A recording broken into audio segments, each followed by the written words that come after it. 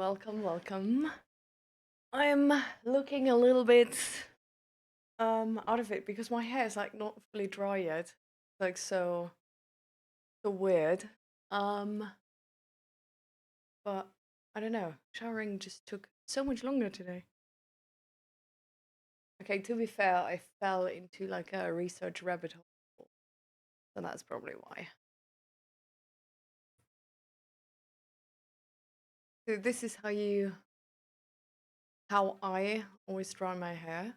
Like I always sort of like curl it like this and then just don't touch it and let it dry. And then I have curls.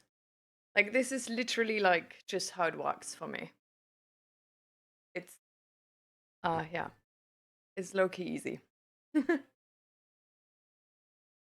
But it needs some time. So that's the annoying part.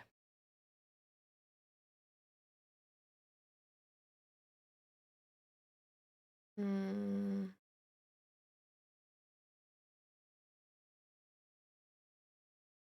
all right.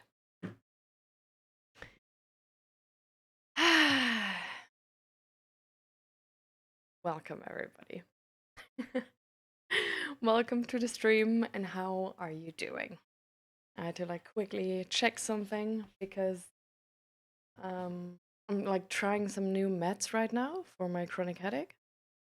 And I low-key messed up to pick the like up following package, like the dosage. Um because it just like at the moment I take like 3 a day.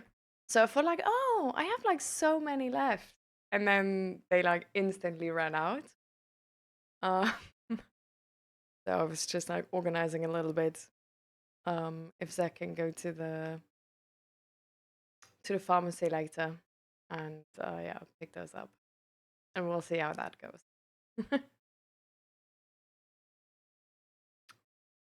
I feel you would really rock a curly hair. Like honestly, like I like my hair actually can be curly up till here.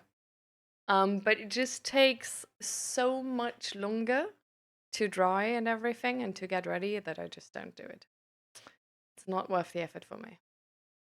Hi Asta and hi Savory Runner. Welcome, welcome. So yeah. Pop them like candy. No, they're not expensive. Thankfully they're like paid by the insurance. So everything is fine. It's better this way. I mean, it's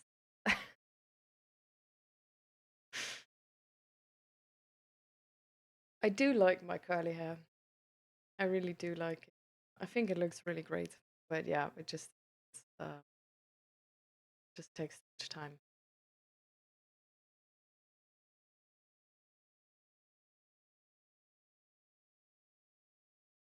Feel like you were hit by a semi truck. Oh. So is it not getting better with the healing? Like I thought it would be like so much better now because you can eat like soft foods, Asta. So how are you doing? Your hair's naturally curly. I see, I see.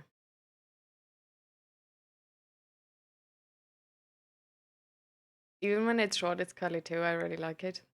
For me as well. But it's like, yeah, like from, I don't know, with my hair, it's like, it's always like, if I wear like I can like blow dry it straight.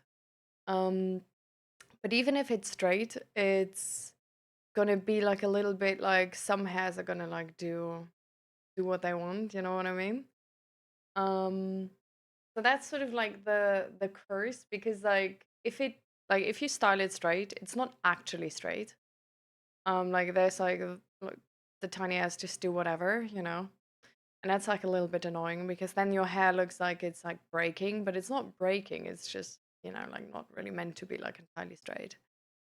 Um, but if you like style it like as curls, you need to put like super much effort in because they're not like like it's not that curly. You know what I mean? Like you need to put like gel in and stuff like this. Like it's not curly no matter what. It's only curly if you style it curly.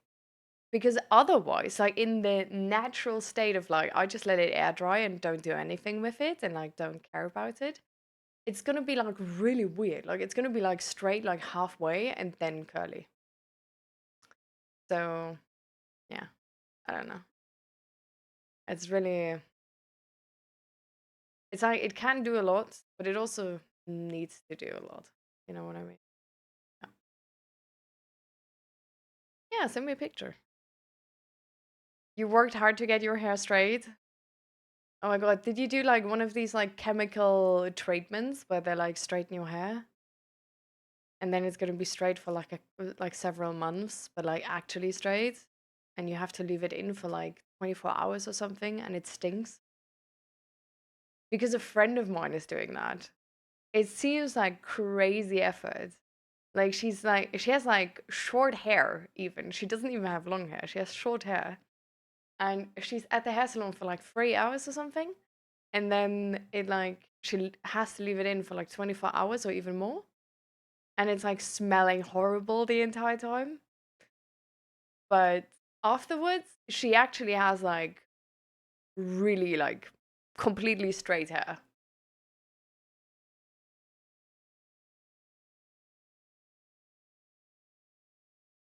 That's getting better, but my body is just protesting and hurts like it's it, and I don't know why. Oh, annoying. Sorry for you, Asta.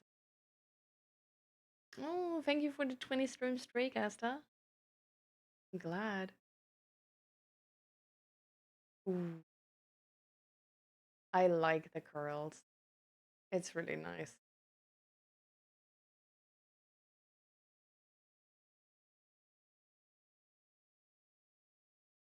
But yeah, you definitely like you have curls which are probably curly if you don't do too much to them, right? So it's the only thing that worked. It took a few hours. I expected it to last 6 to 12 months, but it's been straight for almost 2 years and going. Didn't smell that bad. Damn. So it just like stayed wild. So how curly was your hair beforehand? And like why did you like make it straight? Like do you just like how straight hair looks?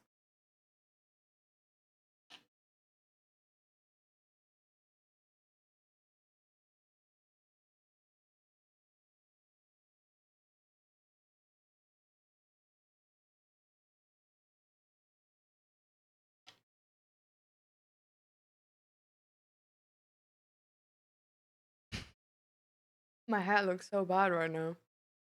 Just because like the entirety of my hair like here. It's actually getting to a point where it's like presentable.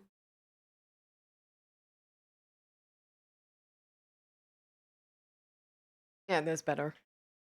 This is so much better.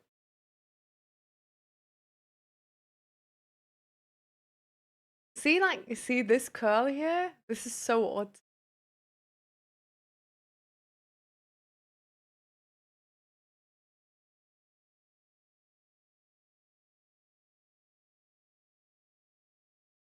I don't know.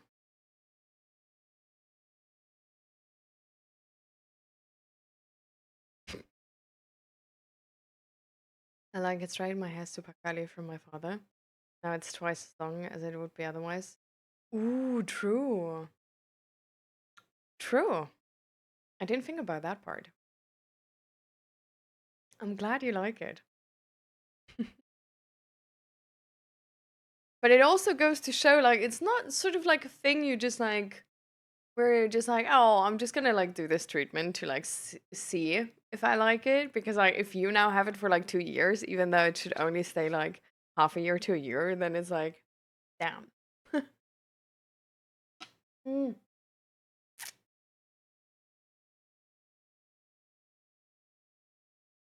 Sorry, guys.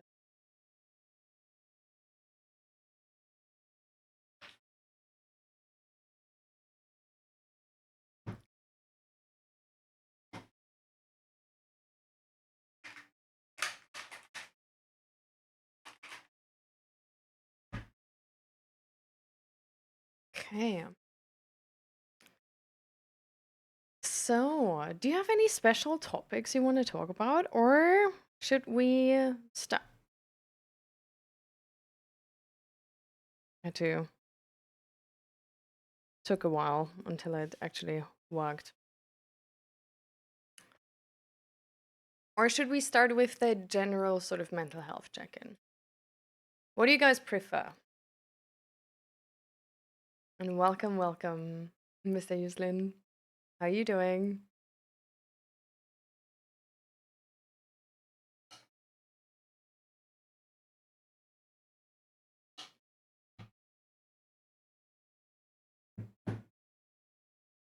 Don't mind me eating. I didn't have the time to finish my breakfast.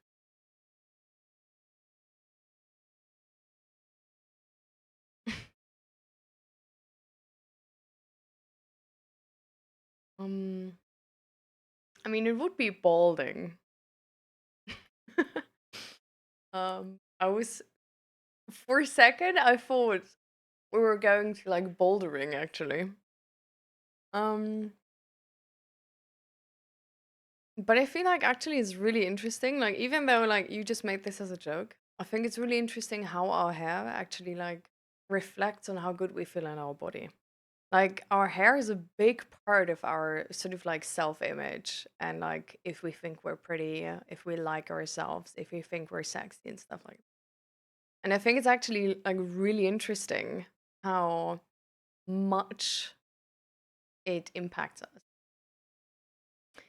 And also how sort of like sometimes little we understand about it. Because for example, like my family, like my mom and my two sisters, last year I think, they literally like for the first half year, they just lost most of their hair. And like my like the middle sister specifically, she had like really pretty hair beforehand, like Barbie type hair, like super long and so full and like it looked perfect. And then they were going through we really like we still don't really understand what.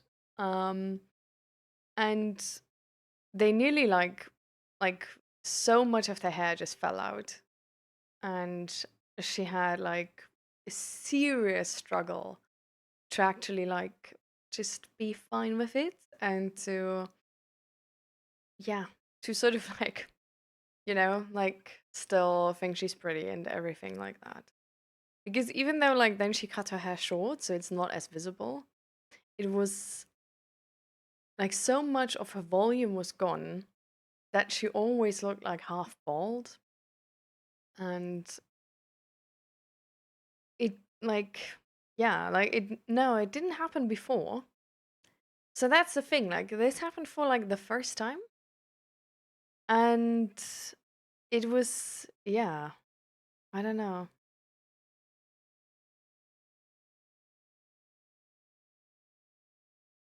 It was definitely like a really odd situation, right? Because it's like it's impacting us personally so much.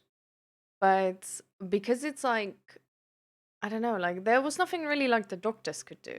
They were just like, probably like hormones changed or whatever. So it was like a weird situation of like you being impacted personally, like so much, but the doctors just being like, it's just hair, like it's not really. Like we're not gonna like invest many resources to like find out why this is happening. Like it's probably gonna be fine again soon or something. Like let's talk in a year again. I don't know. um, and I think that's actually quite interesting.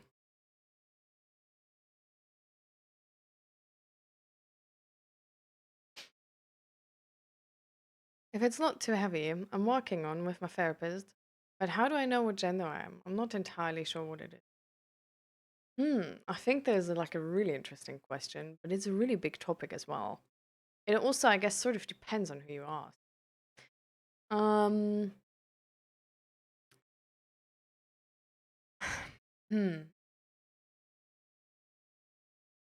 I feel like like I personally like I'm not an expert in this topic, right? Like there's like therapists which are sort of like like like I'm not a therapist either, but there are also for therapists. It's not like everybody like every therapist like an expert on this because this is usually a topic where you get like extra like schooling and stuff like this. Um but I would personally approach it from the way how I in therapy approached my like autism diagnosis.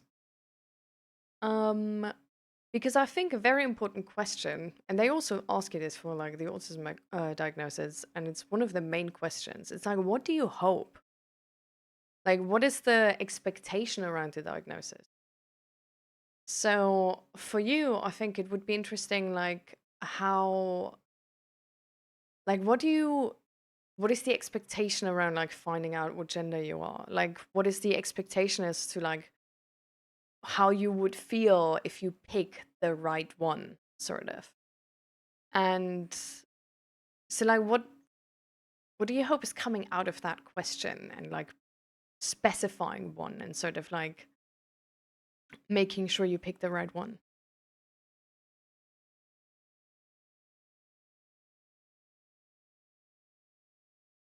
I recently started on antidepressants.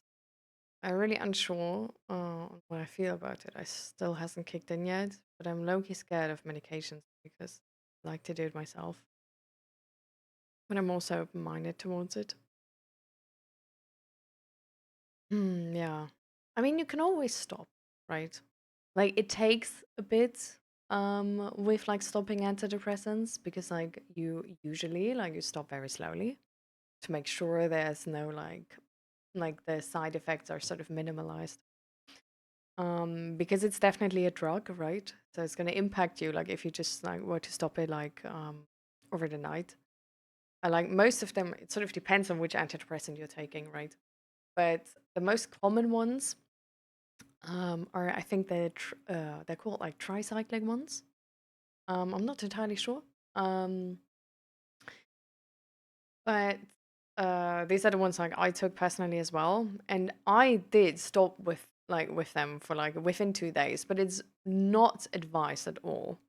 And it was definitely something where I should have like maybe sued the doctor who told me to do that because it can be like so bad. Um, but yeah, like if you don't like it, you can always stop it. So I tried antidepressants to see if they help uh, with my chronic headache. Because it's like a common side effect. Like if your headache is sort of like connected to anxiety, then like using antidepressants to like help with the headache can help. So that's why we tried the like antidepressants. And I sort of like I upped the dose to like 40 milligrams and I tried it, but it didn't really help. And I also didn't like how it sort of like made me feel. And yeah, then I just like went to my doctor and I was like, I don't like we tried it, it doesn't work for the intended purpose, and I also really don't like how they make me feel. So I want to stop it again, and then I was able to stop it again. So I feel like, since you can always stop, don't be too scared of it, but also be aware how they change you. Like try to actually pay attention to it because they will influence your mood. For me, for example, it was how much empathy I could feel for people around me and friends. Like when I was like on the highest dosage on the antidepressants, it was like 40 milligrams. I noticed how just didn't really care about the people around me, and I like how I had to like fake empathy essentially because my brain was still like, okay, like it's like you need to like say something now, like you sort of like you need to be like empathetic in this moment. But I just like absolutely couldn't feel it, and that low key scared me because I felt like I'm a bad person or I'm becoming a bad person. And at the same time, I felt like nothing excites me anymore. Um, so to me, how I see antidepressants, with my experience personally, I think I would only use them when I would be like, like even if they would have helped with the headache, I'm not sure if I would have maintain taking them. And I think I would only use them if I would be like suicidal or something like this. Like if I would fear that with the next low, like there could be like actually bad things happening. Like I feel like then I would take antidepressants. Just sort of like how they worked for me, right? But they work for everybody, they work a little bit differently. So just see how they work for you, like how much they impact you and how much they impact your social life.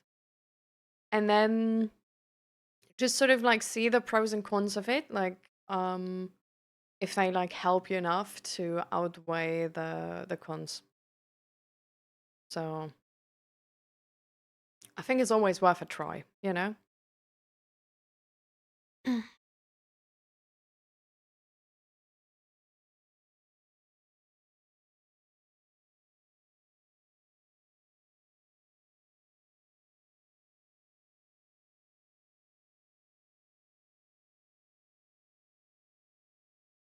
So for you, it would be interested to like sort of like find out what gender you really align with, just for yourself. I hope mostly to feel relaxed and good in my own skin and not be judged every time I go outside. Hmm.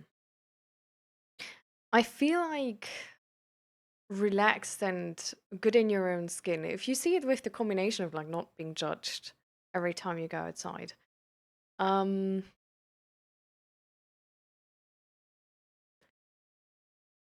I'm not entirely sure if like fitting in with a gender is going to give you that.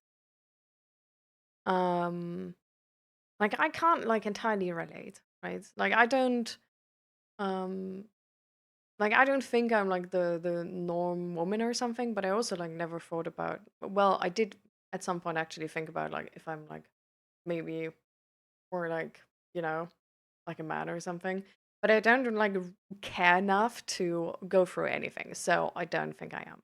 Like it's for a lot of trans people, they have an insane level of body dysmorphia.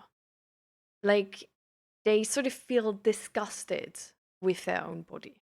Like they hate it a lot. So it's not something where they're sort of like, oh, thinking about it.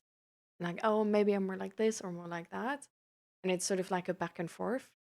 But it can be a very clear thing of like, I am disgusted with how my body functions as well.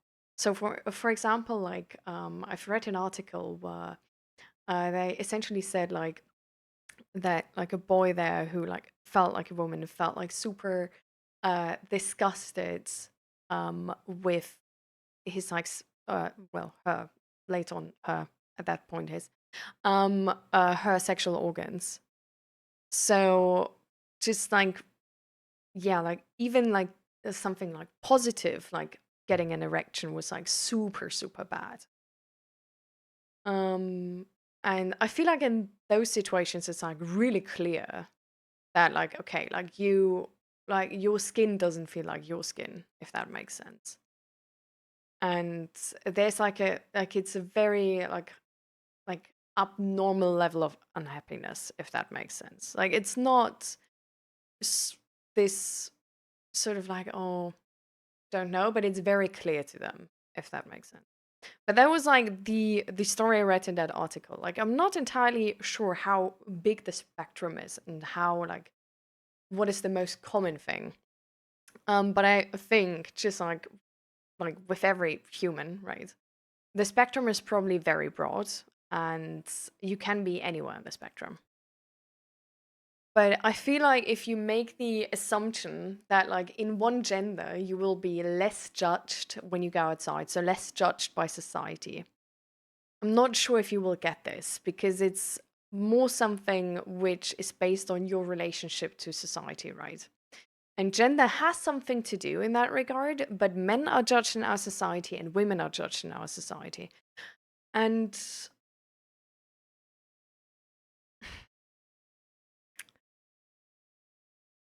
I don't, yeah.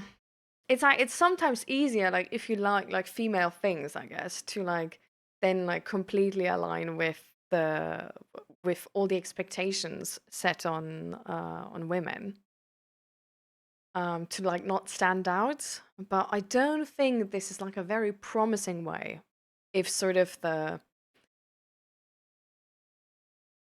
hope is just to not stand out and fit in. I feel like that's really part of like just becoming an adult, that you're becoming okay with not being liked by some people, and that you are sort of focusing on your own life and what you want to achieve in life. And there's always going to be haters, there's always going to be people looking weird at you. And I feel like honestly just being fine with that is probably like working on like social anxiety in that regard would maybe be more helpful, I feel like.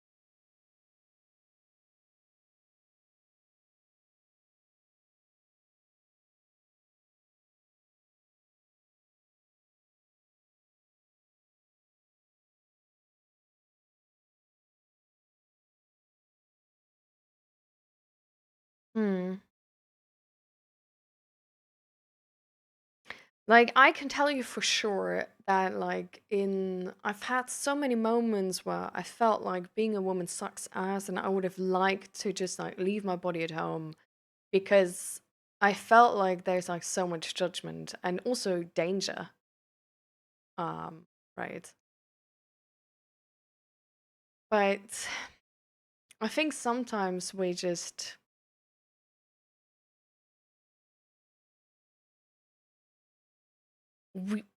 we hope that fitting in better is gonna fix that struggle, while the problem is only there because of a personal issue we have.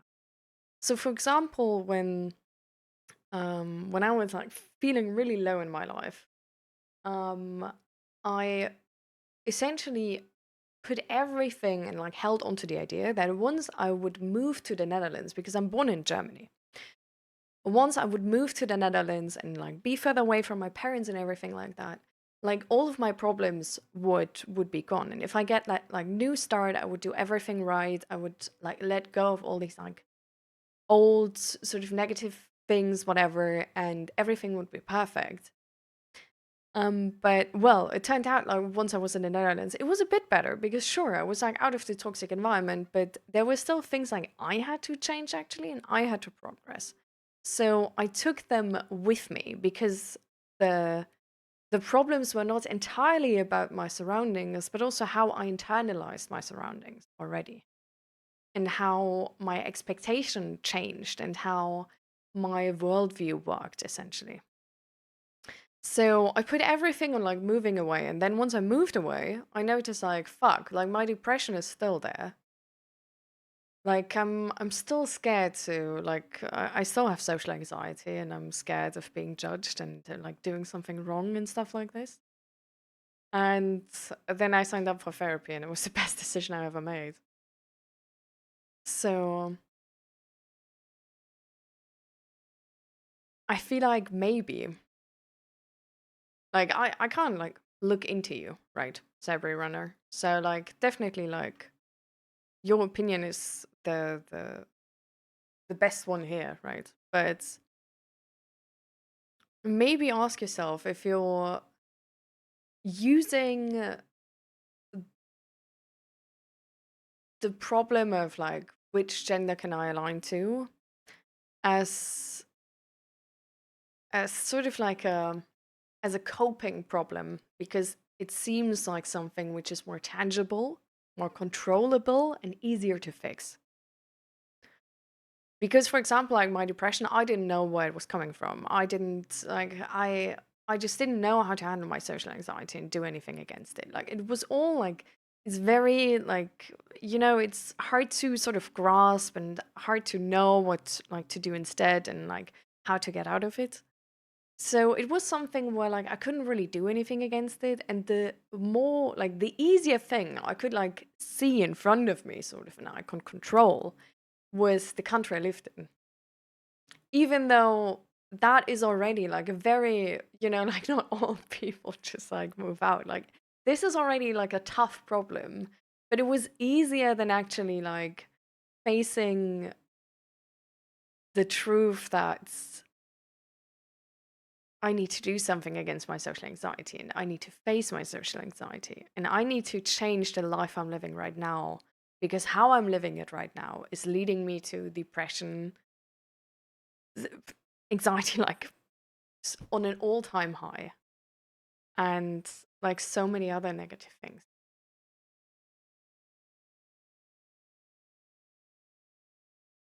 So I feel like that might be interesting.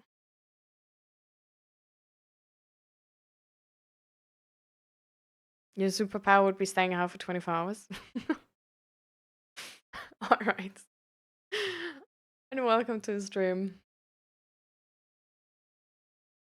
Just like coping extra long. And Anitarium, welcome, welcome.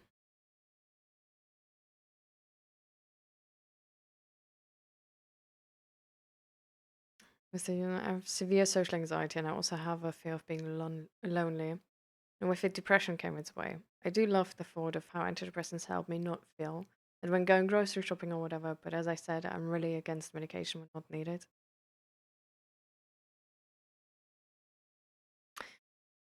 I feel like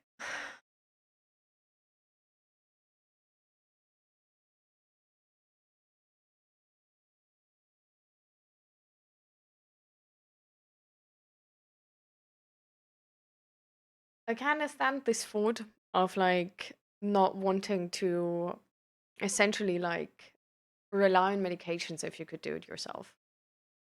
But as long, you know, as you're like still working on like your depressions and your social anxiety, medications can just be a very nice supplement to make it easier to make the changes you want to make, right?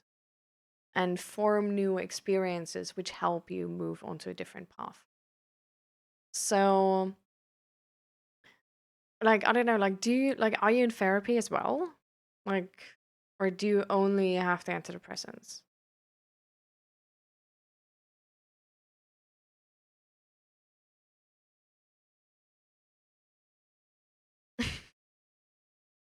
Welcome, Marsh After Dark. I haven't heard that greeting before. You're in therapy as well. Then, you know, like, as long as you're like working towards like something there and like not just like entirely like relying on the medication and like plan to use it forever, um, I, f- I think you're good, you know? Like, just try it. Like, be open to the option, you know? Like, a lot of medications just work, you know? And they're a part of like why we survive as good as we do nowadays, right? So,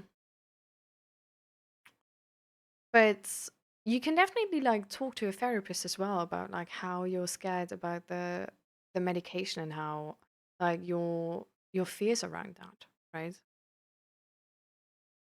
So, I don't know. I mean, maybe you can get some more information actually where your fear is coming from, or like if it's just this resistance of like, oh, I don't like want to use medication when I could do it myself.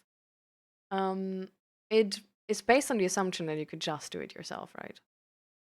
Like, I don't know, like depending on your suffering, you might need the medication to make the problems approachable and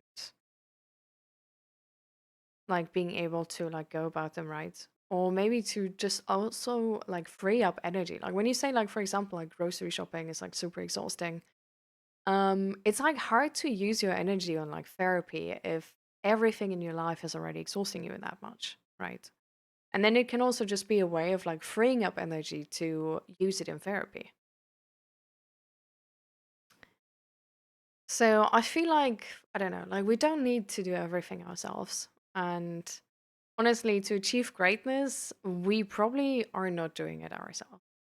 Like most people who are like really good at something had like a lot of mentors and a lot of help. And so I feel like, you know, nowadays there's so much we need to learn and so much we need to figure out. And with so much knowledge on the entire planet, and like problems are so complicated sometimes.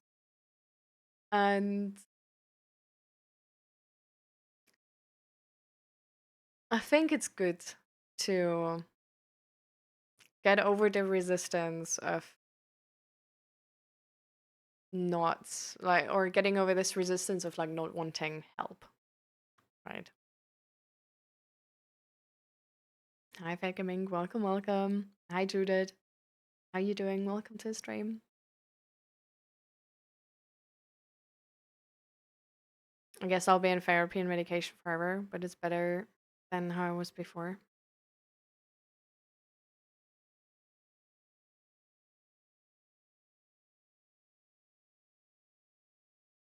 Yeah. Well, we'll see. There's always hope. I mean, life is pretty long nowadays, usually.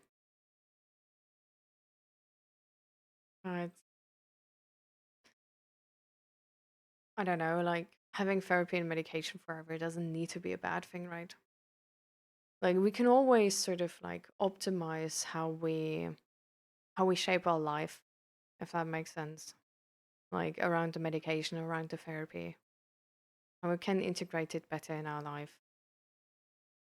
And therefore like usually like can achieve like nearly like all of the goals we had in mind. Or can form new goals which are just as enticing.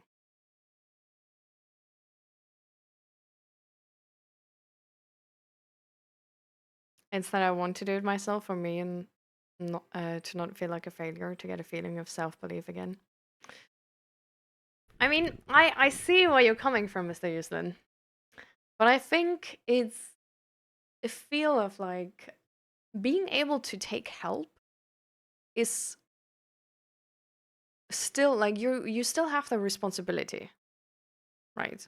Like reaching out for help, organizing help, staying open for help, and all of that is still managing to survive, right?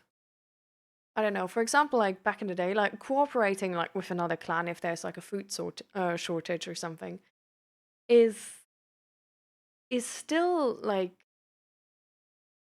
it made you survive. Like you still like you were managing survival in that moment. I don't think it's a good goal to want to do like everything yourself. So this is essentially what I was like going at. Like if there's a resistance to take on help because it makes you feel inferior and worse, it might be good to tackle that resistance. And because in life, like the further we want to go, the more help we need. We only have 24 hours, and it doesn't change if you have like more skill. You still only have 24 hours. It doesn't change if you have more determination. You still only have 24 hours a day.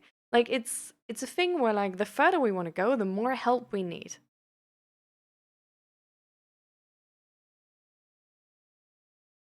Right?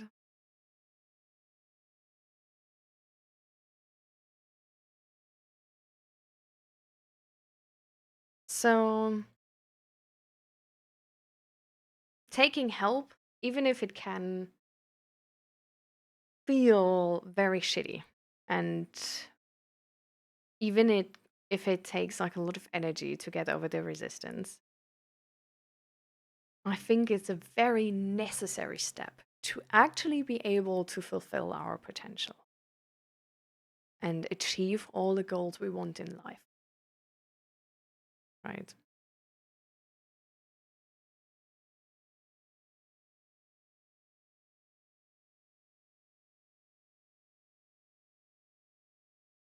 Um,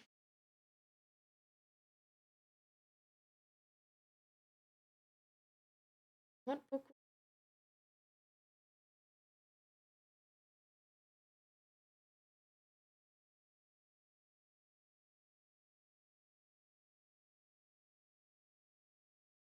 Yeah.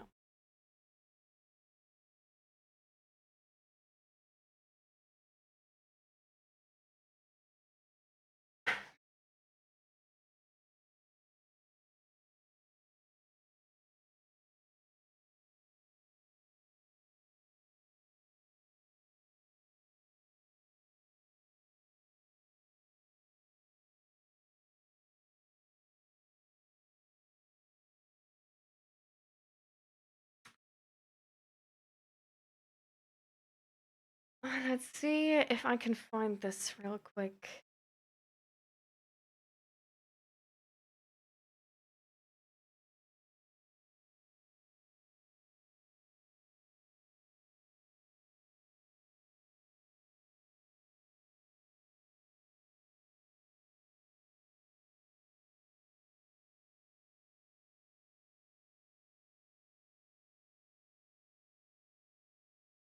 Okay. So this is a book I was reading recently. It's called Hold Me Tight. It's from Dr. Sue Johnson. It's essentially on like relationship psychology. I think it's a really good book.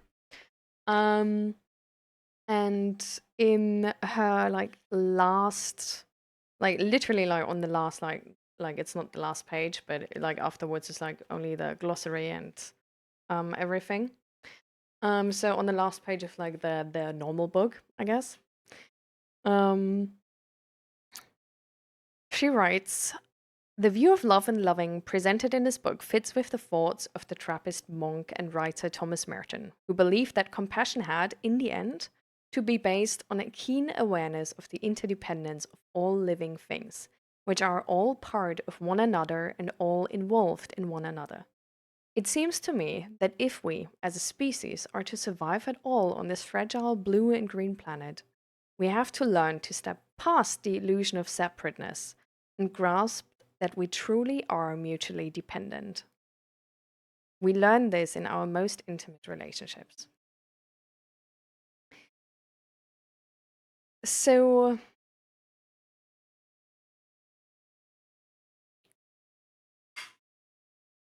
I don't know, like independence is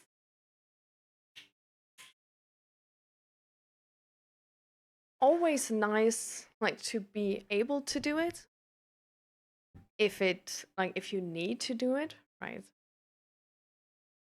But we only survived until here because we as a society cooperated. And it's the best survival strategy. Like, cooperation is so important. And there's another article which is called, let me pull it up real quick.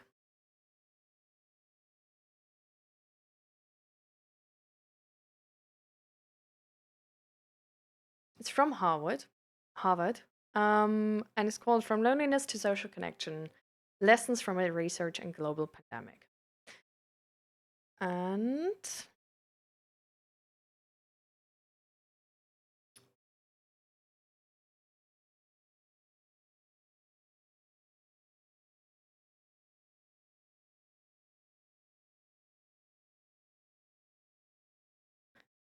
so in 2010, Dr. Holt Lundstedt and colleagues reviewed 148 studies examining the protective effect of being socially connected and found that social connection increases odds of survival by 50%.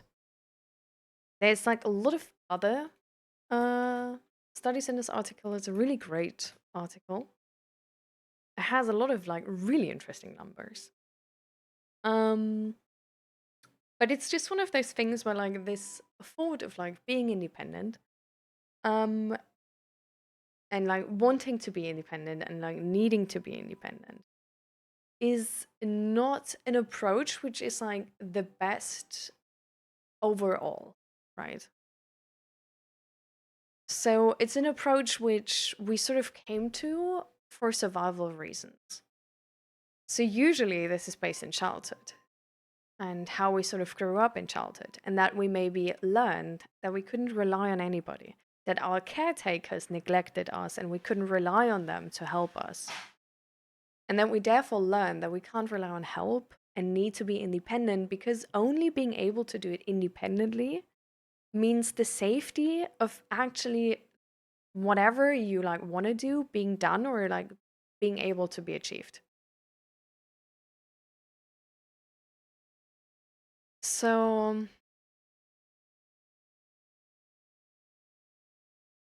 independence is not the like being more independent doesn't mean being more successful, right? Like we sometimes think that when we look to like successful people, like, oh, like self-made millionaire, like he did all of this and like through all of the hardships and like all alone. They are usually not alone. Usually they point out how many people they had who helped them along the way. And not only like just by being there, but also like financially, like investors and everything like that. Like usually the people who come the furthest are actually the people who are like cooperating the most. And I feel like they might not be the people with the most money. I do want to point that out. Because having the most money is not really like it's not everything which makes out a great life, right? Um so if we see like money and like having social connections, having a good family, like all of this together, having good health, um then it's really about cooperation. And so I feel like the point I'm trying to make is that if we're like able to take on help, um, and essentially are able to take on so much help that we make it ourselves the most likely to succeed or the easiest to succeed, then well the chances are higher that we actually do succeed. So I feel like if it's in a normal range, right, where like we don't strive off of our ways, because sometimes we can like cope and then we're like essentially like going like off path and like only opting for the pleasure in the moment, right? But if we just like if we have a goal in sight and we just use whatever resources we have to make it the easiest possible to achieve that goal, we're the most likely to achieve it. So I feel like if your goal is to have like really good mental health and to make like a lot of progress in therapy, it's it's very smart to take on that much help. And if at some point you think like, okay, I actually like I feel like I could do more, you know? Like I feel like I could push myself more, but in a healthy way, then you can always stop the medication. Like you can always adjust the decision and like get new information and then decide different the entire time, right? Like you don't have to like decide now for your entire life. Like you decide now for the next couple months and then you can like the entire time change.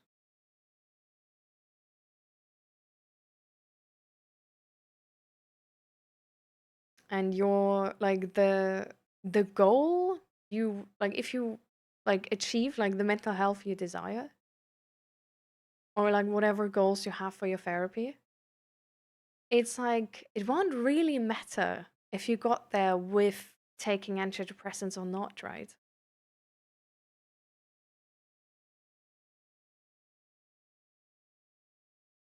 Like, would you be less happy with the mental health you desire just because you got there? Because like using antidepressants for part of your treatment?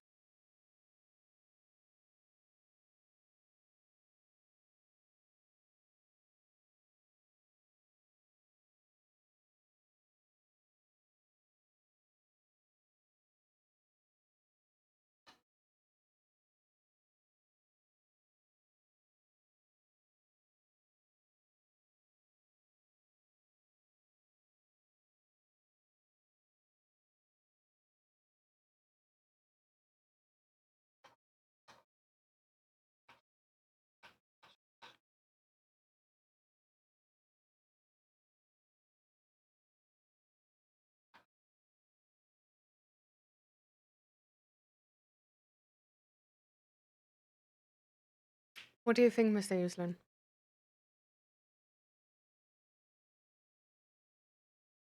Like, would you value the sort of like life you dreamed of less just because you used like antidepressants to get there?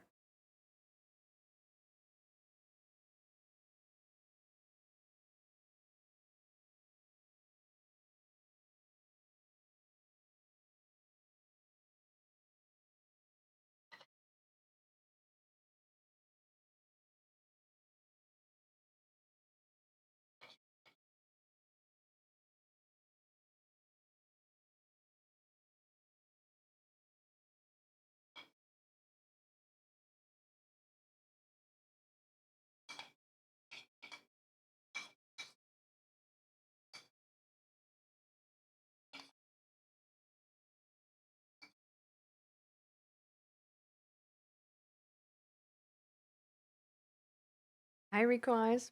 Welcome to the stream. How you doing?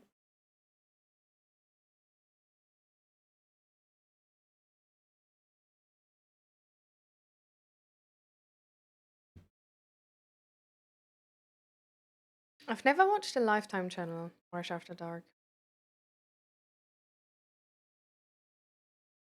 Is it like a podcast or?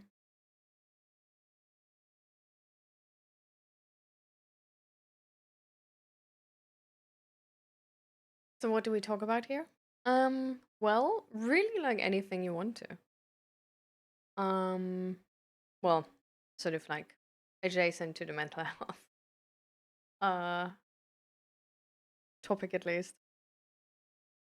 Um, but yeah, we talked about like a lot of different things already, and that really depends on like what you want to talk about.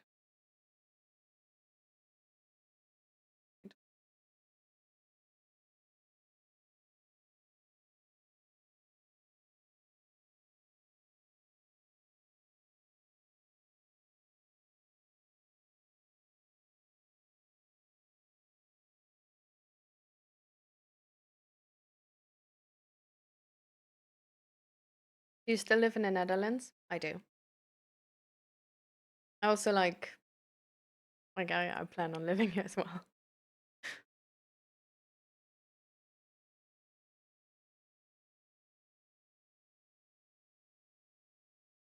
I'm probably gonna live here for, yeah, I don't know if forever, but we're definitely committed to live here.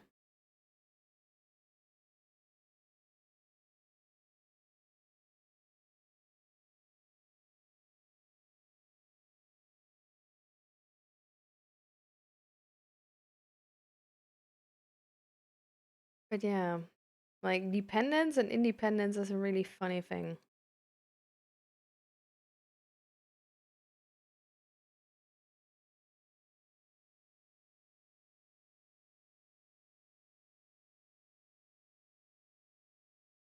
How to manage stress from being incapable. All right. That's very specific.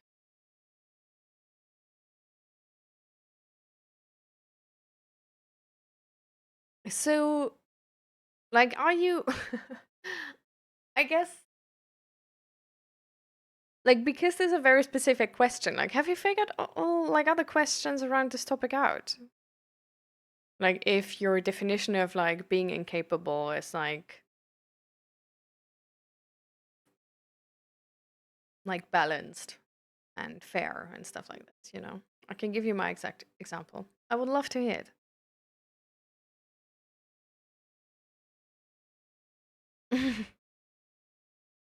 Welcome, welcome, Tipsy Tom. How you doing?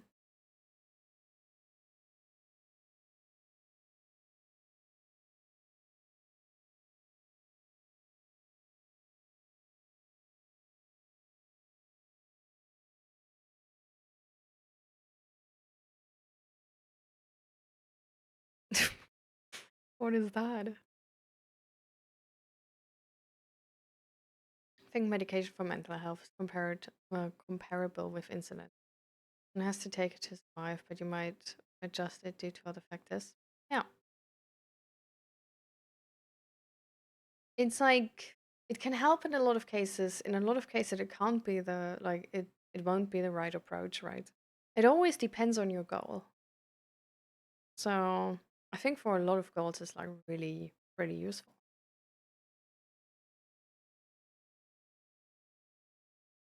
But yeah, medication is only like usually it's like only supportive.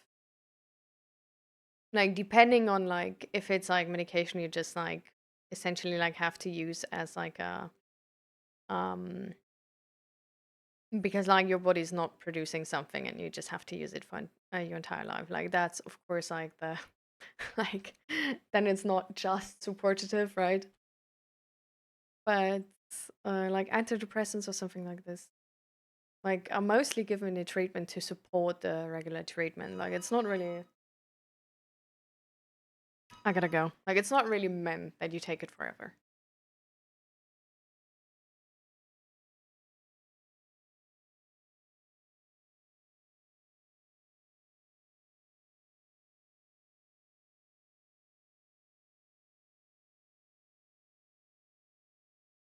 Can you compare it to Germany? Mm, I really like the different city layout. Like I'm honestly a fan of like how they sort of like are planning their cities here. Um, there's a YouTube channel, and it like this is the YouTube channel which literally like was showing me the Netherlands, and then I came here. Um,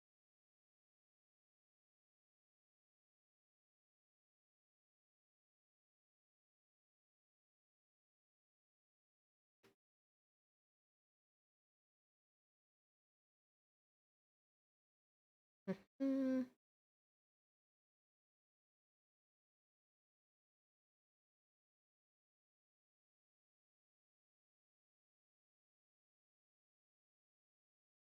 it's this one here.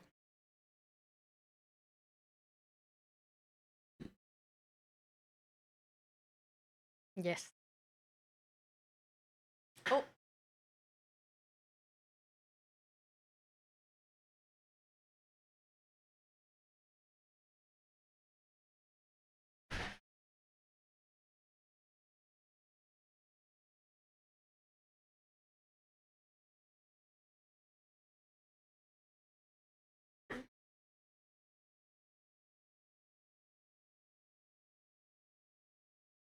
so you knew nobody there? No.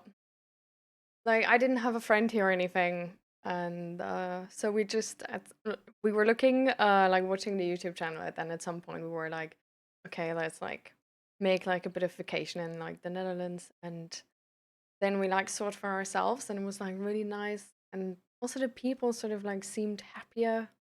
But I don't know, maybe that was just because it was like a really sunny day, and those are like really special in the Netherlands. Um, but it just made like a really good impression. And yeah, then we just moved here because like I always wanted to move somewhere else and like see a different culture. And it was like in COVID times, or like sort of at the end of COVID times. So it was just a thing where like I like initially I wanted to actually like make like study abroad in Tokyo. But well, because of COVID, that was like not possible. So next best thing, we moved to the Netherlands. So yeah.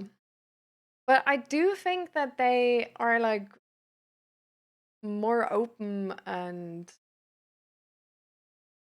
like forgiving, happier, social, complain less. But that's also like very specifically to like um my experience like in Bavaria, in like the small town in Bavaria I was living before. So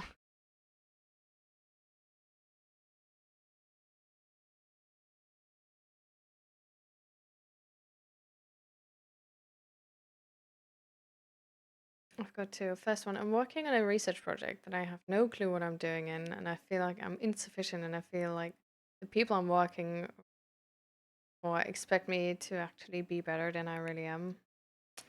Oh, I see, I see. I mean,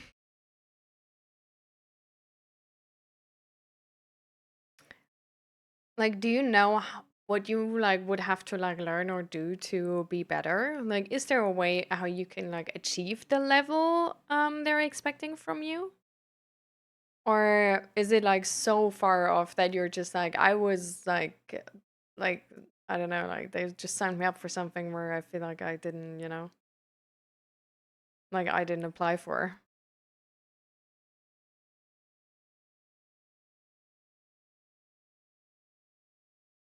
Yeah, like it would also be interesting to see if it, yeah, like if it's more like imposter syndrome.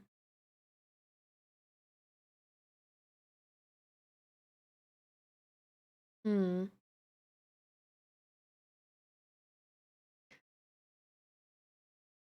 I feel like it would be.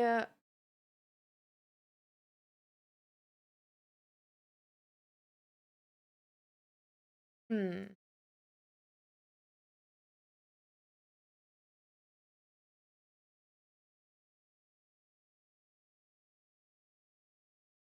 I feel like I would talk to like the people you're working for with, like if you have like any sort of like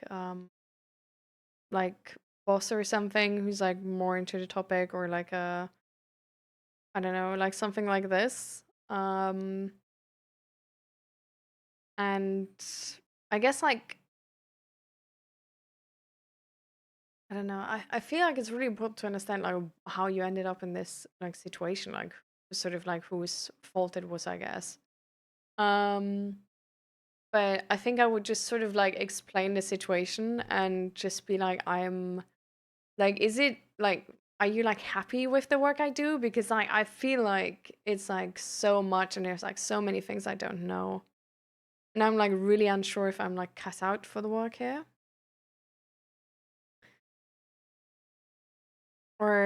Or like talking to coworkers if they think you do like good work. Like sort of like gauging the situation if it's imposter syndrome or if you're actually like incapable compared to the other people working on the project. So,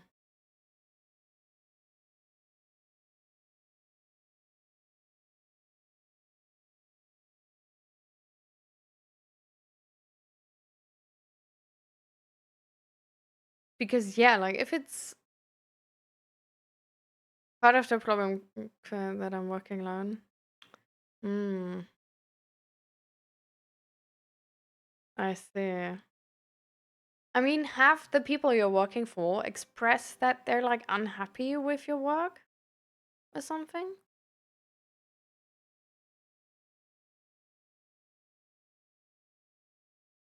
I mean, otherwise you can. No, they haven't. I feel like then I would like go up to them and maybe ask for feedback and be like, "Hey, I just wanted to check in if you're happy with like my work output and the work I'm doing, or like if I could do something better, or just like general feedback."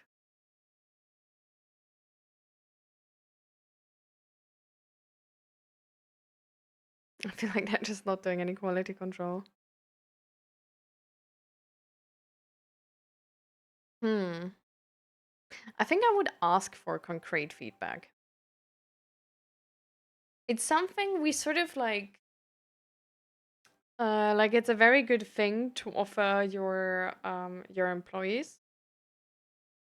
because like also like nobody like really wants to be stuck and like people want to progress, so they need feedback to actually do that, right? Um so I think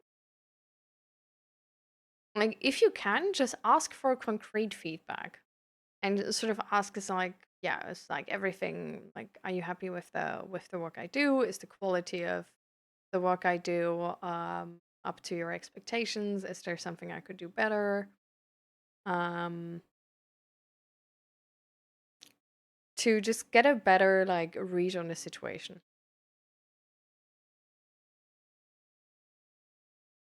I think.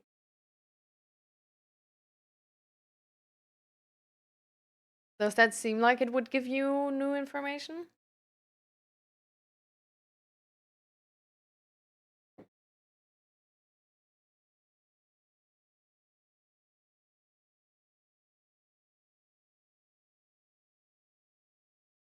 Like I would at least like I would try that because I think it's like I definitely understand how it's like a really weird situation when you don't have like somebody else to compare to.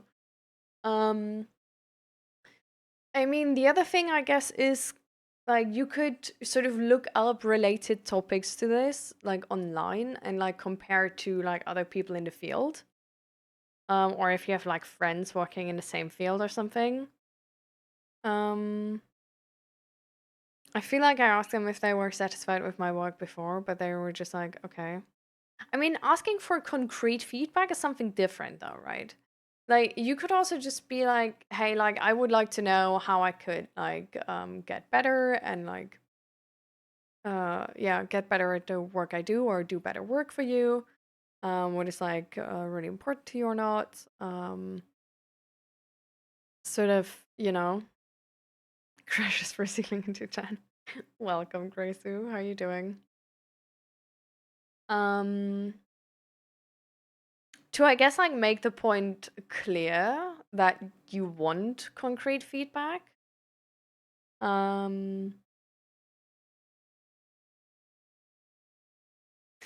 and if it then turns out like they're like fine, then it honestly comes down to yourself, right? Like what are the expectations you set for yourself? And like are these expectations balanced or not? So then it could be a thing of like reading up online if those expectations are balanced or not. Um or like trying to talk to other people who like working in the field. So maybe for example on LinkedIn or whatever, you know, and like trying to find out if your expectations for yourself are balanced. Um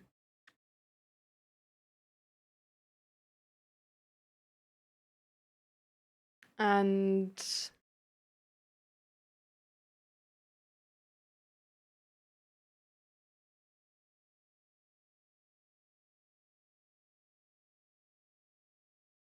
and I feel like if your expectations are too high, the easiest thing to settle for usually is that you're progressing to get better. But it's like fine to not be like a perfect student or whatever like right now, but just put yourself like a normal amount of workload and be like, hey, I'm progressing, like I'm gonna get there at some point. Like they don't expect me to be there right now. So I'm sort of like a trainee um up to these expectations. So I don't need to fulfill them right now. But my goal is that like instead of fulfilling them right now, my goal is to at some point be able to fulfill them and sort of like continuously work towards that goal.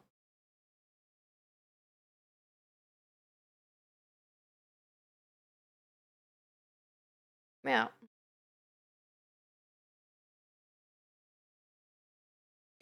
The only thing I feel like I would sort of like try to watch out for, like when asking them for like concrete feedback, um, would be that because I don't personally know you, right? So I don't know if you're like likely to like if you're one of those people who are like always essentially like destroying their own future or like bad mouthing themselves. Um,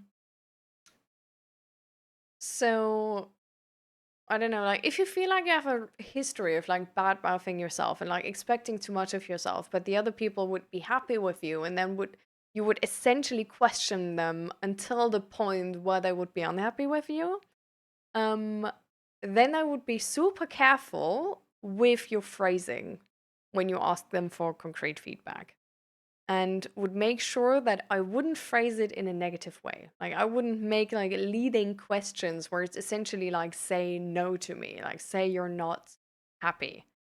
But where it's literally like just finding out their opinion, but not trying to, like show that you are like really unhappy yourself with the work.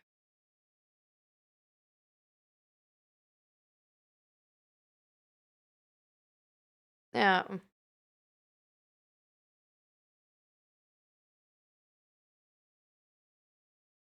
I mean, if you have something specific, you could, for example, be like, "Hey, I would really like feedback on like the work I've been doing like last week. Concrete feedback because there's like different possibilities how you could like resolve this or whatever.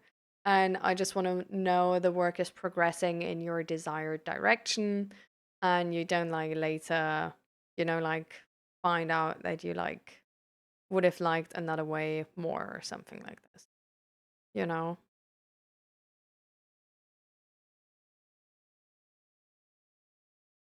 I feel like I guess I would go in that direction of like sort of like prompting them to like take a closer look at it and like really like check up on it now, but at the same time like not check up on it with the expectation like it's gonna be shit, because if you like like it's gonna bias them. Like if you essentially like tell a person like I think my work is shit, and like can you check on it, like they're biased in a negative way towards your work. So,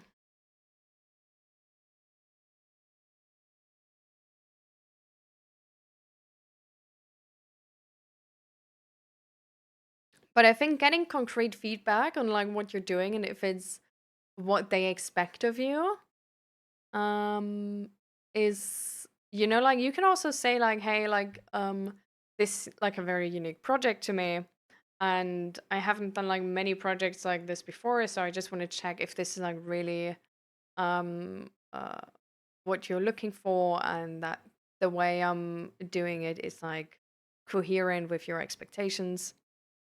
Um, yeah, in that direction.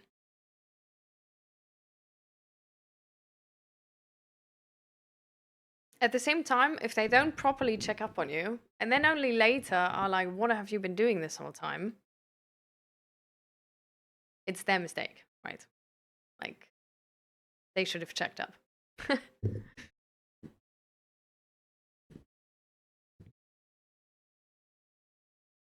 Yeah. Okay.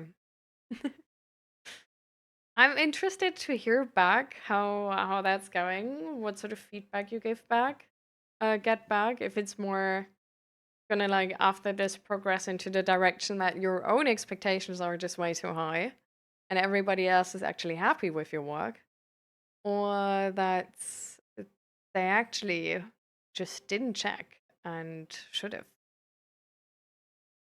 But then you're gonna get clarity and can probably. Oh, you have a second example? Yeah, for sure. Go for it. Welcome to the chat. How you doing?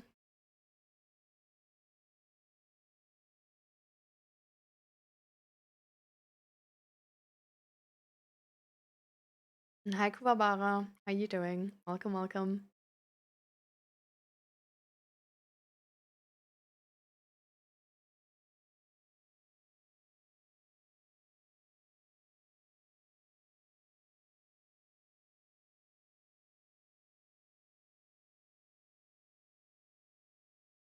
Hi, Gord. Welcome, welcome.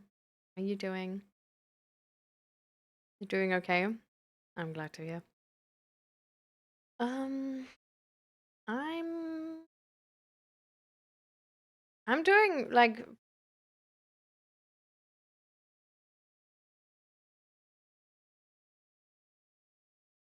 I'm doing good, but like the weekend was actually a bit much. So I'm looking forward to like resting today evening. Like it was very nice. Like the weekend was like very nice. We were going out to eat with friends and everything. But it was just, yeah, it was just a little bit much, I think.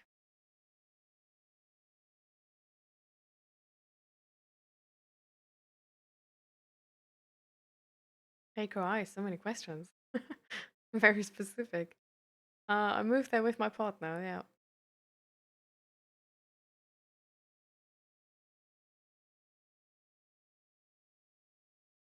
Any tips for dealing with stress-induced doom scrolling? I feel like stress-induced doom scrolling always like easily happens when we don't really want to acknowledge that we're stressed, right? Because doom scrolling is not technically like the best thing we can do for ourselves if we're stressed, right? But if we sort of like try to not see that we're stressed and have these like, then we way easier slip into these coping mechanisms because we're trying to be like trying to like ignore that like state of ourselves, but then like still look for relief, right? So then it's like way easier to fall into any coping mechanisms. um so I feel like it's important to like find out like why you're stressed, if you can do anything against that stress, like if you can reduce it somehow. And just try to like be aware when you're stressed. Like try to check in with yourself if you're stressed. And then like once you notice you're stressed, then like for example, do like diaphragmatic breathing, like the exercise, or do yoga, or stressed, like stretch. Like do something which is like gonna help you reduce the stress. It can also be like take a walk in nature, it can be cuddle your pet, it can be like talking to a friend, like whatever sort of is like stress relieving to you. But like try not to ignore stress, but actually acknowledge that you're stressed and like help yourself cope in a healthy way actively before you then like slip into unhealthy coping mechanisms, you know?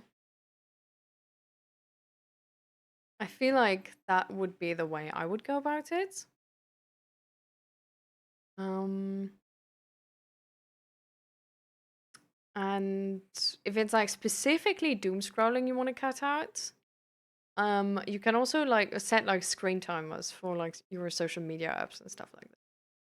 Like they can be like really great because like in the beginning, you're probably not gonna be like really good at like noticing that you're stressed beforehand, so you might still slip into doom scrolling. So then when you have the screen timers, you could essentially like take the screen timer as a reminder to check in with yourself and be like whenever like this like for me I have like a 10-minute screen timer for like Instagram for example, and like you can then like when a screen timer comes you can be like, oh right, like am I stressed right now actually, like am I trying to like cope from stress?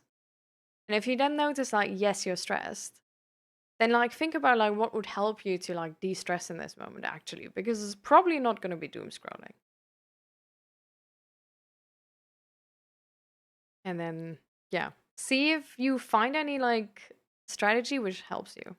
Like, see if you find something which works best for you. Like, usually some people have like their favorite like stress, like de stressing techniques, and it can be like different for everybody.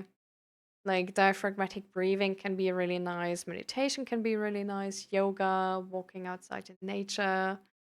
It can also like some people just do like a 20-minute nap. It also depends on like what type of stress it is, right? So it might be different depending on where the stress is coming from day to day. Yeah. Isn't it Monday today? Yeah, it is. Gonna take the day off today. Easy, nice.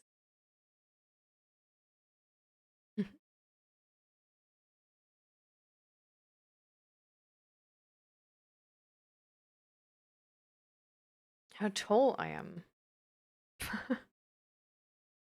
um I'm 170.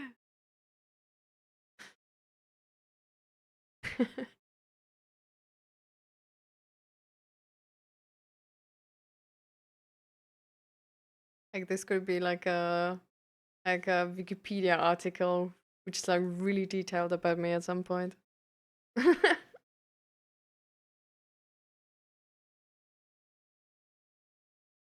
You're going to have an internship coming up at the start of next month. Again, I have no clue why they hired me. My skills for the role are really poor. I think I just talked my way through the interviews pretty well and confidently. That I just had a good perspective on me. So stressing about having to deal with that. Hmm. Okay. Anitalium, has this been a pattern for you? That you feel incapable and like stress about it? Like, is this like a very reoccurring thing? You're in part 2 of the book now? Let's go, Faker Ming.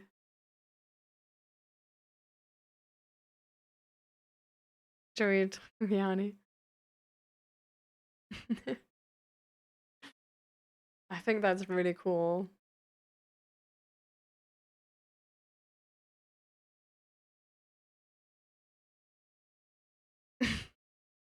Why would I have my age here?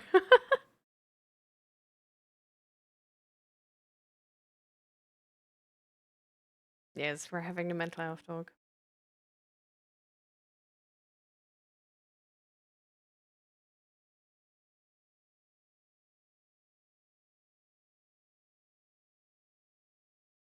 It's like 5.5, 5.6.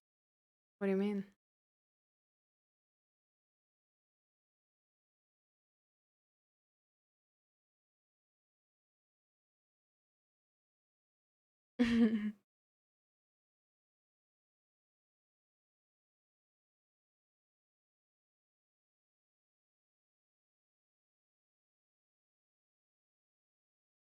You actually don't really need to install like a screen timer app or something. Most mobile phones nowadays actually have a setting. Just putting that out there. Where you can like set screen timers for the specific apps. In Instagram itself, you can set a screen timer. In TikTok, you can set a screen timer like within the app. Yeah.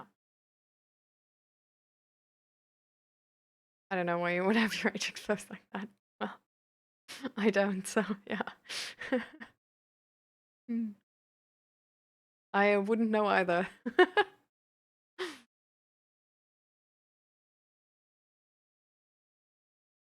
It does reoccur, but I usually have exact arguments for when and why I'm incapable. I see. So the thing is, if our worldview is in a specific way, it's not like our logic doesn't adjust to it, right? So, for example, like people who have like body dysmorphia, like who hate their bodies, they have arguments, right? And like people who think like nobody likes them, they have arguments. And they're gonna find certain like evidence. But it's all from the like because reality is like subjective, right? Because it depends on like reality is like so subjective on like so many different levels. But the way we perceive is actually so influenced by what we expect to perceive. So if you have a worldview within yourself where you expect that you're incapable, because it's one of your like essentially like core beliefs that you're incapable, you will interpret everything through the lens of being incapable, right? So if it's a reoccurring theme, this is why usually with like everything, like if it's a reoccurring pattern in your lives, it probably has to do with you, not with the outside world. Like, so if is a reoccurring pattern, I like for sure like still ask for feedback and stuff like this. Like, it's always good to have more information. Um, but I would actually suspect that it like the chance could be like very high, actually. That it's just because you interpret everything which is occurring around you through this lens of being incapable. And essentially like looking for evidence of like when you're incapable. but you're not looking like, because you're biased to like for which evidence you look, you find a overwhelming amount of evidence which will tell you that you're incapable, and essentially like I like what is the word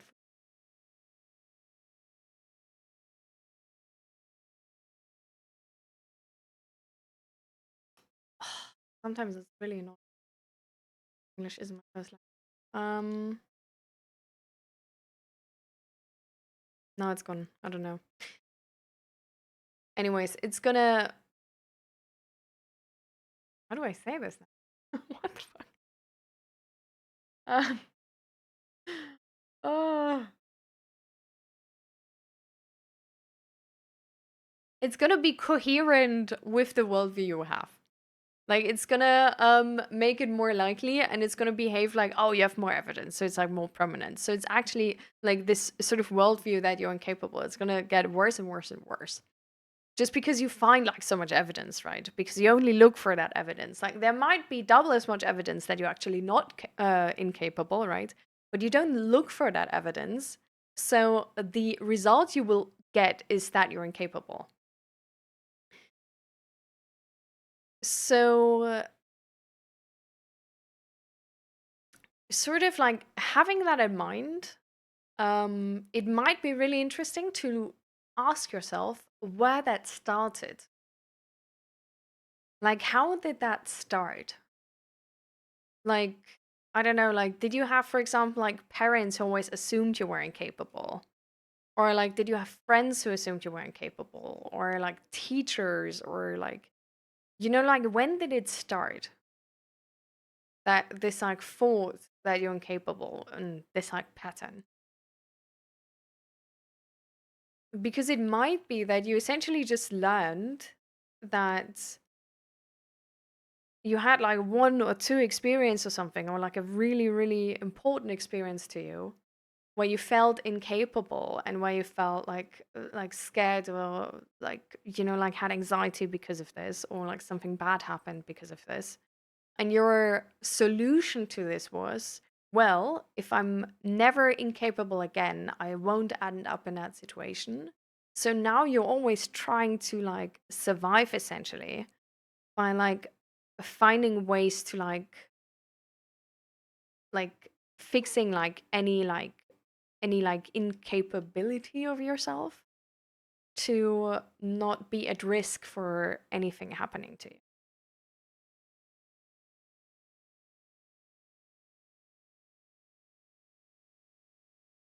You gotta touch grass. Amazing, Kuwabara.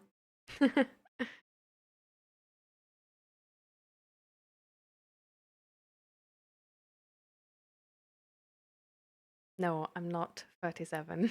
I'm 26.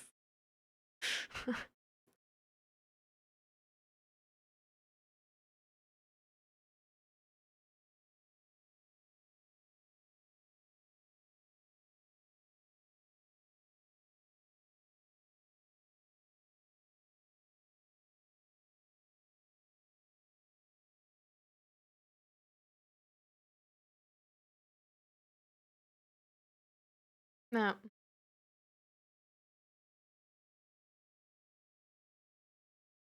started in school and I kept underperforming probably. So what happened when you underperformed in school? What was the consequences of you underperforming?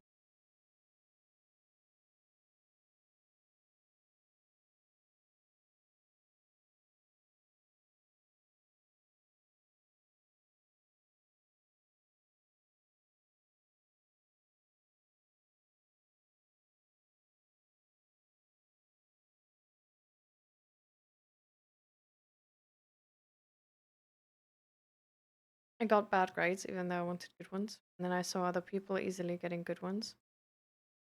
What else happened? Was there like a reaction from your parents? A reaction from your friends?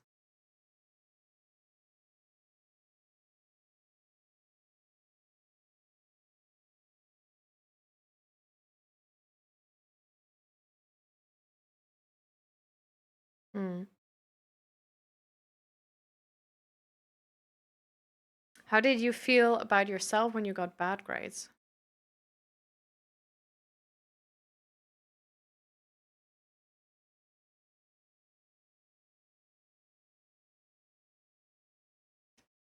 Do you know the exact narrative? Because I felt bad is a very broad statement, right? Like it can mean a lot of different things for a lot of different people.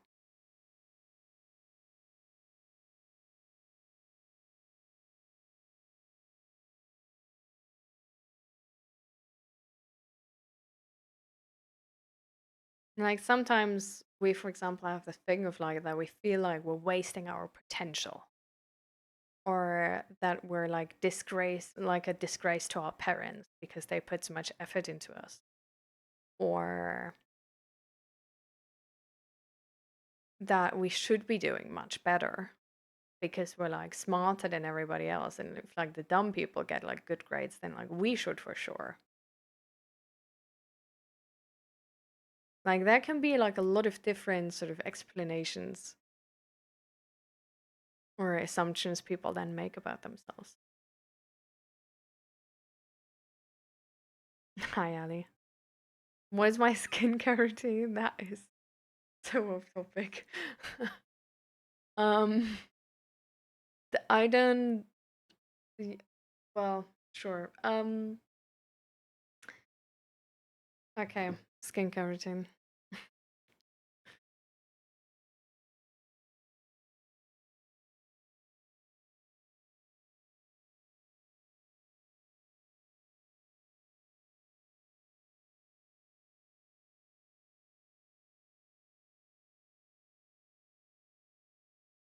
I'm using this one for like in the morning. It's ooh, it's from CeraVe. It's like a facial moisturizing lotion, and it has like SPF 50. Um, and then from them, they also have like a normal lotion, like without SPF. I use that one for the night. Before that, I use like um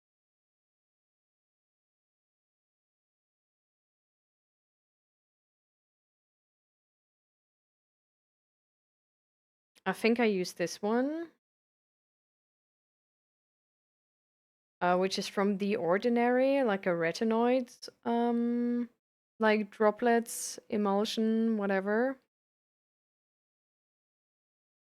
So I use like in the evening, I just like, get everything off. I use the CeraVe, what is it called?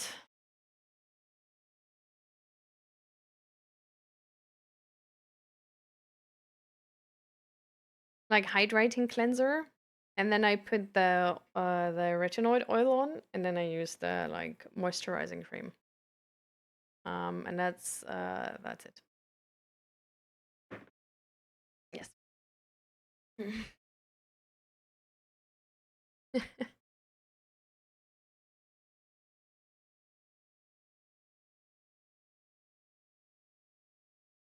It's more like I wanted to be cool and have the ability to just be a capable person. I couldn't meet my expectations. I saw how others were doing better, so I just felt insufficient in everything they achieved with less effort. Okay. So I see an element of like unfairness there, which is essentially like they're not even learning as much, but getting better grades than I do, and that's unfair. Like they like easily get better grades. Um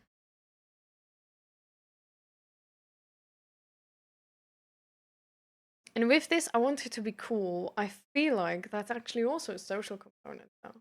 Like it sounds to me like this narrative of like, I want to get recognition for being good. Like I want to be recognized as a capable person.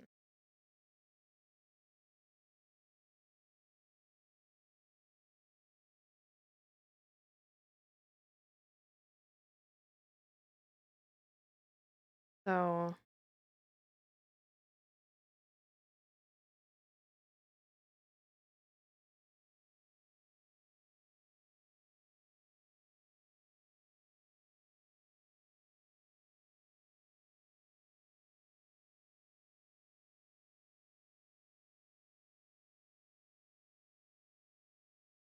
Hmm.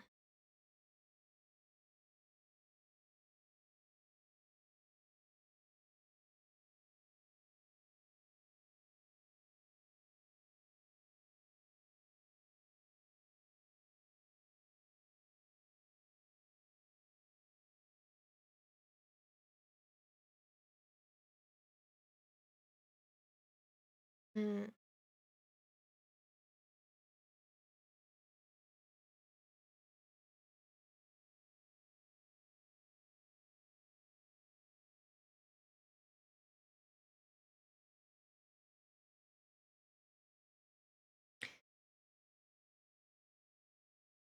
In that moment where you sort of like say like other people got like better grades with less effort, is it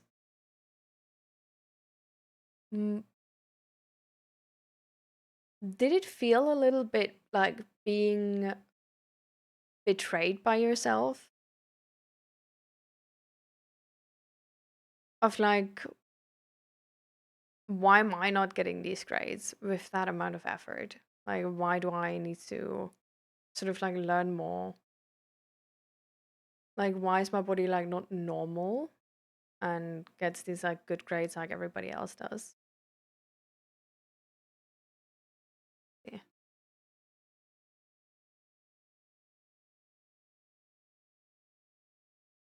So, how do you trust yourself?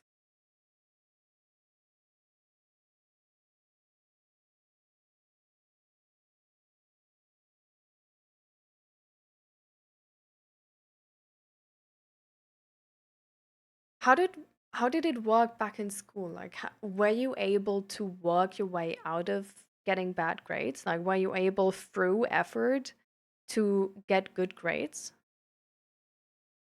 Or did that not work?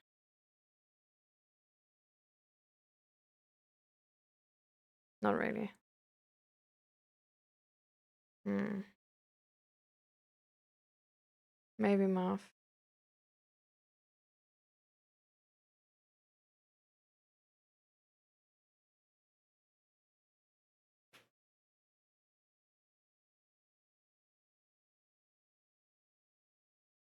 You got real cocky when my math grades went up.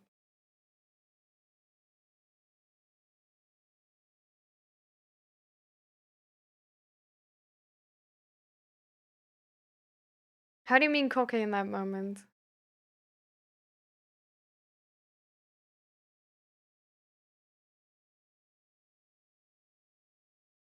Like towards others? Like sort of like boasting about it and stuff like this? Or more like, okay, now I don't need to learn anymore?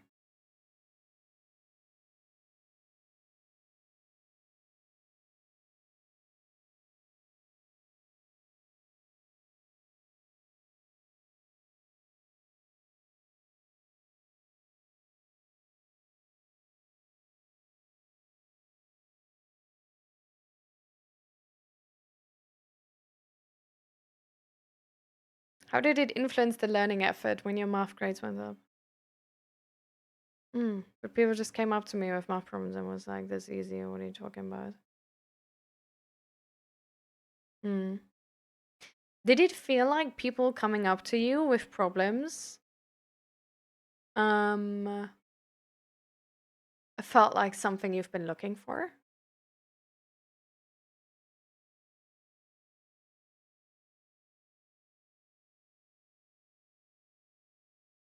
Hmm.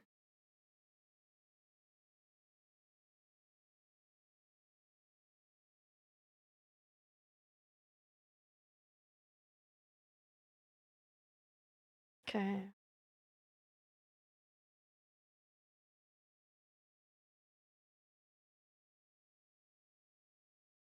So at that point, you didn't feel incapable in maths anymore, right?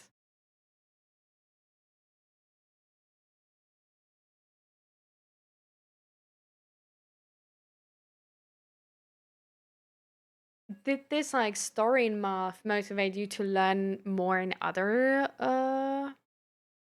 subjects?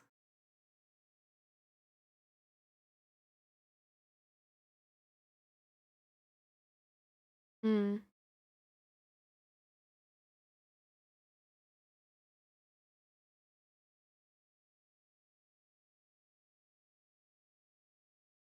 How do you mean you just got lucky with math? Like, did at some point, like, your, like, did you just get bad grades again when, like, the teacher changed or something?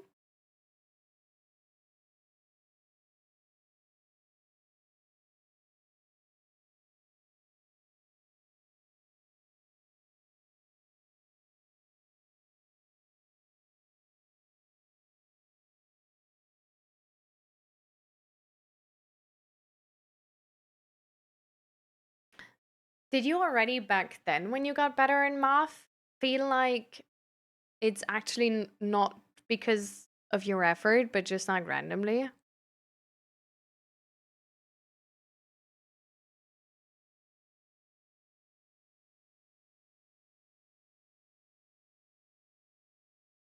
Hi, Fuzzy Peaches. That's a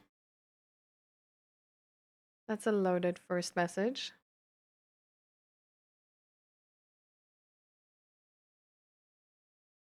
Is there like something we can help you with or you want to talk about? Because this is more like a, like just a statement. Like,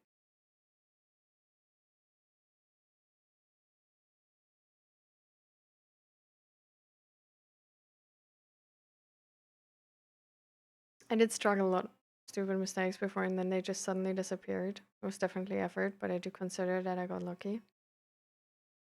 Hmm.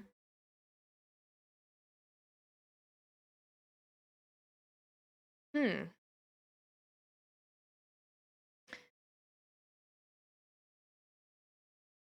Nah, she's a loser. Okay. Well, this stream is not really about just like, like insulting other people or express hate, right? Like the stream is about like mental health support.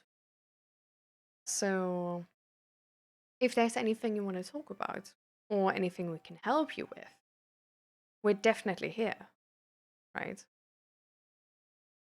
I'm just not sure if there's anything you actually do want to talk about.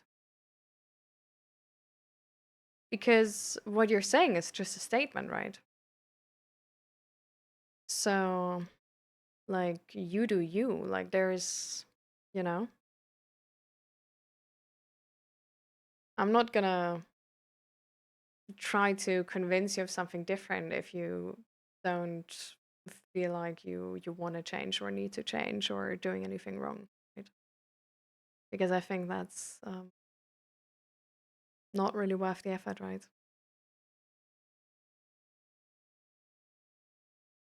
So,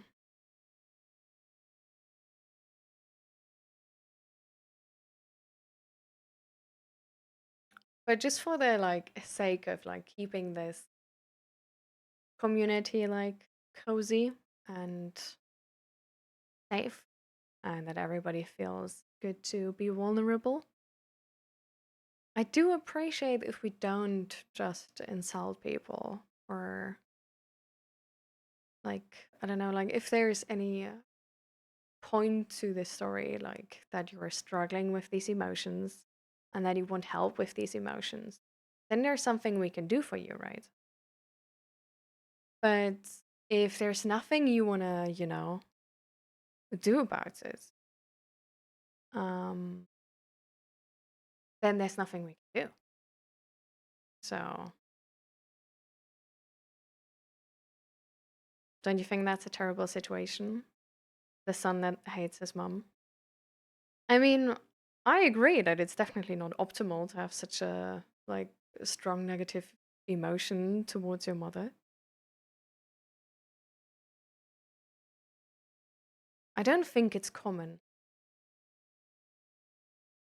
I think I think it's common that we don't only have positive emotions to our mom. I think it's common that the relationship to our parents is not like in a Christmas movie.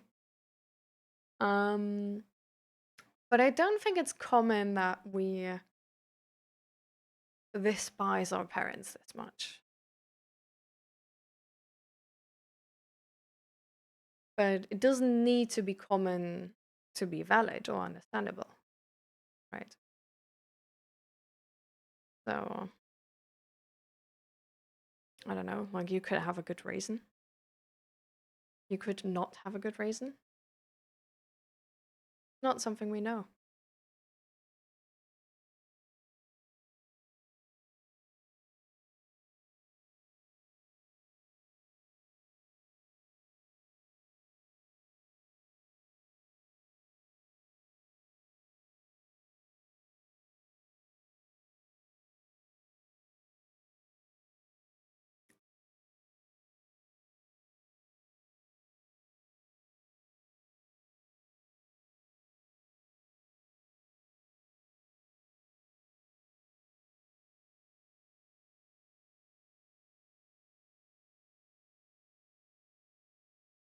I also, like, I moved out with like 18, and it was really nice to get some distance. But when do you think you will be able to move out? How long is it still going to take?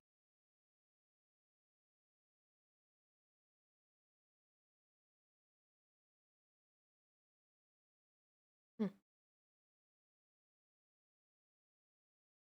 Is it exhausting to have these big emotions towards your mom?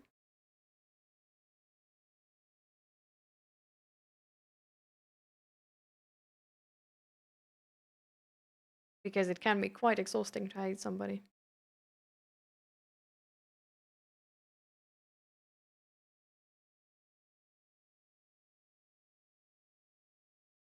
Have you tried working on their situation? Like talking to her and setting boundaries, trying to find a way how you can coexist with each other?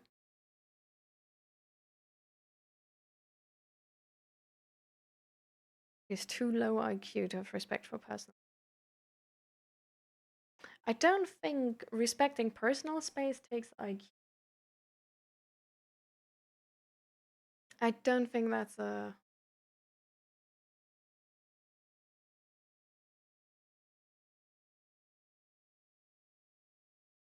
takes EQ now.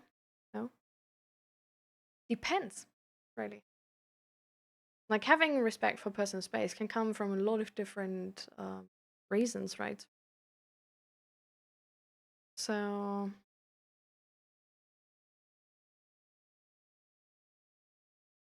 she's just disrespectful in general. Did you try to explain to her that you need your personal space and that she shouldn't open your door just like this, but should knock beforehand?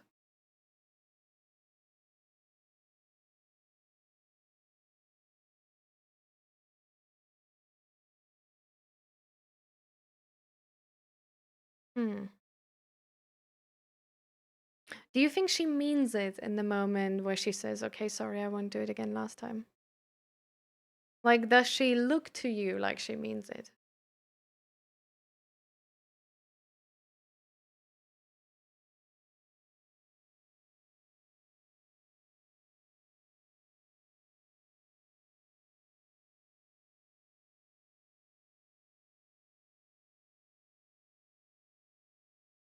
Hmm.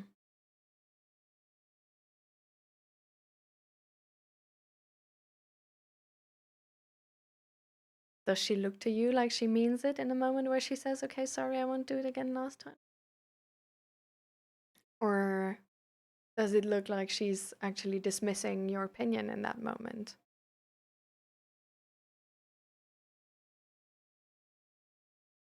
Because there's a difference between taking accountability and genuinely saying sorry and actually just saying sorry to brush somebody off, essentially.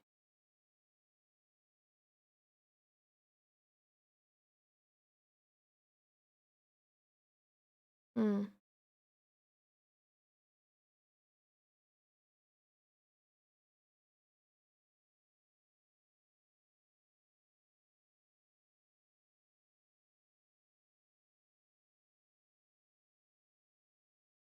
It's very understandable that your lack for personal space is frustrating to you.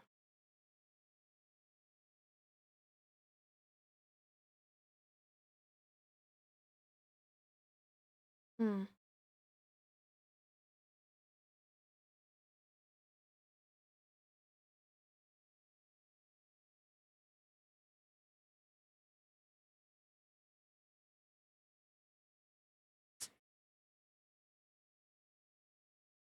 Have you expressed your big emotional reaction to that to her?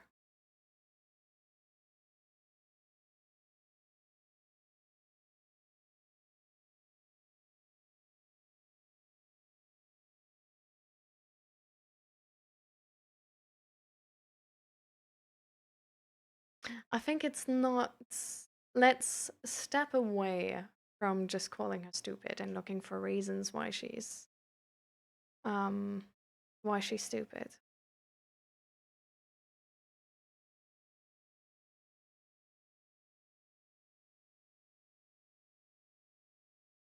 I don't think this is helping.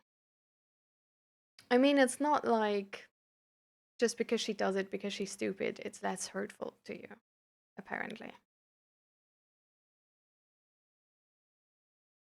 I think it's actually like a emotionally easier explanation, right? Because if she would be stupid, then she wouldn't maybe have the capacity to dismiss your emotions, ignore your boundaries, and overstep them purposefully again and again. I think it's actually more hurtful to think that a person does that while understanding that this is a boundary they are overstepping, right?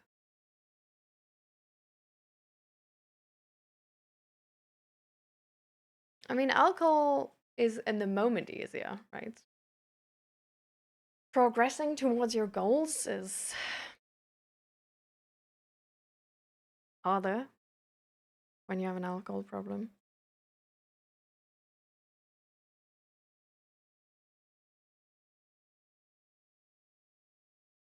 In the end, I believe people are who they are. So she can say what she says.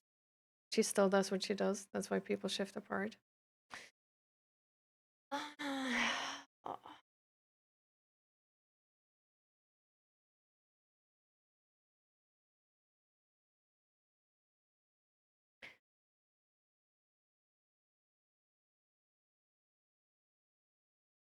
So,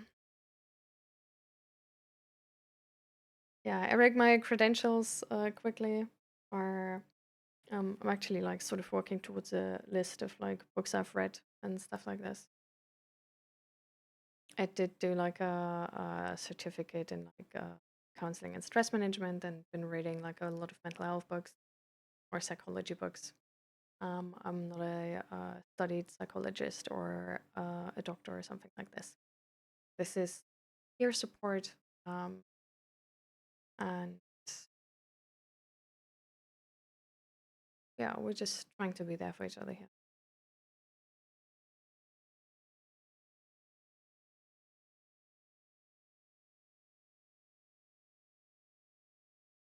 Eighty percent of my age male friends hate their mom. They don't talk to them anymore after college.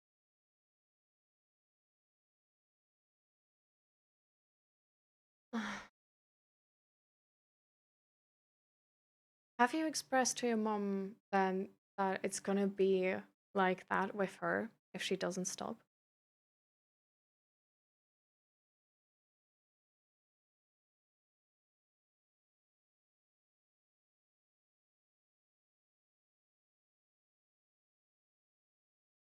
I think you should let her know. I don't. I think for some like some people are so used to overstepping boundaries and people not really like pulling consequences that they essentially feel safe that there's not going to be consequences. Um,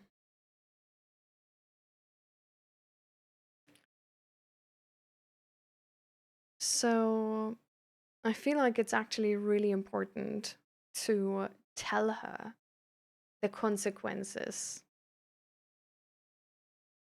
which it will have,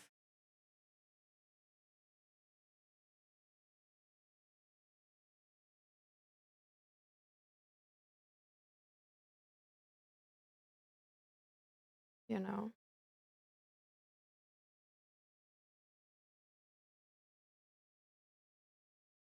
I mean, that's just hate, right?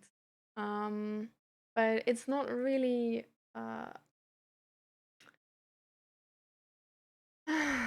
yeah, it's a shitty situation, what should I say? Like having parents who don't respect your needs is so draining, and they really should. I do think it's important to know that like not the entire society is like this, right?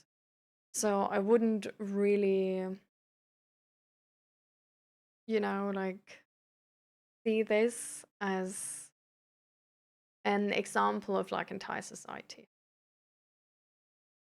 So, for example, like a boundary overstepping is something which is entirely common, like happens all the time because everybody has different boundaries and people don't know, right?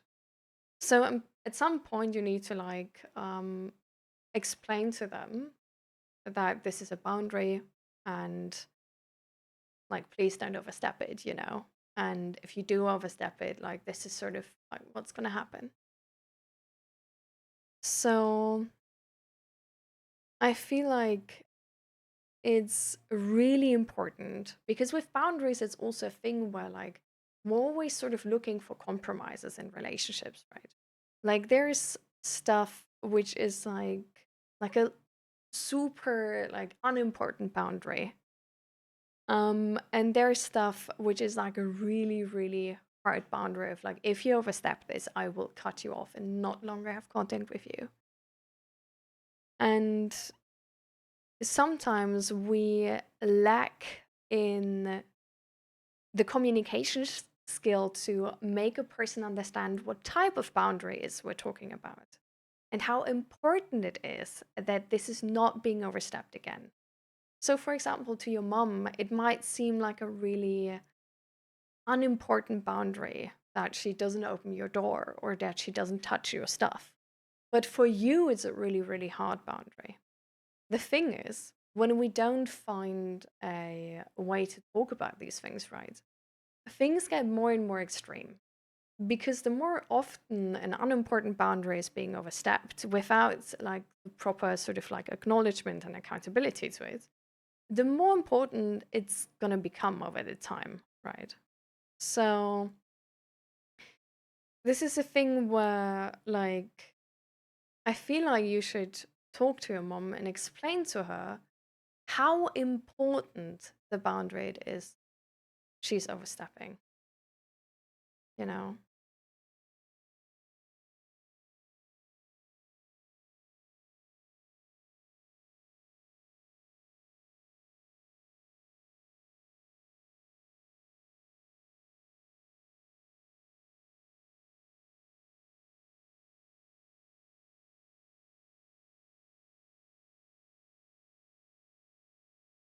Fuzzy Peaches, this is your second warning for this stream to refrain from just pointless hate.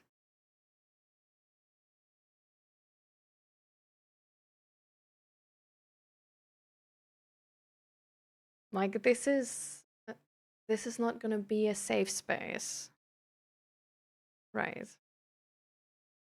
If we continue.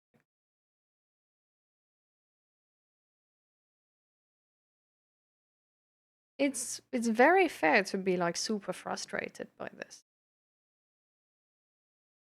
I mean, she is overstepping your boundaries over and over again, and apparently there's no progress and no change, you know? But I think that's why you need to explain to her how big the boundary is she's overstepping and how important it is to you that she is not, and what the consequences will be if she will again. Right.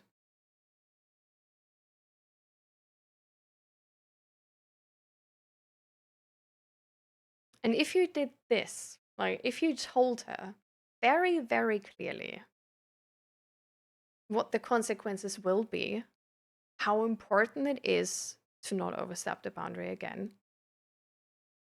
and it happens again, then you can find a different solution.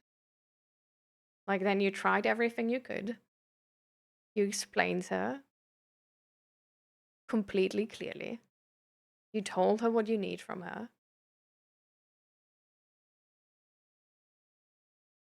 and then you can, like, I don't know, like, look for an apartment with some friends, maybe. Or, yeah, count the days until you can move out.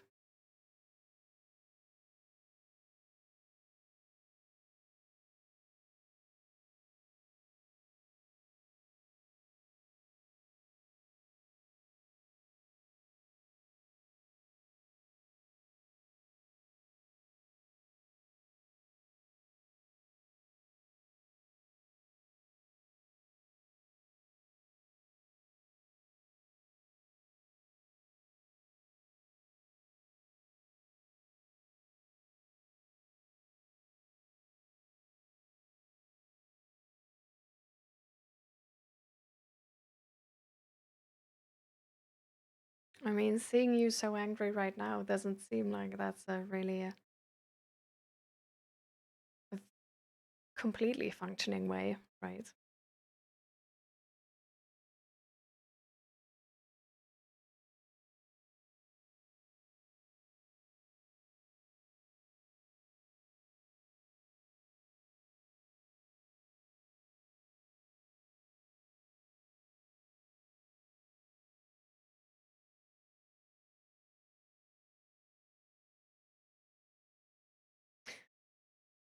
I mean, in life, there's a lot of things we can't change. There's a lot of things we can, but there's also a lot of things we can't. And if we find such a thing, well, we tried everything, but we find out we can't change it. For example, maybe with the stuff with your mom, like if you tried everything and you tried explaining her the boundaries, well, I would definitely try this as clear as I can. Um, but if you tried all of that and then you find out it's like a thing which you can't change, and you just, need to get over that time span.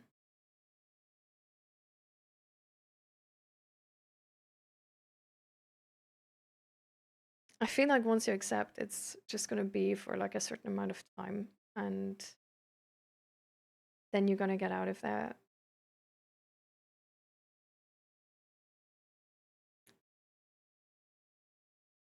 Like maybe then you can like let go of the anger.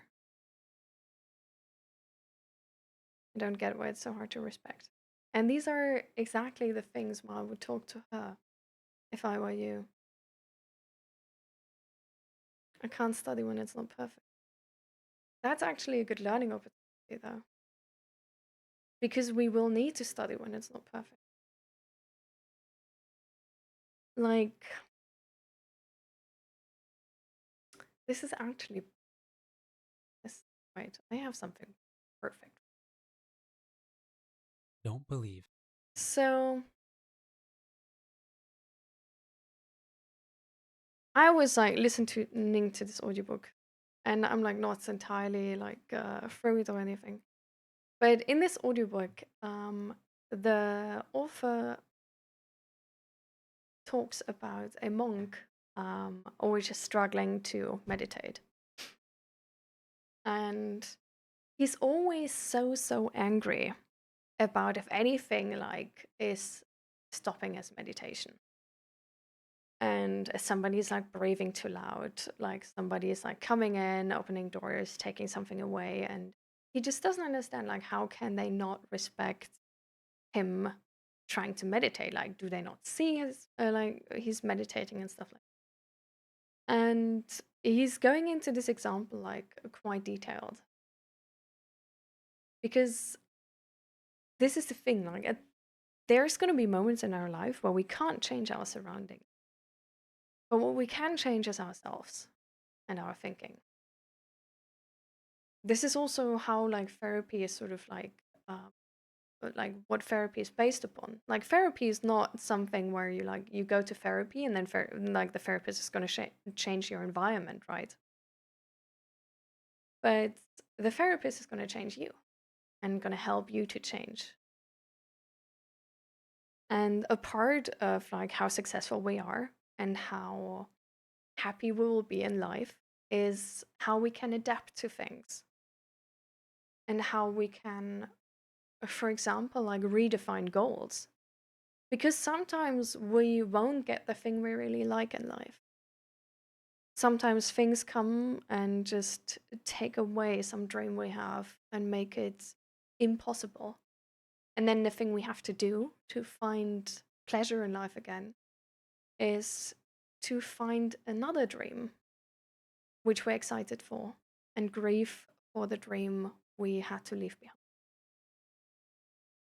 And we need to adapt to the situations around us and always find the sort of best fitting compromise we can.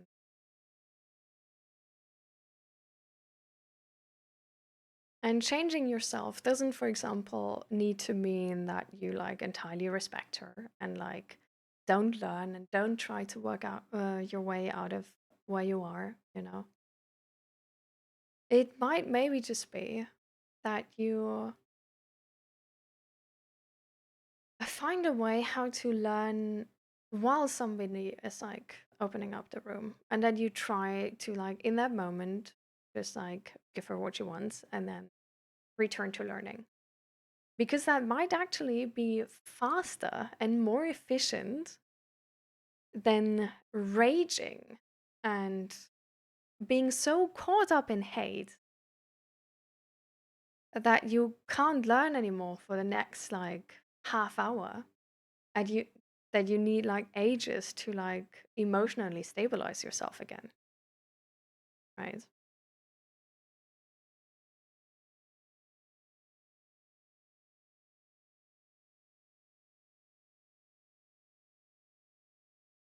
But I can honestly like I feel like literally this like monk example would be the perfect fit for you. So how about you listen to this audiobook and just see how you like it.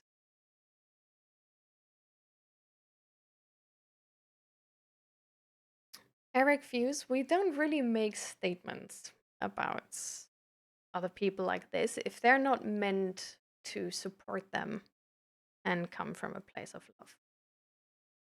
It's like we don't know how they feel and we don't know what they're going through. Like we're getting a very limited picture here, right? And it's not really helpful to try to fit them into a box if they don't want to be in that box, right? So, like if somebody is annoying you with what they're saying and how they're expressing it, and you notice you don't have the patience to read through their messages and sort of like progress through it, that's fine. And you don't have to be here the entire time, right? Like, this is a place for everybody. But in order to make this a safe space for like the most people possible, it's like one thing is we of course have to moderate this stream to a point where like most people are able to sort of like take in what is being said. So for example, we don't go into like specific details about something which is um like happening, right? Or has happened to us, because that o- could cause like sort of like re-traumatization of some people and whatnot.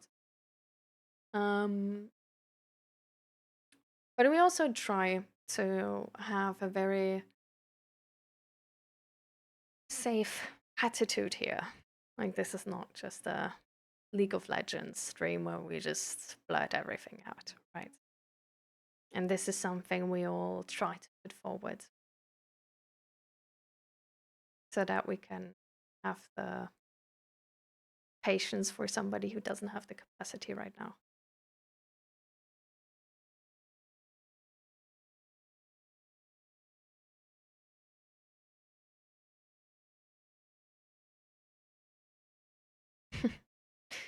I understand what you mean, Fuzzy Peaches. I completely understand. Um, the thing is, though, right? Like, in terms of like how reasonable that is to expect from your entire life, I'm not saying your mom shouldn't like should ignore your boundaries. I think it's entirely correct that you have boundaries and that they're important. Um, I think you do should tell your mom how important they are to you. Because, for example, like if my mom would have come into my room and like picked up some stuff or something, I wouldn't have minded. So I think maybe she just doesn't really understand that it's that important to you. And even though you might be like really angry and like tell her like, oh, like when are you dying? She can't maybe like connect the dots as to which behavior that sort of relate like correlates, right? And that it's all just because she's touching your stuff, right? She might just think like you're an asshole or you're depressed and that's why you're saying this, right? So it can be very, very important, and it is a life skill everybody has to build, where we ourselves need to voice our boundaries to the people around us in a way where they can understand those boundaries. If we then see a person who's ignoring their boundaries, then there should be consequences for sure. But for example, learning to study in a like on a different page, learning to study in a non-sterile lab might actually be helpful for you to be able to study the most amount you can in your entire life. Because imagine you like move out to like a um into like a student housing or something for like university or whatever. And then you have like a roommate. You too will need to find a way how to coexist next to each other without killing yourselves, like killing each other or yourselves, honestly. So this is a way of like training, actually. Like you can train yourself to be able to study better, even if there is disruptions, to come back to studying better, if even if there is disruption, to focus faster again, and all of these things.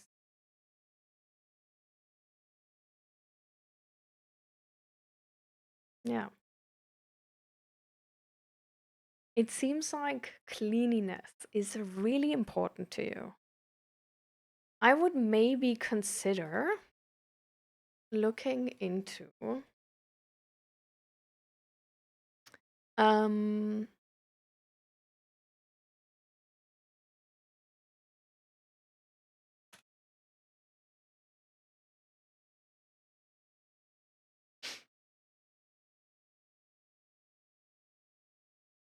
mm,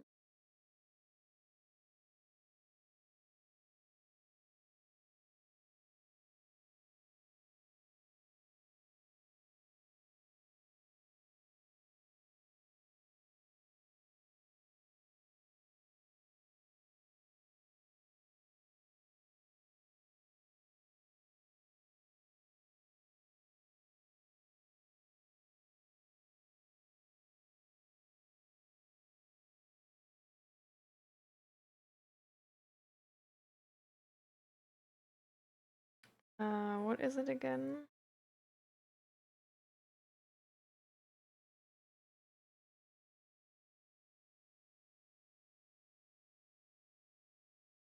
Have you looked into OCD at some point?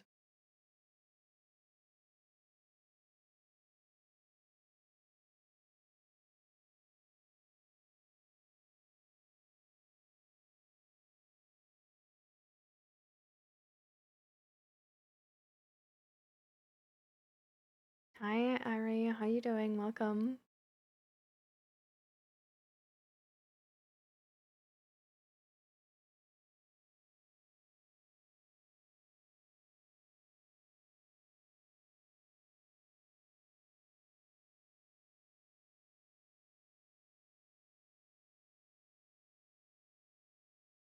I just want things my way.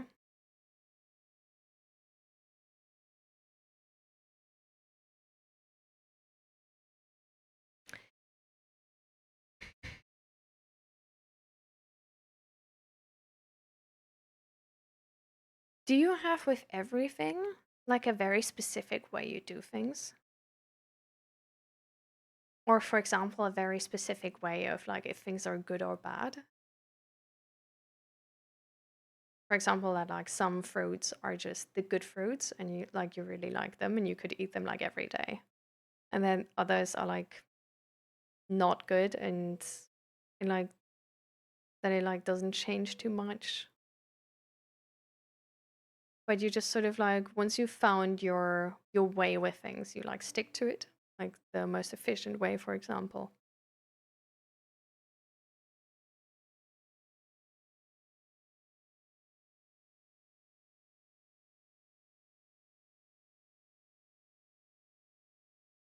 Like fruits is just an example. So it can, for example, be with the way things are placed in your room, or the way you learn, or um, the way you do certain calculations. If there's multiple ways,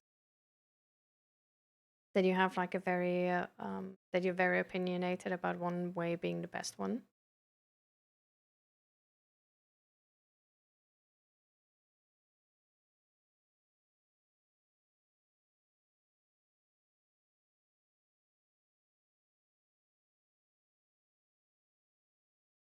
So it's just about cleanliness.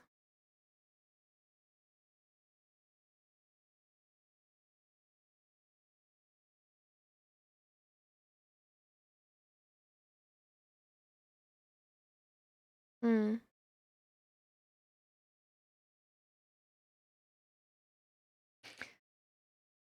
Okay. I so the thing is, I see you're like you have like a lot of emotions on this, and you have a very strong opinion about this. I would say that like for many people this is actually not really that important. And they also don't get that sort of worked up about it. And I'm not saying your emotions aren't valid. I'm just saying this might be another reason why your mum is not getting the memo how important this is to you.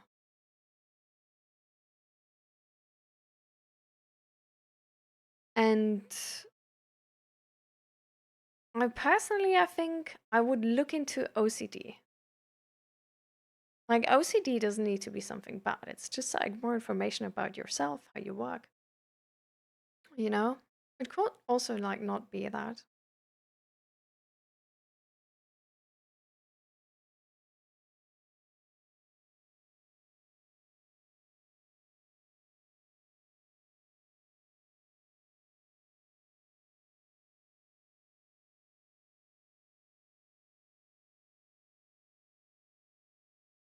Yeah.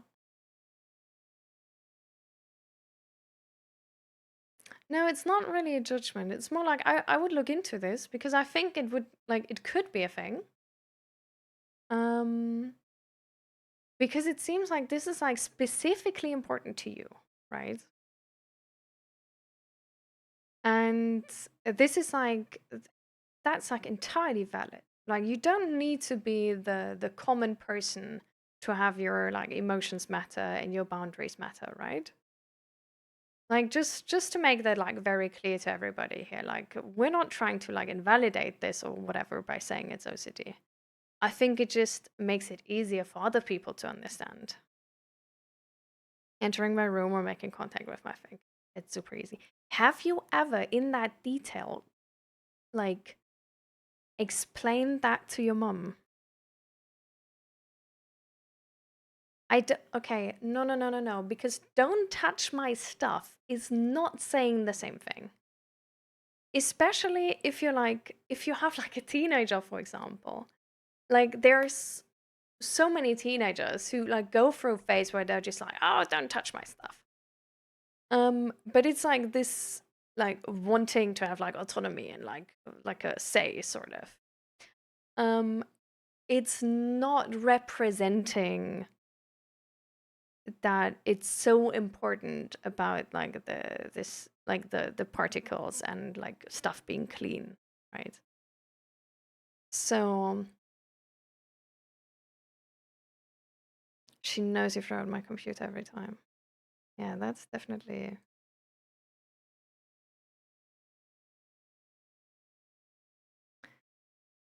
Like, I'm not saying your mom is like easy to talk to, right? Um, but uh,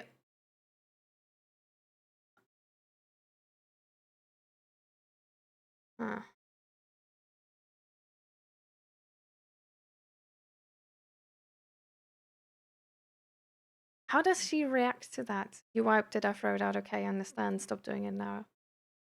What is her reaction to this?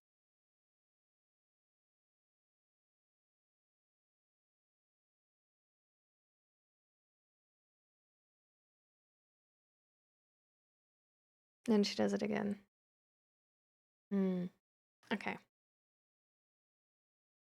So there's definitely some sort of mismatch here, right? Because you say something very obvious, she says she understands it, and then she does something else. I think it's very important to get the information or get some clarification to why that is. She might not disrespect. Like some people are, it's like soup, like they don't, like they are more impulsive and they just go with the flow essentially. And if they don't understand that something is like really, really important to you, they just don't really think about it again and just do it again and again. Especially, for example, if people are like parents of a kid, it can be very normal for them actually, low key, to like not listen to their kids properly, because that's sort of like the society we have in certain circles, right? Like for some moms, for example, it can be really hard to accept that their kids now build autonomy and they need to let them make their own choices. And they can then like overpower these choices with the excuse of being like, oh, well, but I just want him to be well and I know it better. So, you know. And then they just like go overboard with this. And it's not really like, not all of these things, like there can be a lot of issues here, a lot of issues. Like it's so easy to have issues with parenting, right? Um, but a lot of them are actually sort of from a place of love, with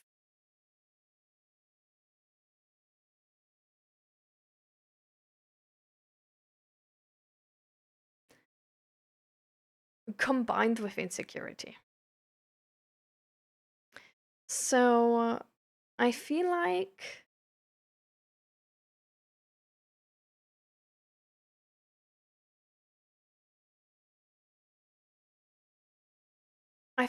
you should tell her as clear as possible.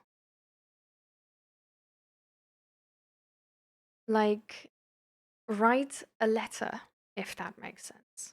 Like if that's easier to like then put everything into one letter and not forget saying anything.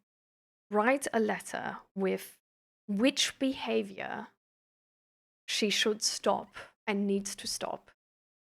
How you feel if she does this behavior, like what it does to you when she does this. What do you think of her if she does this behavior? Like what the narrative is towards her. And what the consequences therefore will be if this continues. Some parents need a very clear reality check on what's going on to be able to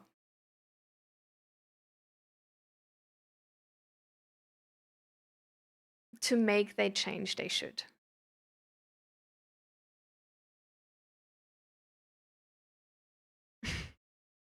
I know this is complicated and this is hard and this will put yourself out there.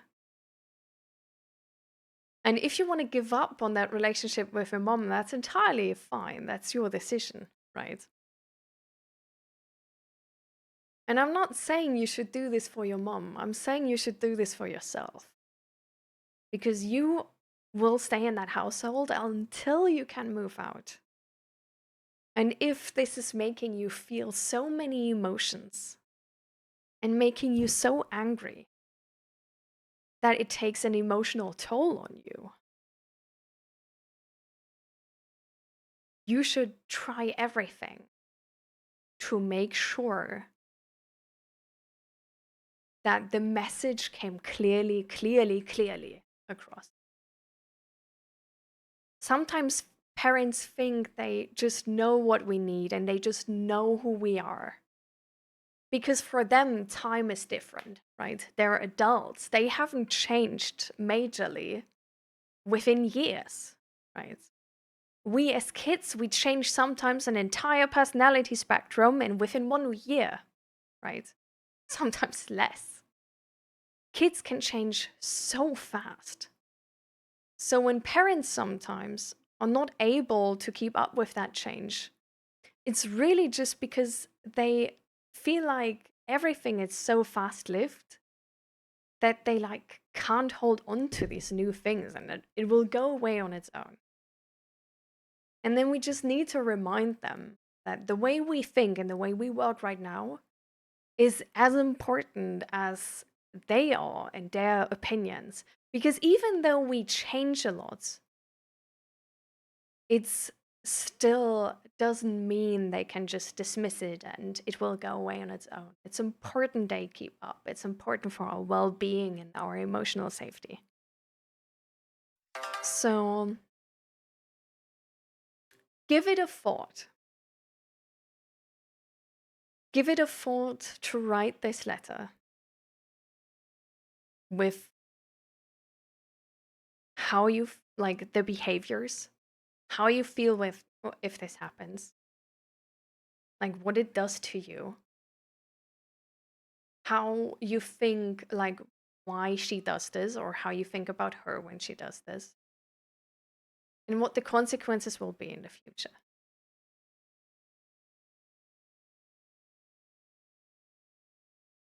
It doesn't need to be the case that your mom is hating you or wants to disrespect you.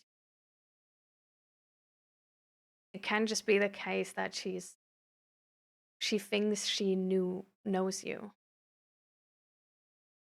And she's so used to making choices for you. Because we were dependent on her for so long as a baby.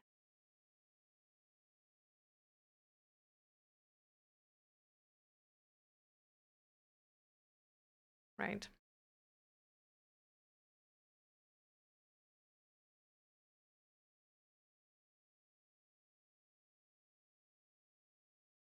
Thank you, Tainted Wisdom, for 2 months. Thank you so much for this. And welcome to the stream.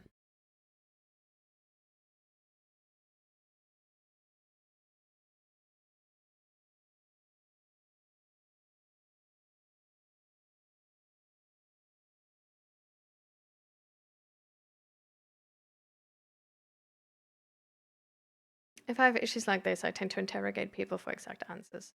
That makes actually a lot of sense. Like, we can deal with certain things way better if we understand them. Like it's there's sort of like a therapy approach actually, which is called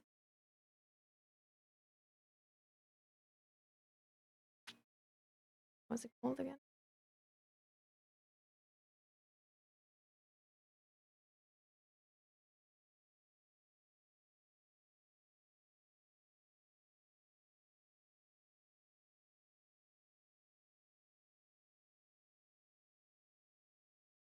Meaning making. It's a trauma processing method,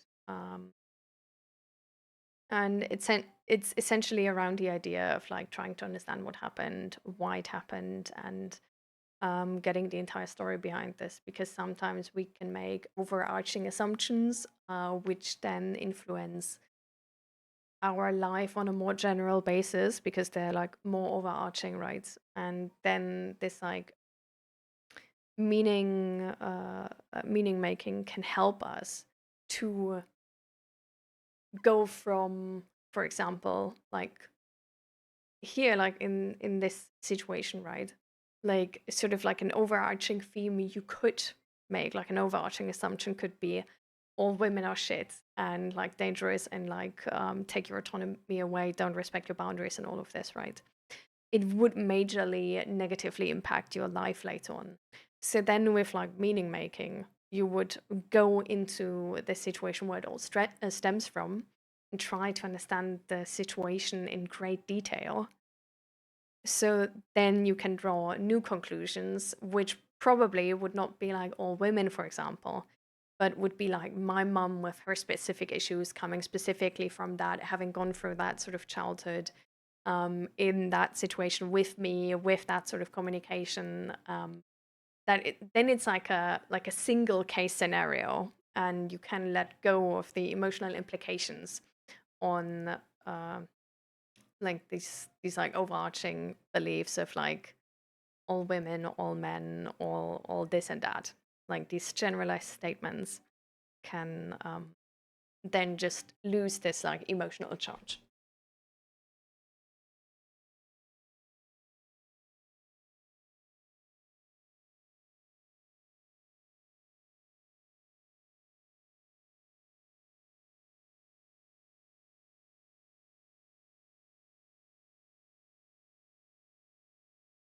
Great. Do you think what's referred to pathological demand avoidance counts as part of the autism spectrum, or they're different? I'm curious about this topic. I feel like from what I oh Lucan, thank you so much for 100 bits. Thank you. Thank you for the support, guys. Only because of you all is this all possible. Um, with most things, with autism and the autism spectrum, sort of what I found out is that you can link like so many things to the autism spectrum if you want to, because we just like it works different for everybody, right? But I feel like it's actually easier to just stay with these like more general ideas about the autism spectrum just because it's like so like individual, if that makes sense. For example, like autism for women can look like so much different to autism for men. And there's not like dependent on like biological, but more of like the socialization, right? Um, but yeah, it can be like so different for everybody. So actually, like having any sort of like these official sort of things you need for like autism and stuff like this are it's it's so wild actually, I feel like, to make like an autism diagnosis just because the spectrum can be so broad. And hi Ellie, welcome, welcome. How you doing? And hi Indiana John, welcome to the stream.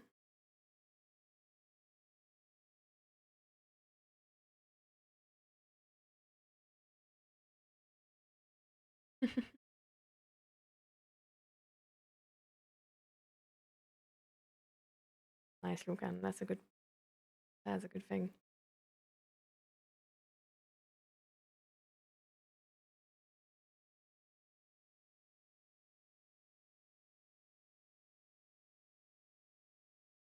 What what do you mean with my autism is not your autism spectrum, right?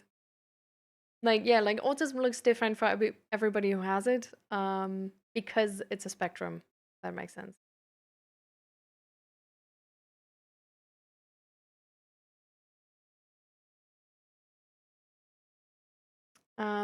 Eric Fuse, that's actually like it's not like that. It's not like you like no, no, no. So autism, ADHD, and sort of these like yeah, neurodivergencies can be very hard to diagnose because of trauma symptoms. But we're not talking like physical trauma of like having like a head injury or something, but like emotional trauma, like childhood trauma, for example, and stuff like this. Because the coping mechanisms and the behavioral patterns you can develop from suffering through childhood trauma, for example, or just any emotional trauma after this, can be very, very like autism or ADHD. Like they can be the same symptom, and you can have like a lot of them, and then you sort of like you don't know if the symptoms are actually because of autism or because of the trauma you've been through. This was also actually the case for me because I have childhood trauma. So for me, with my diagnosis for ADHD, I had 5 out of 6 official criteria. And they essentially were like, in the letter I got, they were like, hey, if you have gone through trauma therapy, and you still feel like you have these problems, then come back to us and we make another diagnosis because it might be ADHD, but we're just not sure. And we think it's trauma-induced symptoms, not ADHD symptoms. This is also why for every like neurodivergency, they always ask if it's been like this since your childhood. But if you then, for example, have like bad bad info in your childhood, and if it's been like this since childhood or like not reliable info, it can be really hard to actually decipher.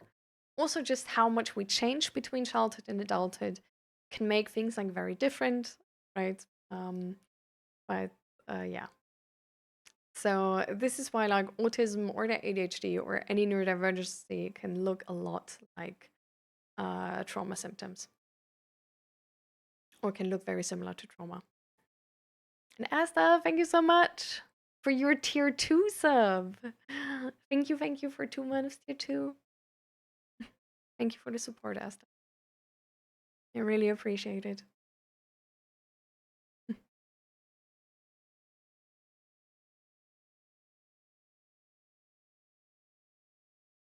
I didn't even know there are differences between the two sexes in terms of autism. Interesting. Yeah, I don't like we don't really know if it's actually the like if the sex makes the difference, or if it's just the socialization of the different genders, and like the differences socialization of the genders in our society, which makes a difference, right? So, but there's sort of like this stereotype that like women, for example, like only like after like struggling for a long time get like a autism diagnosis as an adult because it looks so much different for them.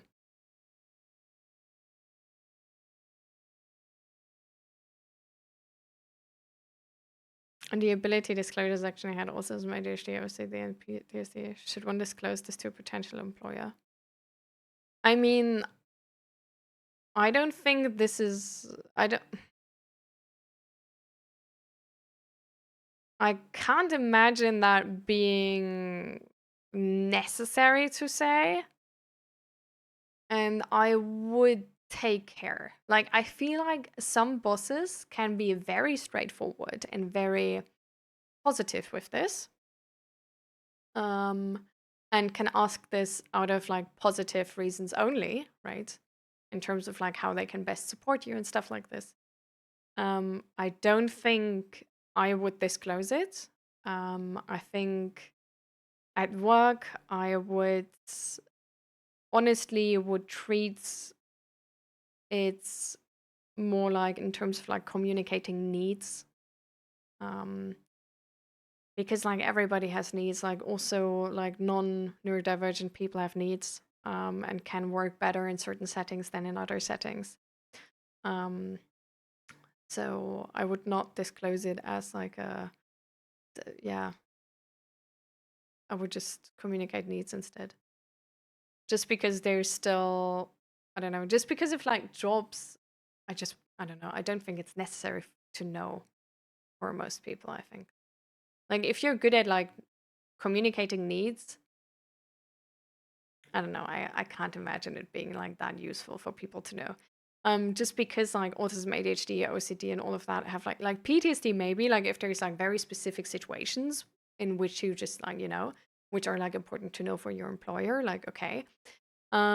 But like autism, ADHD, and stuff like this is just a thing where I'm like the needs can be like so different because there's such a big spectrum that it's like just knowing you have like autism or ADHD is I don't think it's like really gonna help you to like instantly have all the information you need to make this like a good working environment for me. Um I think you still need to talk to me and know my needs to sort of like do that. The same with PTSD. So yeah.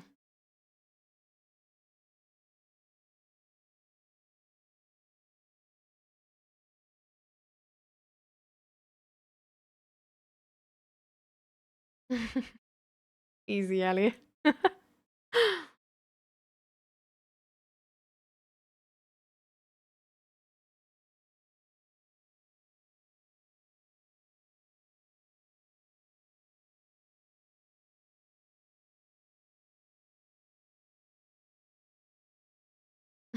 Yeah, exactly.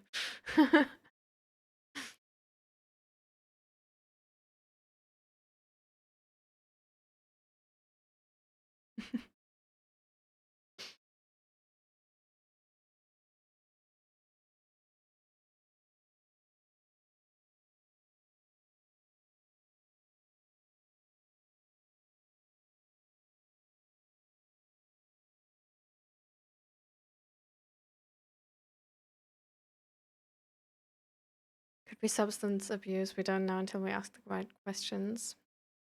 I think that's not really what is asked of us here, right? Because we're not gonna make an evaluation anyway. And like we're not the people making a diagnosis, right? And it can come across as sort of dismissing or judgmental, right? Um, so I feel like, especially if somebody says something like, I think I have autism, but I didn't get a diagnosis when I got evaluated, I feel like my trauma gets in the way, and other mental health diagnosis. This is not really like a question to um, like make a diagnosis for me, right? But it's definitely more of like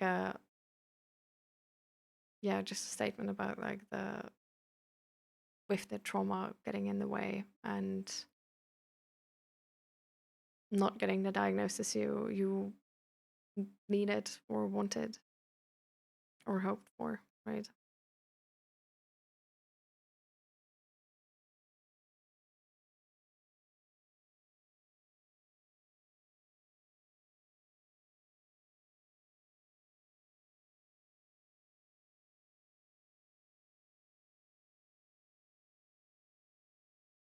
Yeah.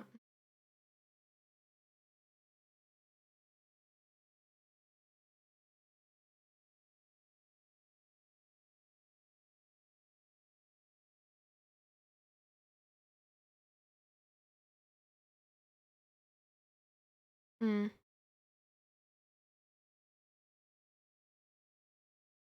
I mean, if there's definitely like if there's like a lot of accommodations you need, um, because of like ADHD or autism or something, and this like not just you know like it's not comparable to like a yeah like a regular employee, but it's just like disabling you actually to the point where this is like very important to know beforehand for the employer. Then like yeah, I guess I would disclose it. But for actually like most people I've met, like they sort of develop their life in a way around the autism where it's like they don't need like they're not less capable or anything than like anybody else. They just have like more unusual needs than other people, if that makes sense.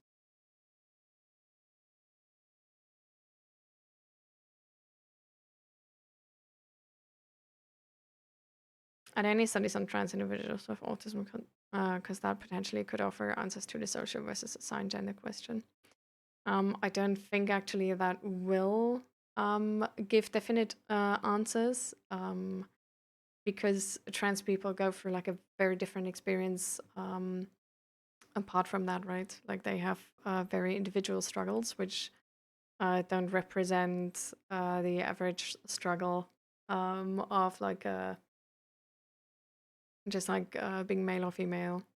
So, for example, if you like, there's just like so much within that I don't think you can draw like definitive conclusions. Um, because there's not like usually with uh, so if you want to find out like one specific influence on something, it needs to be like the only variable that changed.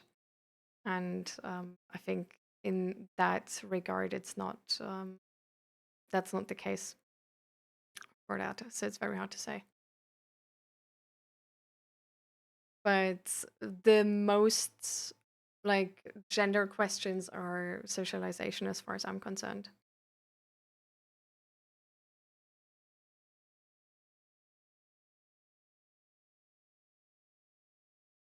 Yeah,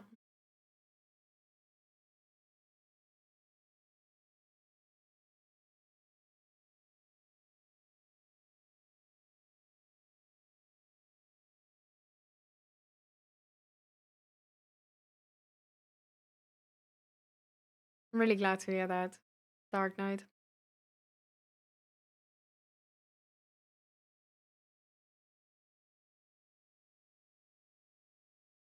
Yeah, sales environments are tough.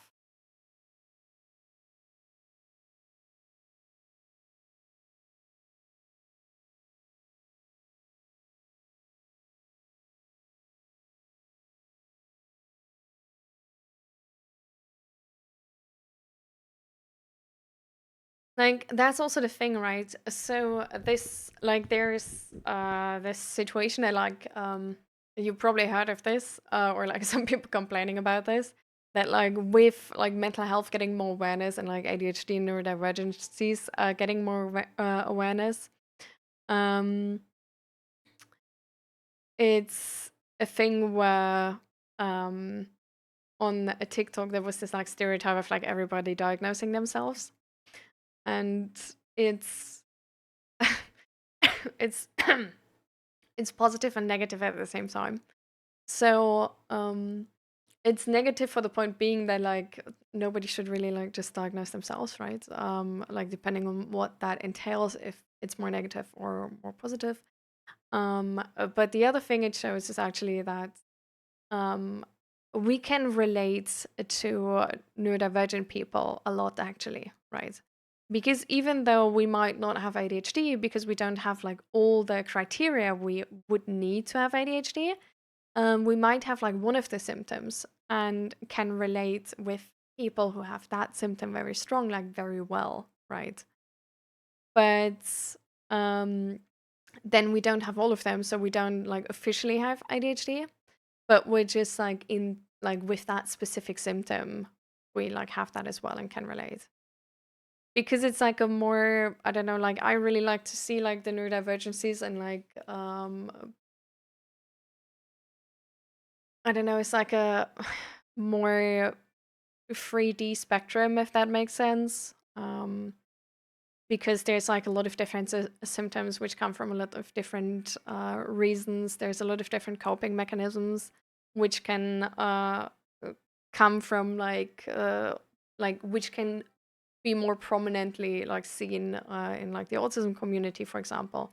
But like then you can also have them in a non like autism community, right?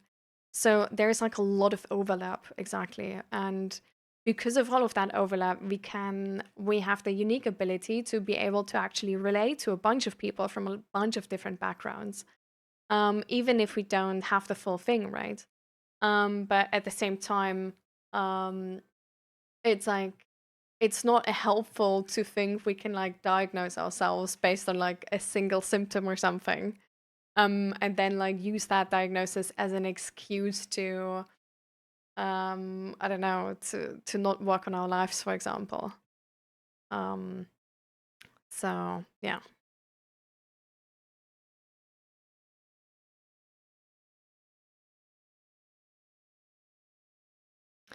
Eric Fuse, I'm really confused by your messages.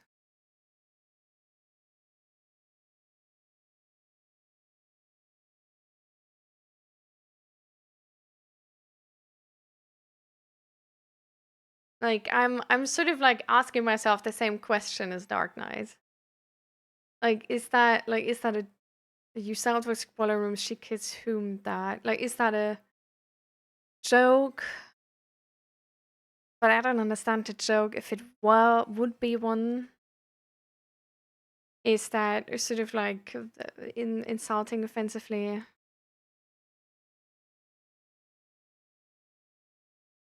Yeah. I don't really like. I'm really sorry, but I really don't know what to do with like some of these messages.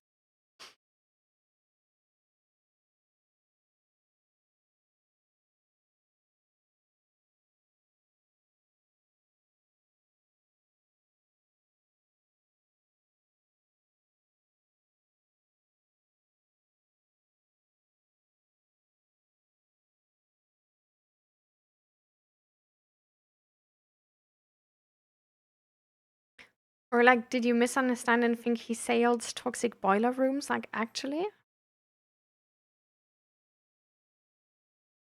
Because like, as far as I'm concerned, like boiler rooms are actually like, in terms of like in the sales community, is sort of like a term for the toxic working environment and like, how do you say that?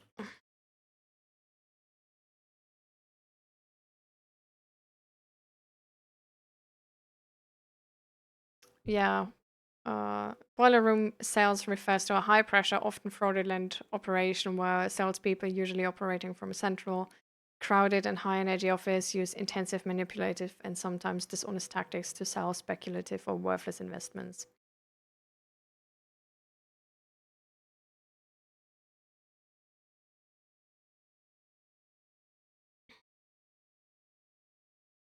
I used to think I had a form of autism because of how I couldn't express myself and other things, but as I got older, I just accepted that I'm weird, like a little bugger learning how to act normal. I mean, honestly, I feel like in a lot of situations the diagnosis doesn't help you with anything, right? Like the diagnosis is also like the diagnoses we have, they don't really diagnose if you have autism or not or if you have ADHD or not. But they essentially like depending on like where you go, they will more so represent if you suffer enough under autism or ADHD that you need governmental support in this. But for example, if you have your life sort of set up in a way where like the autism and ADHD is not like making you suffer or like fall out of like society, then it's going to be like so much harder actually to get a diagnosis, just because there's not, yeah, there's essentially like not enough suffering. Um, yeah. So that's why like getting these diagnoses like they can help, um, but they also can just not help a lot of the time. So yeah, like we still have to like even though we get a diagnosis, we still have to put in the work ourselves to like try to handle this and like work through this, right? So for example, like if you go to like therapy, like they might want to get a diagnosis done, but they might actually also just be like, okay, we're just gonna work on to find a solution for this specific thing instead of trying to get a diagnosis because it wouldn't change the treatment plan essentially. But it depends on the personal the the the personal case, right? The individual case. But just putting that out there, you might not be having like a very different experience to getting a diagnosis.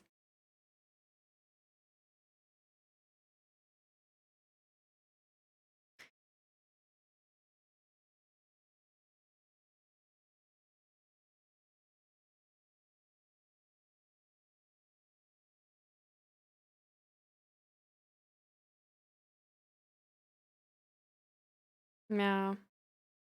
For sure, Asta. Even as someone who wants to be a doctor, I think a lot of what is down to not being able to see the medical specialist in a timely manner. So you go it alone. Ideally, you want the medical professionals, but some people are winging it, which can go either way. I suppose a diagnosis is good if it means being able to access extra support. Yeah, for sure. Like if there's like they ask what you want from a diagnosis, right? So if the only thing you want from a diagnosis is essentially a title, like the diagnosis is not gonna really do shit for you, right? Like because then it's just like it's not even helpful, right?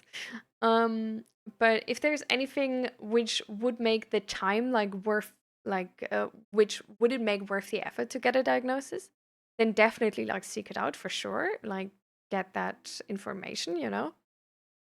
For me, for example, we decided that like I could potentially like actually be diagnosed with like autism if I were to get a proper diagnosis. Um, but in terms of like what I could gain from it was so little that I was like, okay, like being on a waiting list again, and then like having to go to like Utrecht, go to like these appointments, like bring up all of the stuff. I know I was just like, okay, like if we can just incorporate how I can help myself in the treatment plan right now, it wouldn't essentially change what I want from the diagnosis. Um, because it would just be like this would be the same outcome if I get a positive diagnosis, like what I want to do with the positive diagnosis. So if I don't need a positive diagnosis and can skip that part and can instantly get the treatment I would like and the answers I would like about this, I just opted for that one because it would be like it was the easiest solution. Can you talk to depression and neurodivergence? I mean, depression is just another thing which can be, it's like very individual, right? So with depression and neurodivergence, it's just like, again, it's very individual. I don't think it's like necessarily worse than like not being neurodivergent. Like, I feel like some neurodivergent traits can be low key like superpowers, you know? Other neurodivergent traits are gonna make it like so hard. So I really think it depends like very much on the individual case, right? And so like it doesn't necessarily mean you have like a really like a long way ahead of you. It doesn't mean that you have a very short way ahead of you. Um I think that these like very rigid expectations from society on people, which not only like neurodivergent people easily fall out of, but also like, for example, if you like just because of like these rigid expectations towards like gender and stuff like this, like there's a bunch of people we notice which fall out of these like very rigid expectations we have on society, right? So I think like people who fall out of these rigid expectations are like more likely to suffer through any like mental illness or something just because it would mean that you like encounter being like socially rejected and all of this stuff more, right? And there's like less people you can like relate to and less like sort of narrative you can relate to. um I think this is getting better nowadays because there's just like way more people actually like talking about their personal experience and like showcasing how it was for them, so there's like more people we can, I guess, get advice from which fits better to us. There's also a bunch of people we get can get advice from which do absolutely bullshit for us, right? Um, so I think it like really depends on the individual, and um, I don't think there's like a generalized assumption we can make on this. Just that, like, if you're like officially diagnosed with a neurodivergency, and you were diagnosed in that regard of like you suffer enough under that neurodivergency, um, then also being depressed is, well, probably just harder for you because you're already suffering under the, I guess, like consequences of being like neurodivergent, or like the how the consequences are showcasing in your life at the moment. And then it's just like, you know, like something extra as work, I guess.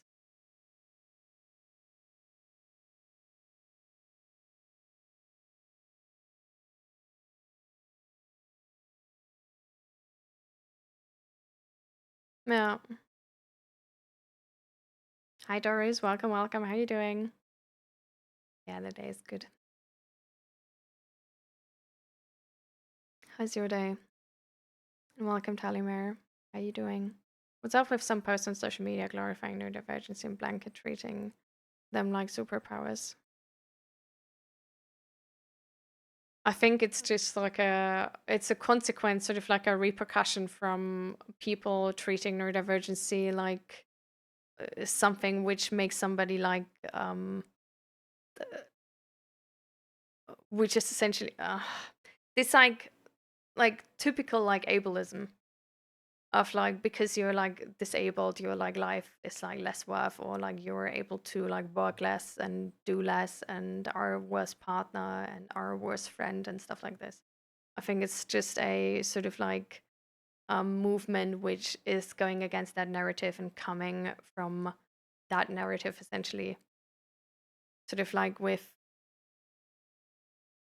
yeah, like with like the what's it called, like this like energy principle of like, one force is going this way and then there's going to be a as big force coming the other way. I think that's essentially about it. I think both is not really making sense, right? Because both is not balanced. Like I don't think like all people who are like who got like uh uh diagnosed with like any neurodivergency have like a shit life or something, like for sure not. I don't think everybody of them has a really good life. I do think some people definitely like need help to function in this society, with the symptoms they personally have.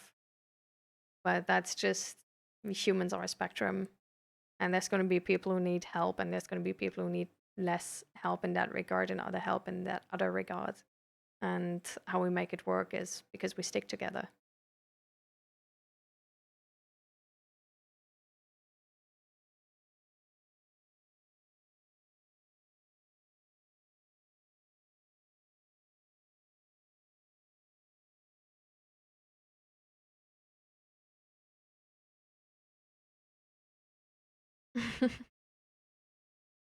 Nice, Indiana John. I'm glad.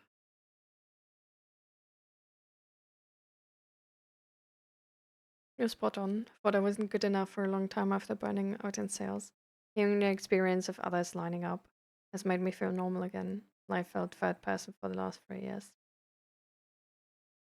I'm really sorry you felt so isolated, but I'm really happy that you were able to like bounce back. So how are you doing right now?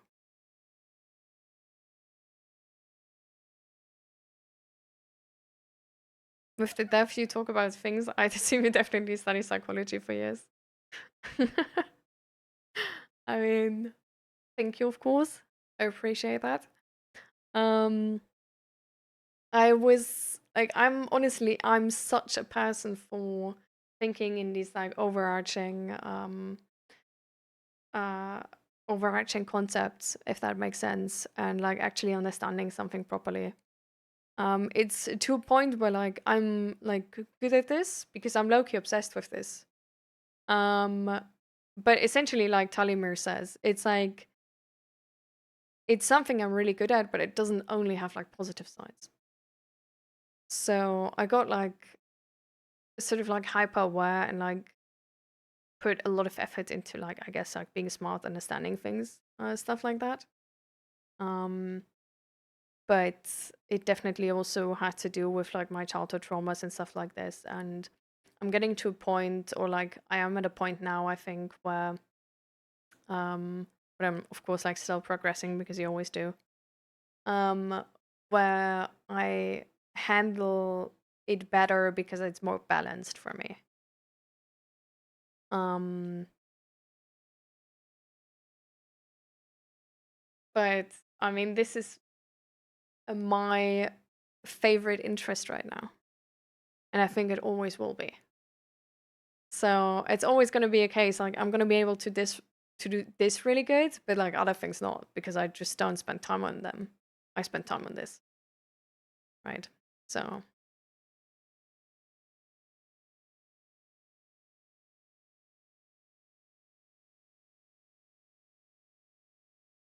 Yeah.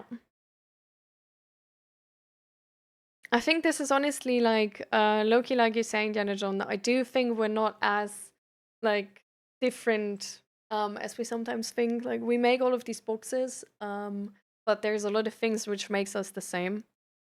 Um, and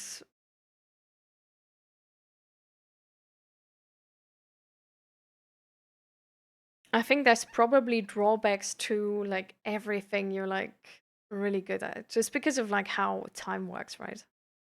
Like we just have a limited amount of time and energy. The more time and energy you put in one thing, the better you're going to be at that thing, right? But the worse you're going to be at other stuff because you don't have a time and energy, like much time and energy left on them. So, but I think it's just one of those things where like it comes into place again how we are a cooperative species, right? Like we don't expect ourselves to be good at everything. Like we don't expect ourselves to be able to do everything alone. Like this is not how we would achieve greatness nor how we came here where we are. Like we always had this thing of like you are the farmer, I'm gonna be the blacksmith, you're gonna be that person. Then we have like swordsman, right?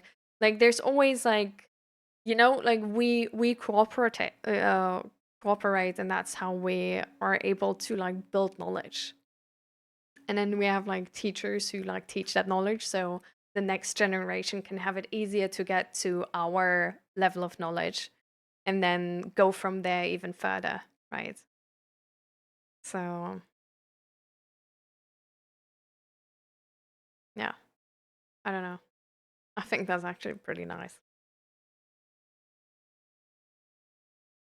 I'm 6 out of 10 back to life, still trying to find meaningful work. I'm fortunate enough that my extra hours in sales will allow me to pivot into functional business roles. I'm trying to move out my parents' home again, been toxic here too. I'm getting there with the help of A plus medical team, thanks to the state. I'm really glad. That sounds amazing. I mean, it sounds, well, doesn't sound amazing right now, right? But it sounds like you have a really great way forward. And that seems very, very hopeful. And I don't know, I'm excited to see how you're going to do in the next couple months and see if you like find a job you really like, if you can find a home you really like, and all of that.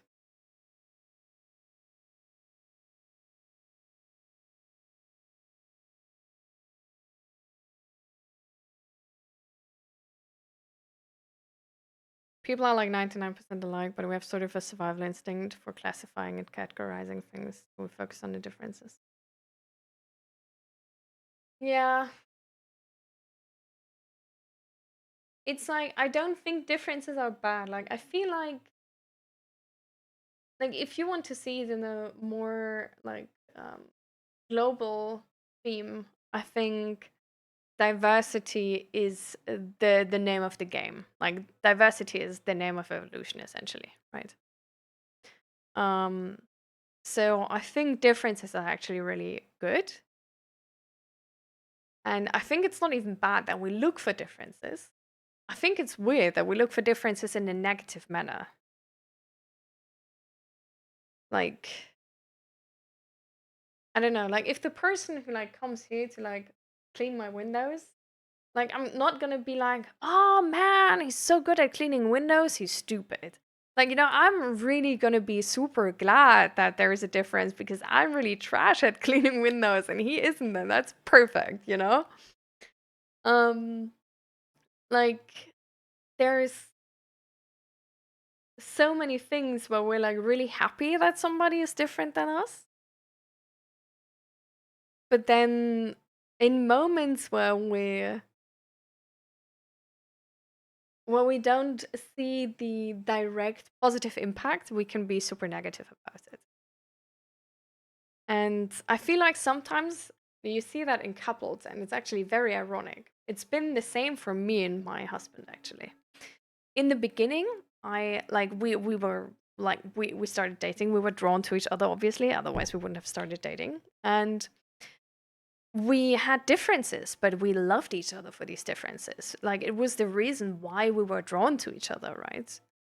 And like some of them more than others for sure, but like a lot of these differences were the exact thing why that person stood out to us and why they felt so interesting and new and all of that, right?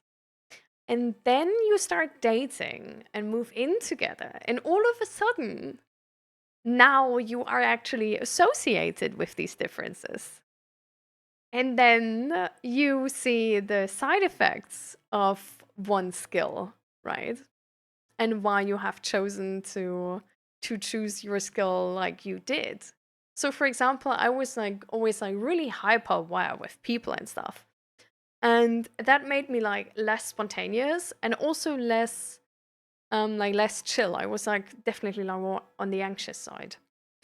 And then I found Zach, and Zach was like, he was just doing his thing, and like it seemed so cool, and it was so like it's enticing, you know. And in the beginning, it felt like, oh my god, like I'm gonna like this is what is missing from me, and I love when another person like has this.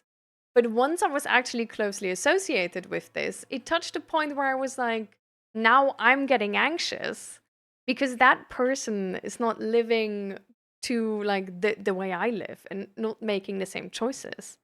Like now there is a different person involved, which is making some choices which are going to influence me, right? Like when to grocery shop, what are we going to grocery shop, like how to handle like paying the bills and stuff like this. You know, there's so many things you have to like cooperate on if you like start living together. And you have had your own way for like until then, you know? And then you need to cooperate, and then you're gonna see why like all these things coming up. And it's gonna be hard to still see it in a positive light like you did before. Like it's gonna be hard to be like, oh, but he's like so spontaneous that he sometimes forgets to pay the bills and only pays them later. But he doesn't even care. He's like so chill about things. And then that's just a thing where like, well, you know, it's we need to find a balance in that. But it's way easier to then just be like, oh no, I don't like this. No, no, no, for sure not. Right. Um, but this is essentially just, I feel like what happens with like in like everyday life as well. Like if it's something like like specifically positive and it's only positive, then we're like really like in favor of it. But once it's something where like there's sort of like a trade-off to us not having that ability. For example, that if he's that spontaneous, I would be anxious because I'm not that spontaneous. I haven't built that skill. Or I don't know, like if like the person like cleaning the windows, like if they would like cost a lot, right? And I like would have to like it would take away from like something else, right? And then it's all of a sudden not that nice anymore. And then it can be really easy to just reject this other way, a new way to feel happy again with your own way and not feel this need to challenge yourself, right? At least that's what it's been for me like.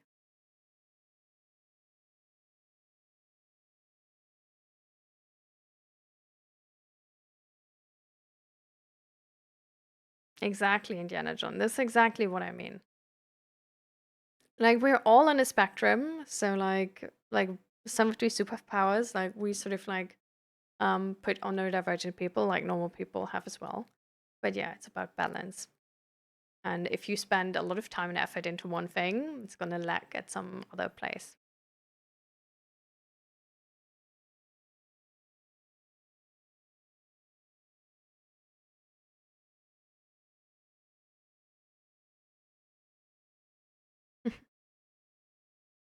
Yeah.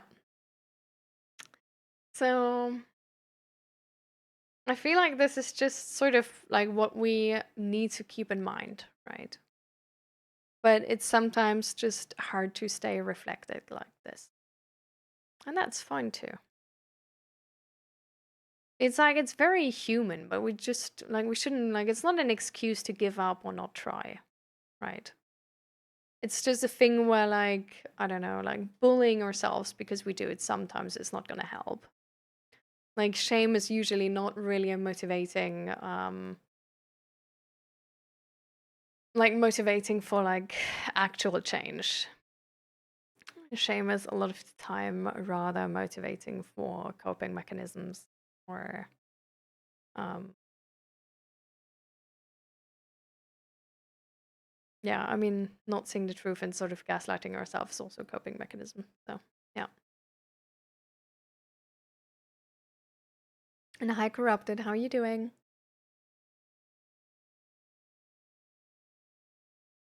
How are the babies?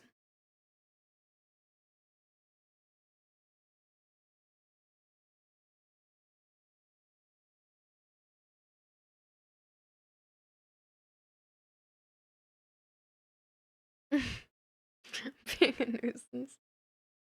Oh, still kicking you.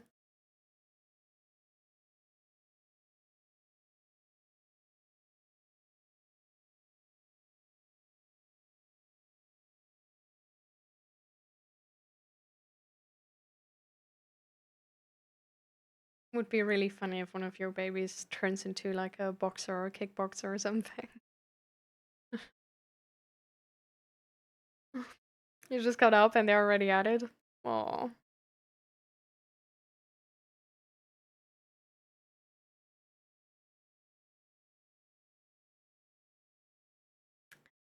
How many months do you have ahead of you again? Like from now? Like how many weeks? It's still like a lot of weeks now.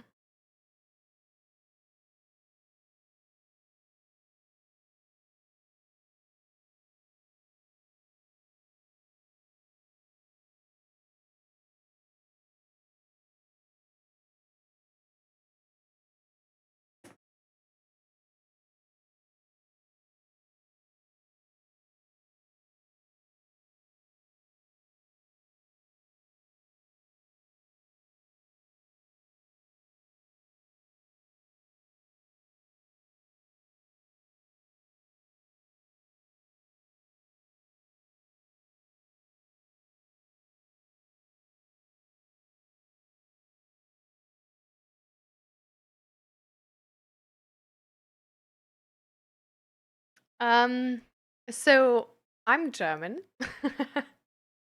But at the moment I live in the Netherlands. And my accent I can't really tell where my accent is from because it's from YouTube, so it's a mix with like a lot of things. So, yeah. Sometimes when I watch like British YouTubers, it's like it turns out really British. Yeah.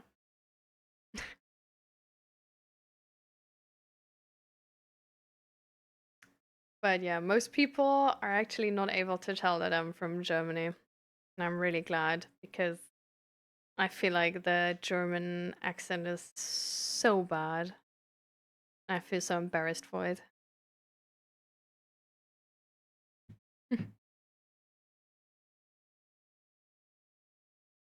So doing everything I can to not have that German accent anymore.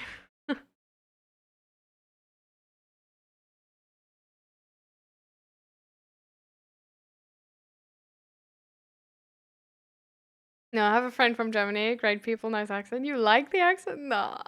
Oh my god. Like, yeah, I don't know. Like, I personally, I just hate it, honestly.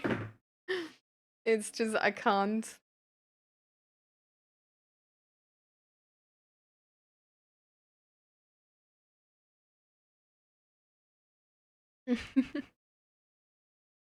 You really do? Oh my god. No, not me, not me.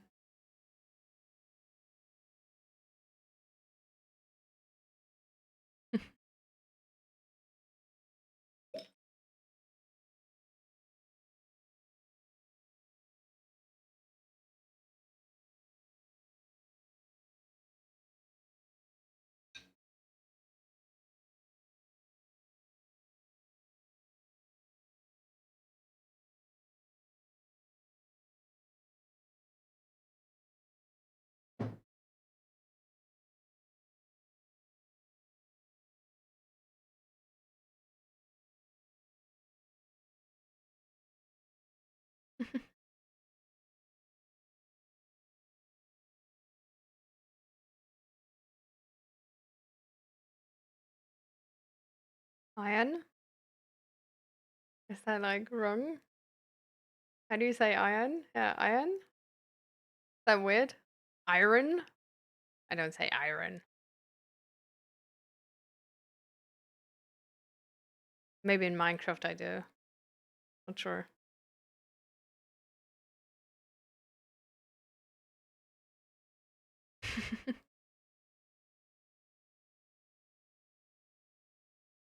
Cannot see cute grade, you just see grade.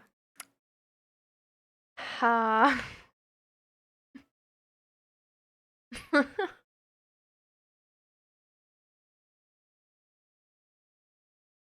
So welcome to the stream, how are you doing?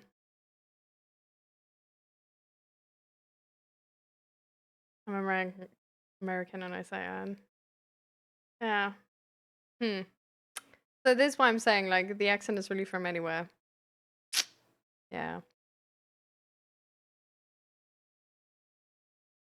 All right. I'm back in a second.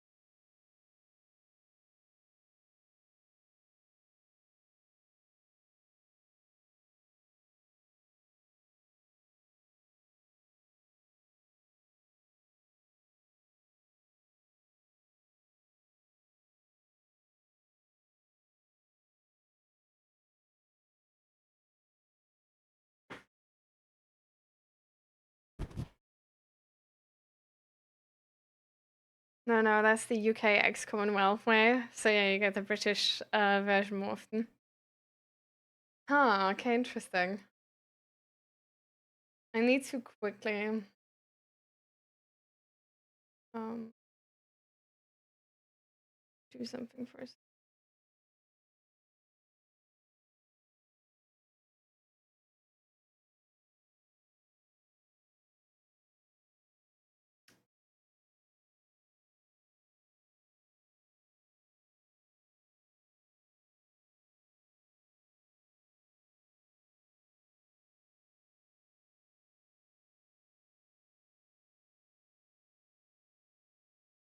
Yes,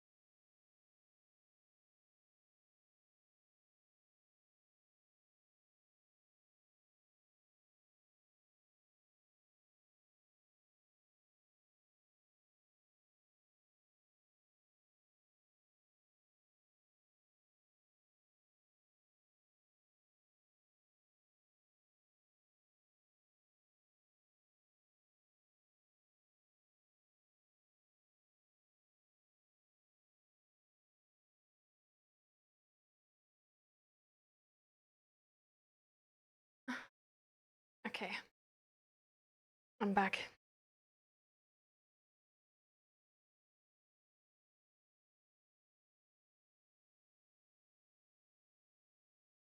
Oh, when you go and I see you from the back, I really see cute, right? Okay. And I see you be banned, so cringe.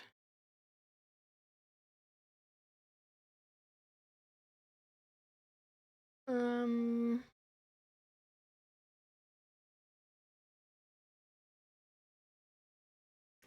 ugh.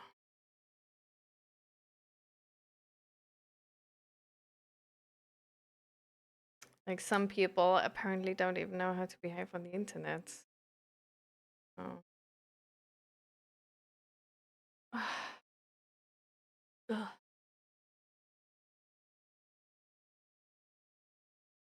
Like, what even is that? Literally. Like, first off, like making like a sort of insulting comment about the way I look from the front, so like my face and stuff. Then making an objectifying and sexualizing compliment about my ass, essentially.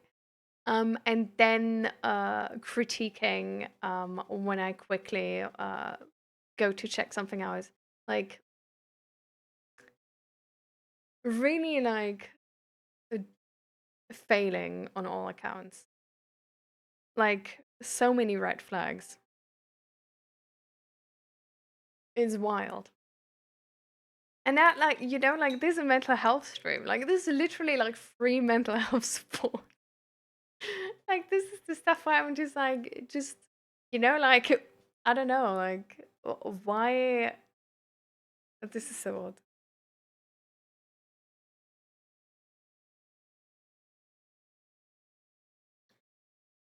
Like, sometimes it feels like some people hate me for like trying to do something good for our society. Where I'm like, I understand that you sort of like have lost hope, but at the same time, like, why make it bad for other people?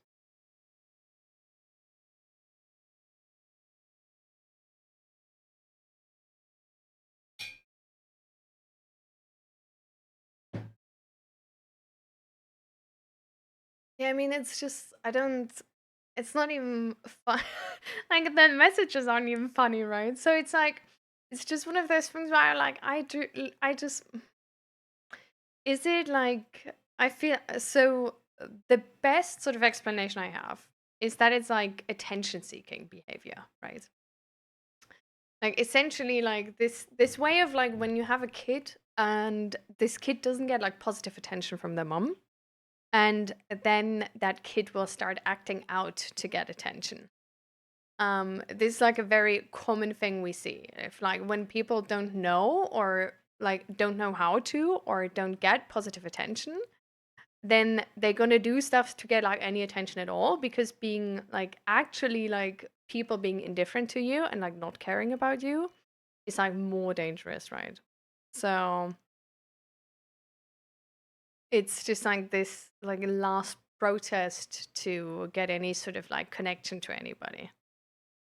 But it's like, buddy, if you got problems, like this would be your stream, like to find connection if you just behave normal. So it's just like they just, like they have like now one option less, which is kind of sad to me. Because it's like, I don't know, it's not like this is definitely like thankfully one of many streams. Like there's a lot of mental health streams, but um yeah, it's just yeah, exactly. Dark Knight. It's just like, yeah,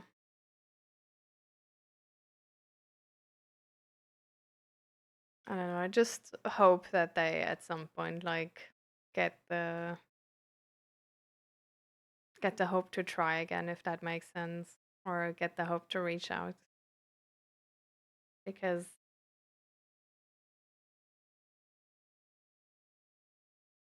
I don't know, no, it gets harder the more people you push away.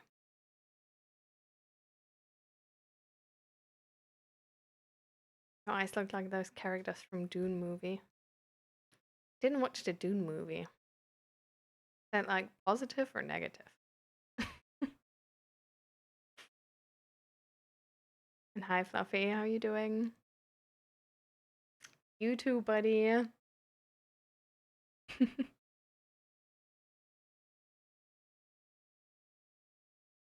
And drank the air.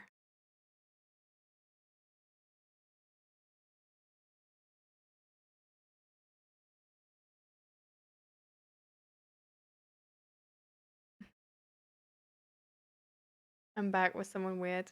Yeah. There was like a no, it was not Eric. It was not Eric, no. Hmm.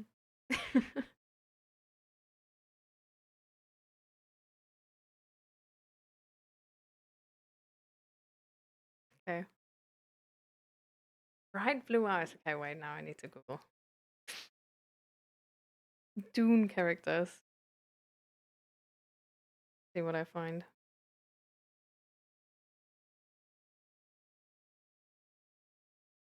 What type of Dune characters? Wait. The Sand People. Dune characters, the Sand People.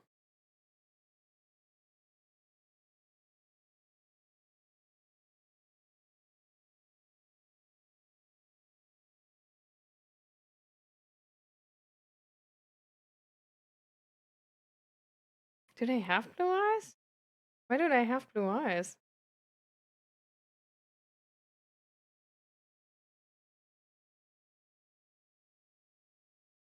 Oh, sometimes they do. Oh, that's odd. In some pictures they have blue eyes, but in some they don't.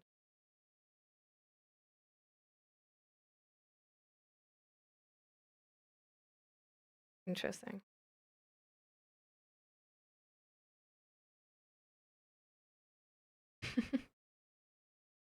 But thank you.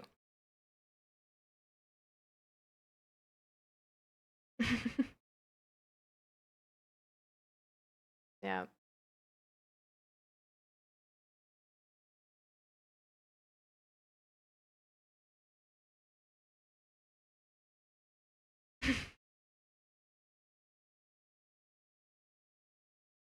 Dune is really good.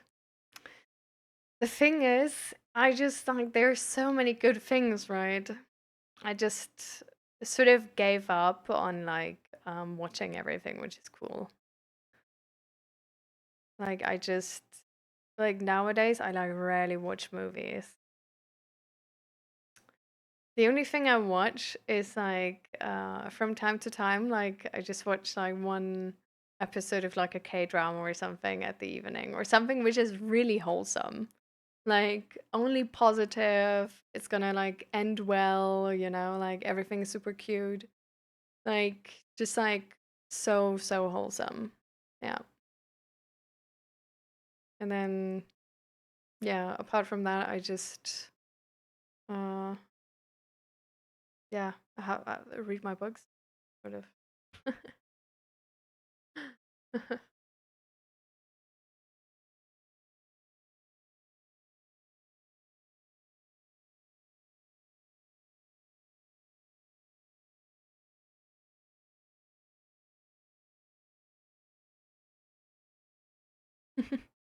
To you too, Lucan. We've been together like we haven't married that like we weren't married that long, but we've been together since over 10 years. So like this summer it's gonna hit 11 years. Yeah. So we got together in school and then just like, yeah, we just stayed together. We studied together, moved to the Netherlands together. Um and then like in the Netherlands we married because but not like normal marriage, but honestly just because we were like okay, we're like in a foreign country now and we want to have the rights to like be in the hospital and stuff like this. So it was sort of like I don't know, like half a year after we moved, we're like okay, that's sort of like a weird situation with the hospitals. So let's get the legal status sort of on track. Um, yeah, and since then we low-key been like kind of lazy to actually, like get actually married at some point. I don't know. So, uh, yeah, I don't know.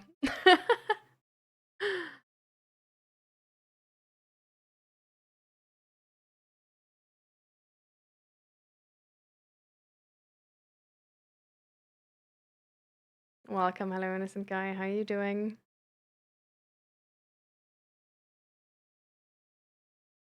No,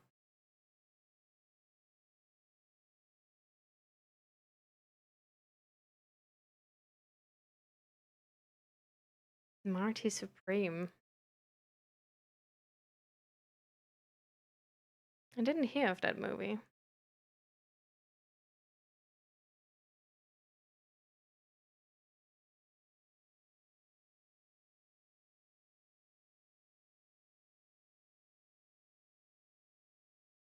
I see.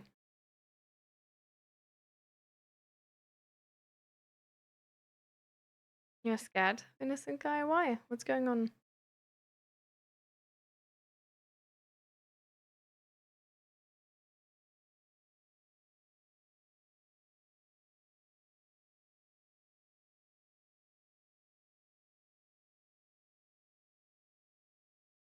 Hmm. I do like back in the day. I watched like some of these movies which are also like sort of like dealing with like suicidal ideations. They're always like really heartfelt movies and really good movies. So I guess I can understand. You spitted a huge lie to your family. Oh, so do you regret it now, or like why did you do it?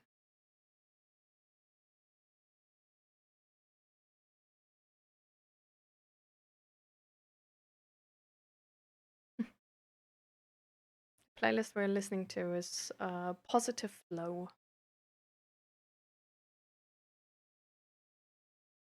So yeah, sort of like a yoga playlist.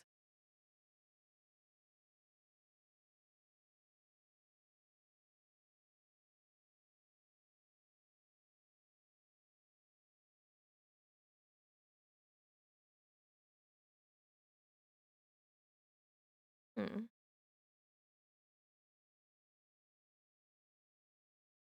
I do have to say I listen to this quite often. I really like it. I don't know like what like all the instruments are or anything, but it's just I just like the sound. Really relaxing. But yeah, what's going on, innocent guy, with you and your family?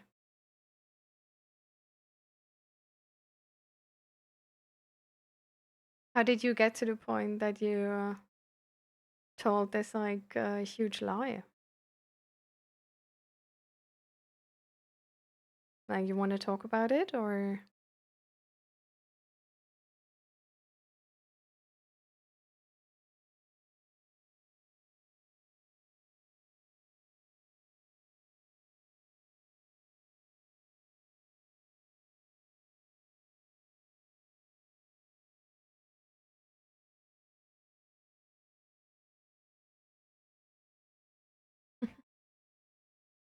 yeah. We actually like back then already got rings. So like for us it like didn't change too much. Like we always sort of knew, I guess.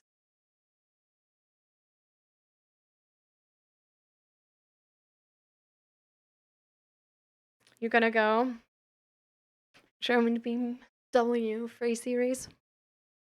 All right. It was a pleasure to have you here. And I'll see you next. Want to change your mood, innocent guy?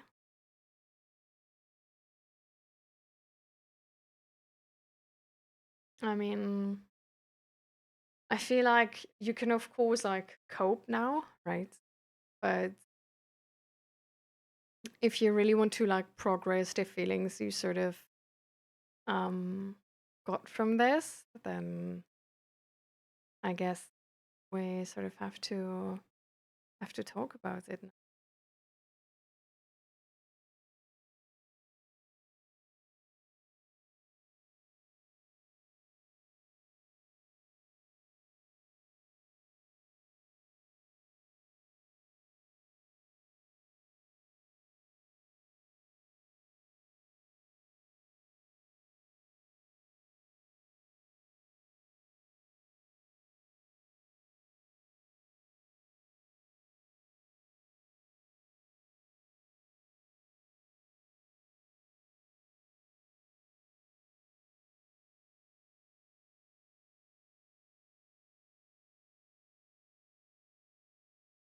So what do you want to do, innocent guy? Do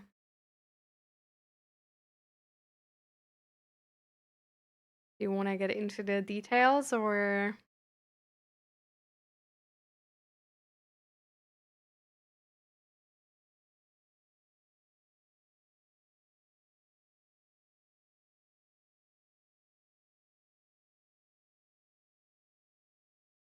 I hate confessing? Well, I think everybody does, right? I mean, confessing always has to do with having like told a lie or having to sort of disappoint other people's expectations.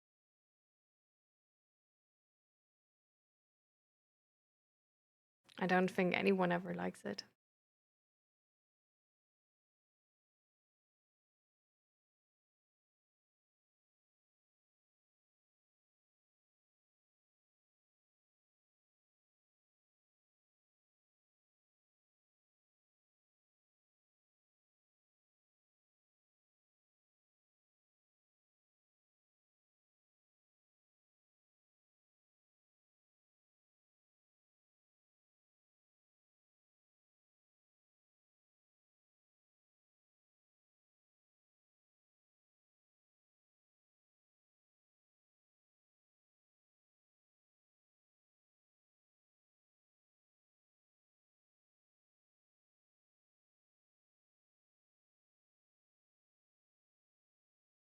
But have you made up your mind to confess already, or are you still struggling to bring yourself to do it?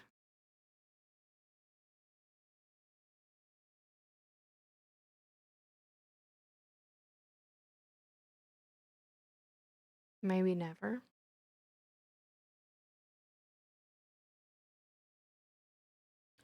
Do you want to know why most people confess?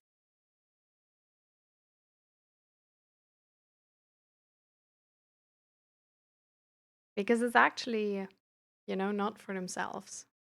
Like it's not in that. Well, it's not for. Sorry, I misspoke. It's for themselves. It's not for the other person. It's like not for that the other person knows or something like this. But usually it's to get aligned with ourselves, to feel not like a liar anymore,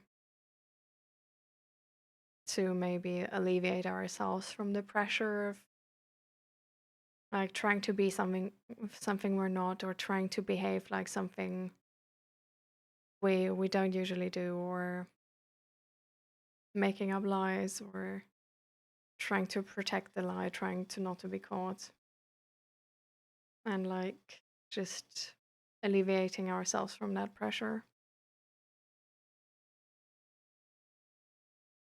and also just being able to stand behind ourselves again.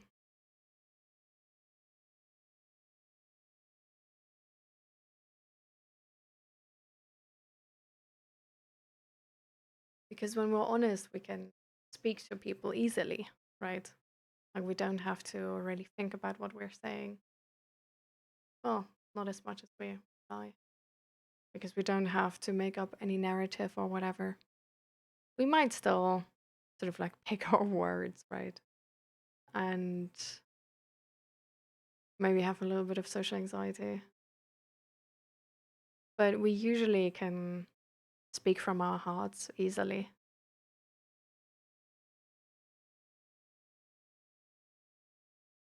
And once we lie, we have to keep up a narrative. We need to watch out that we're not exposing ourselves and all of these things. Lying can be quite exhausting.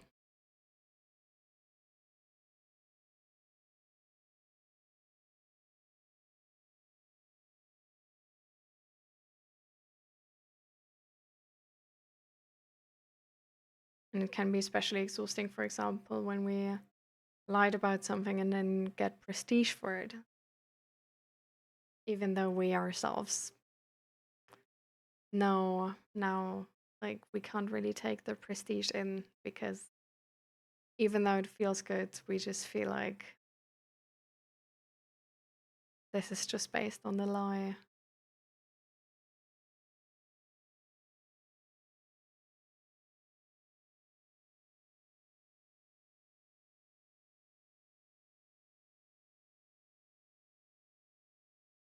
So some people actually confess because, they want to be able to believe others again.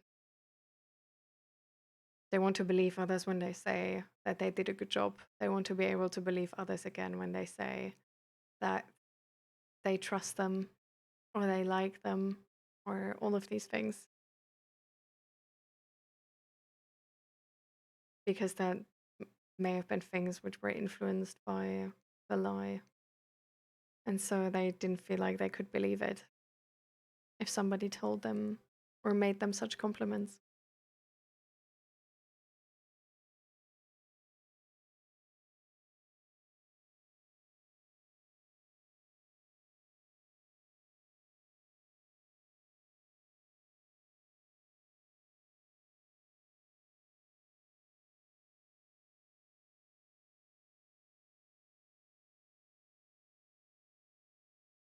That's exactly why I say Indiana John, like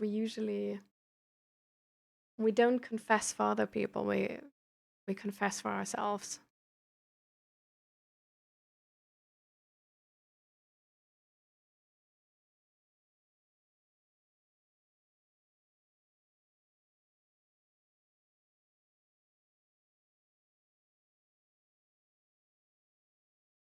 And that's fine too.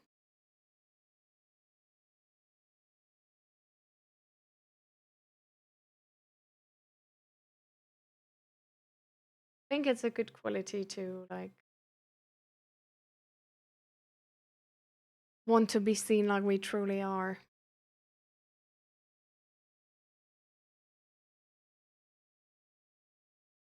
Right.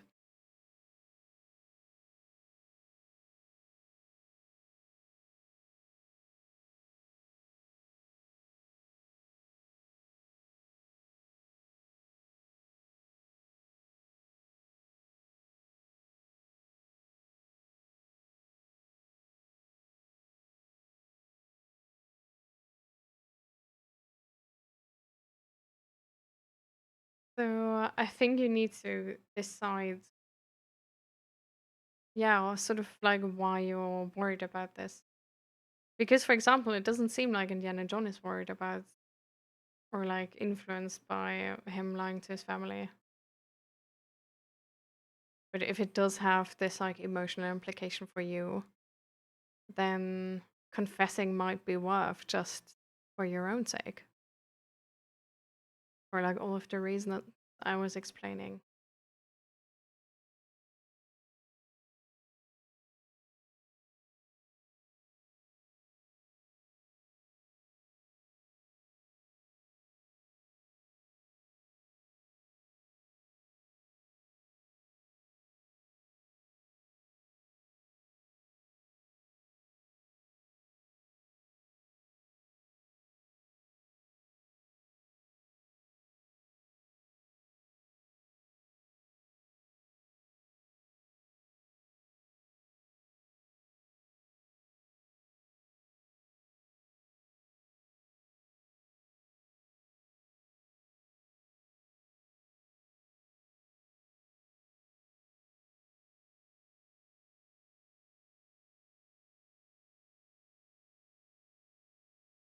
But maybe it's this business which this is about Indiana John as well. No?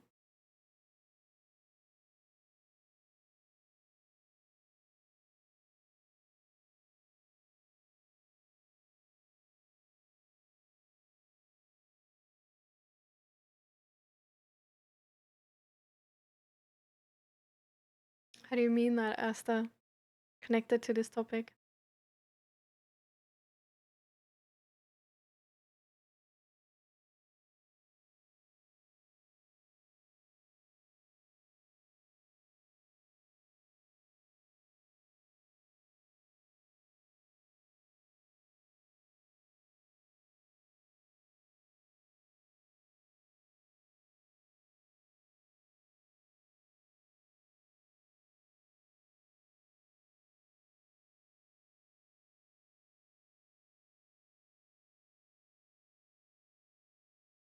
That's really nice, tainted wisdom.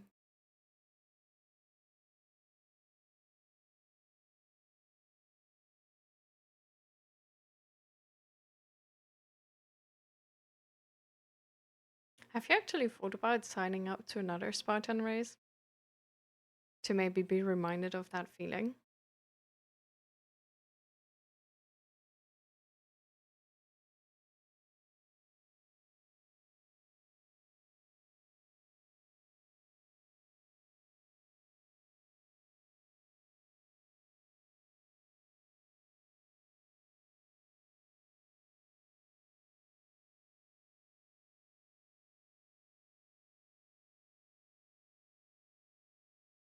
Oh, nice. That doesn't even, it's too long.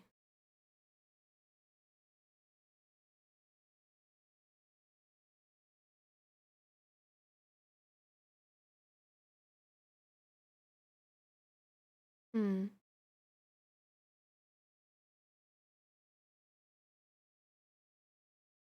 I see, Asta.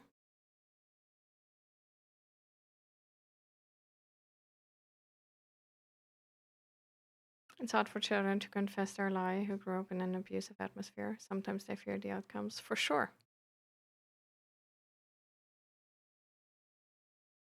That's why, like, why do you want to confess?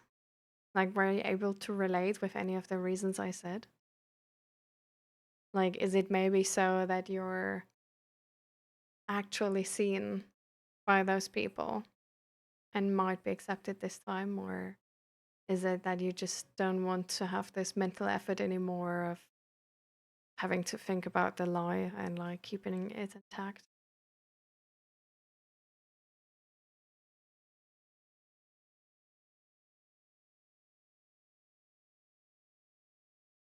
Hi, Shadow. Welcome to the stream. How are you doing?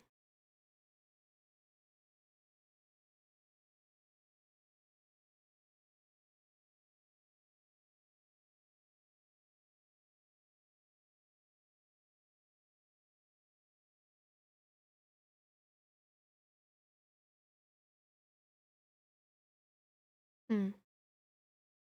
Is there anything you could do where you know, like, they always appreciate that?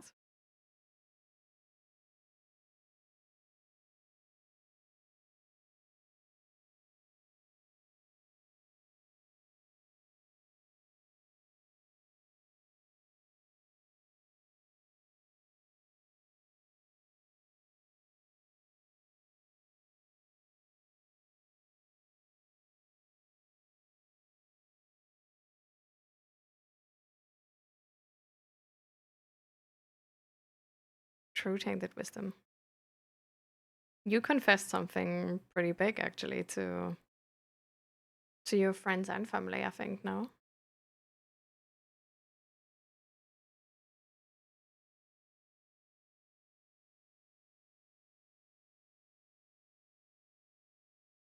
Even if you're an adult now, it will be really hard to confess anything because their brain goes automatic back to childhood when it was not safe.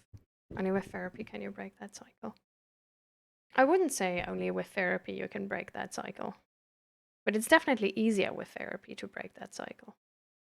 And it's definitely worth breaking.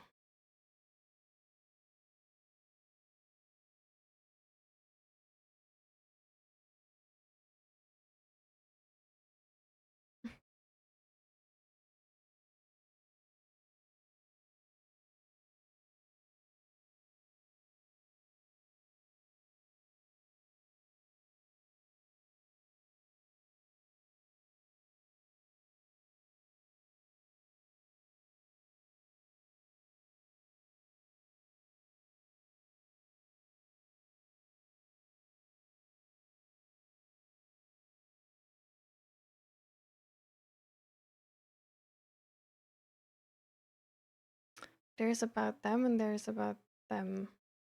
Let's say you were like gay or lesbian, you hold this back from your parents because they are conservative and would not approve. The parents knowing this information affects them because they won't have grandchildren and it goes against their views. But realistically, that would be an issue purely about you and your choices. And even now, they wouldn't like it. It solely affects your own life. I feel like we have a bit of a misunderstanding here. Because I feel like Indiana John is sort of like arguing for the fact that sometimes lying is okay, even though I don't think anybody says anything against that. And Esther's arguing for the case that like confessing is like super hard and like might not be able to be broken when there's sort of like an abusive atmosphere, something involved. And then we have Innocent Guy, where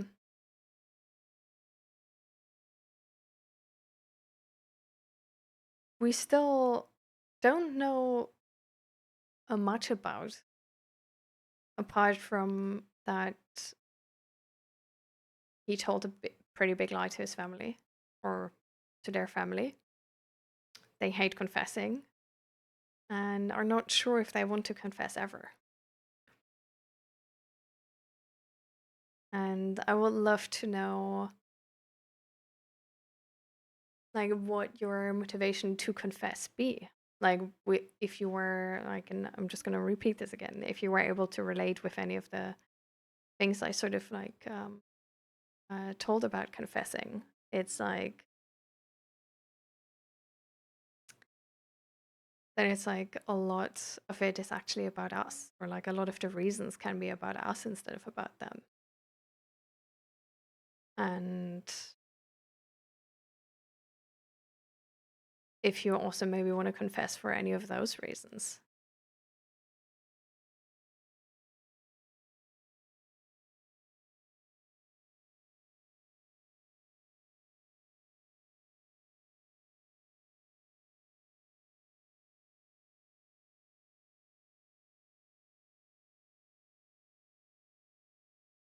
How do you stop yourself from suicidal thoughts?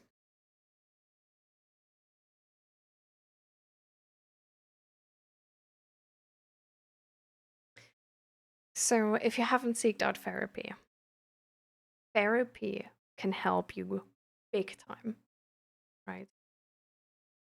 Because your suicidal thoughts are not just coming from like nowhere. And it's really important to find out why you're having suicidal thoughts and to then like change whatever is necessary so you don't anymore. Like it's not something where which just comes in then there and then you can like think about something else and then it's like good enough, right? But it's something where you want to see this as a warning signal that something is going wrong in your life and that you need to change something to make you, well, essentially love your life and be able to love your life. So, therapy is a big, big factor. But apart from that, it's also just try to understand what is pushing you to this edge. Like, what is the thing pushing you? Like, is it your, I don't know, like your partnership or your work, or is it the family? Like, what in your life is pushing you to the point where you don't think it's worth living anymore and you want to end it? Like, is there, you know, like, is there anything we can change about that? Like, is it maybe an abusive situation you can step out of or something like this, you know? Mm,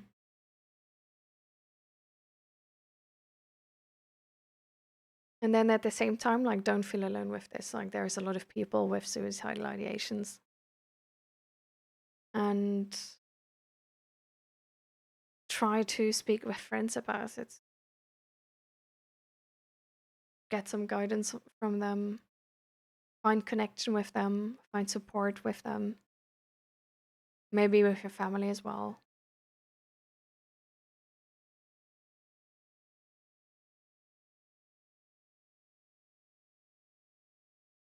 And apart from that, there's also like below the stream, we have a banner which has like suicide hotlines. Those suicide hotlines, like they not only offer like help in the moment where you think about suicide, but they usually are equipped with the local resources for like any sort of suicide intervention. So, for example, they could have information on like if there's like a local program in your city, like sort of like an anonymous group you can go to and talk to and like find support in. Or like any programs like this. But essentially, how do you stop yourself from suicidal thoughts? Take it serious. This is a serious symptom and seek out support. You know?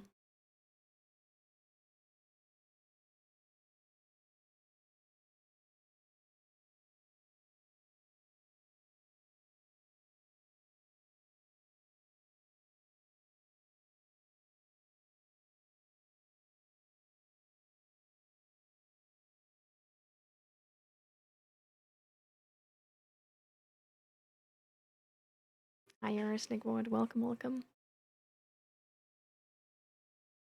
I have overthinking, anxiety, and depression. Are you in therapy already?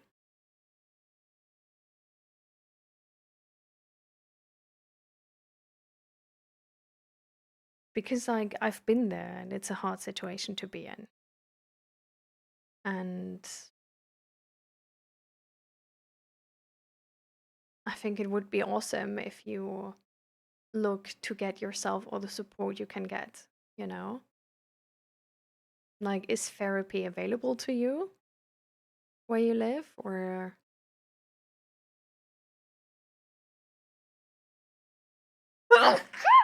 Ugh.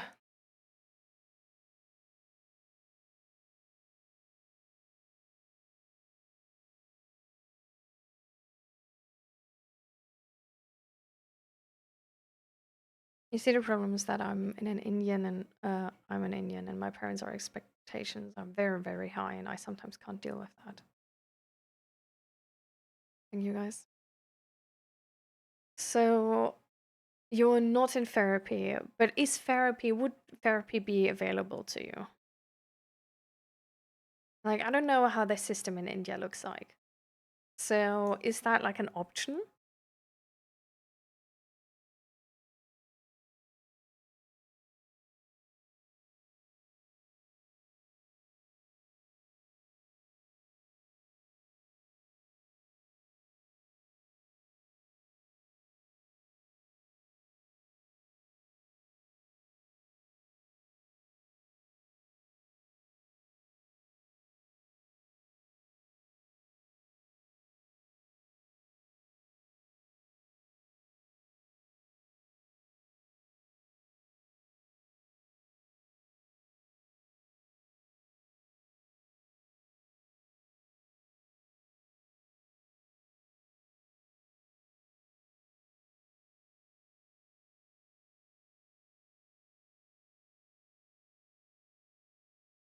Just as an Indian, going to therapy is like a sin, as the parents would disown me.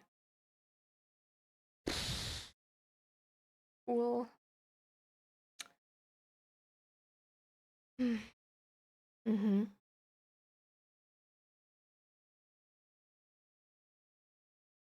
Is there a way how you can talk to your parents about the expectations being too high?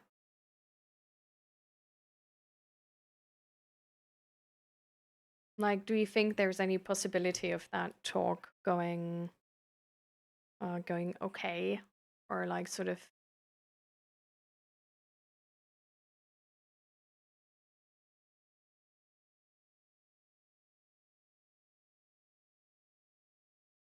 Yeah, no, John, you're really pushing the narrative of like lying to your parents. Like, it feels like you're personally invested in that. Mm.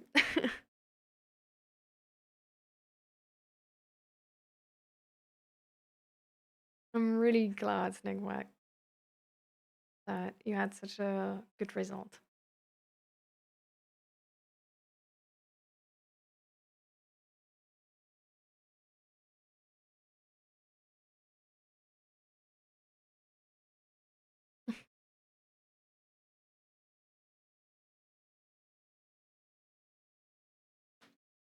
Mm,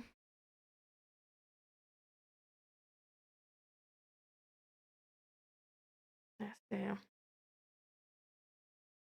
Um,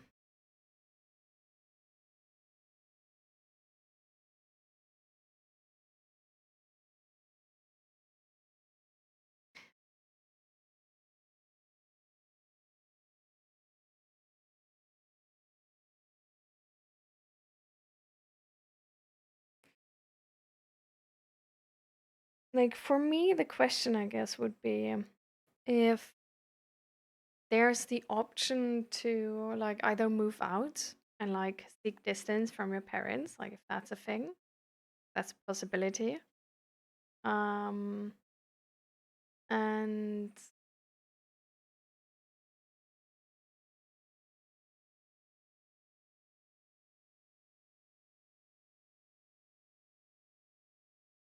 mm,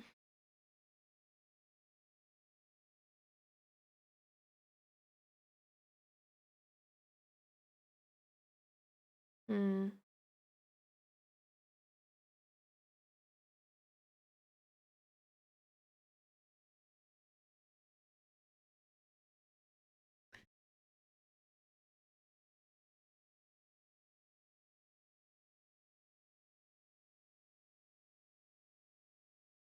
mm.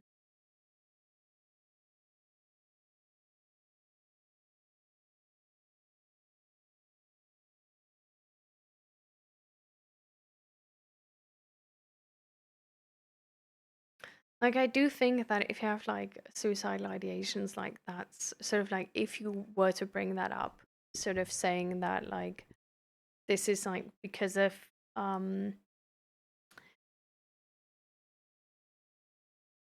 if like this is because of the high expectations and you can't bear them anymore, right? This is like a huge motivator for your parents to get around to understanding you and trying to better the situation, right?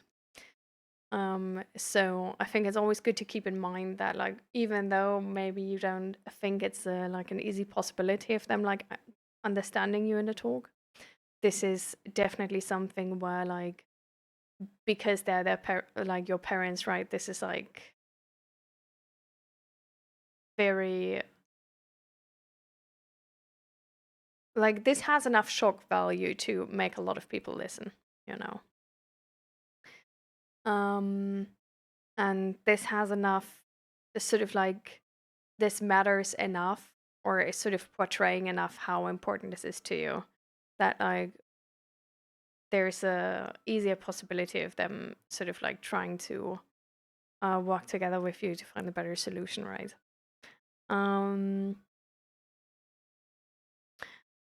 I think apart from that, you can maybe like reach out to friends and just talk about how this, like how they are dealing with the pressure of their parents, and that sometimes it's just like driving you to the edge and you don't know how long you can keep going like this.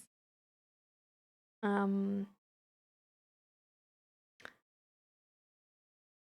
but the thing is, um,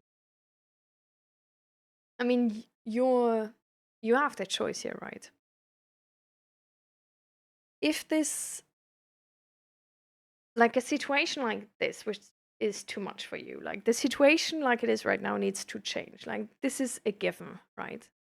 because the sort of negative mental health symptoms you have right now are symptoms of the situation you're living in right now. So something needs to change. Um, so you either can, I guess, like look for a possibility on like how to, like how to perform better, or like how to change your mindset around this to be like fine with that situation for sure. But something definitely needs to change. And if you're not able to find a solution which doesn't require you to talk to your parents and doesn't require you to a therapy, but like you try like so many things and none of that works, then at some point you need to pull out the big guns, right? And maybe then you need to talk to your parents and need them to listen, because like having suicidal ideations is not a thing where it's just like this like minor thing you can like sweep under the carpet and then you like easily keep going. Like if there's no sort of like bettering to the situation or nothing like changing about how you suffer in this situation, um it's probably just going to get worse, right? So something needs to change how you're suffering in this situation. And like one thing, for example, is that like talking to our friends, even if they don't like properly can relate, maybe can still be really amazing because it can make us feel seen and supported. Um, and sometimes even the most smiley people can be depressed and have gone through something like really bad. See, even if you think maybe your friend has like no idea about this, they might have, you know? And even if they don't, they might be able to give you amazing support. And you can always start into the topic sort of like shallow and like work your way forward. But you need to start working on something to change the course you're going, because the direction you're heading is not great. And the ways we can do this is therapy, is social support and contact, is a behavior change. So, for example, I don't know, like if there's like other behaviors you do which maybe drain your energy, like maybe you can sort of schedule things different, that you have like higher energy levels, that you have more time, like more free time. Maybe you can change your hobbies to hobbies you like better. Like maybe you've been stuck in hobbies you don't really like, so they don't recharge you, and then maybe doing something like this would make sense. It can honestly also just be like changing the sleeping routine to get like a proper night's sleep every night. It can be working to get like really good nutrition. It can be going to the gym, because like having this like physical exercise can actually help us a lot with our mood and like feeling like we're capable and getting this like time when we're like, when we just, like can turn our heads off but just like do something. Um, Maybe there is other things you can talk about your parents where like it's not this whole thing, but it's going to help your situation. Like maybe there is a certain amount of support you feel like you can ask for. So maybe your parents can like, I don't know, like uh yeah, just support you in the way that like they, I don't know, like offer food or like help you um with like any like whatever you feel like is gonna like help you like sort of like de-stress, you know. Maybe you can try something like meditation or yoga and it's gonna help you de-stress. But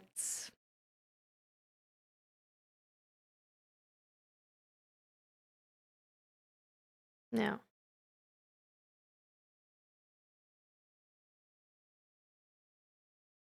No, I understand.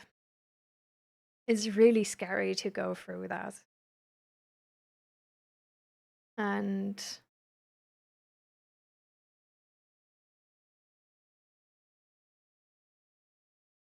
what,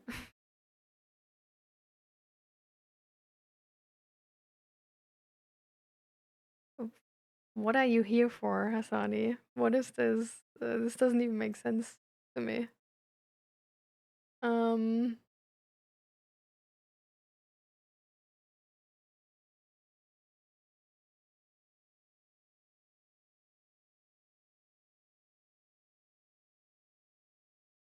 okay. So, haha.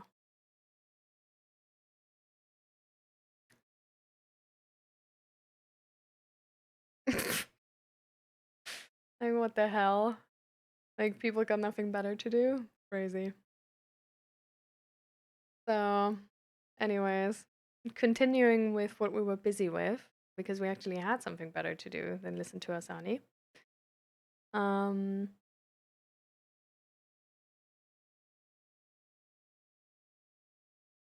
yeah, like even your parents, like they probably will support you if they can. Like, so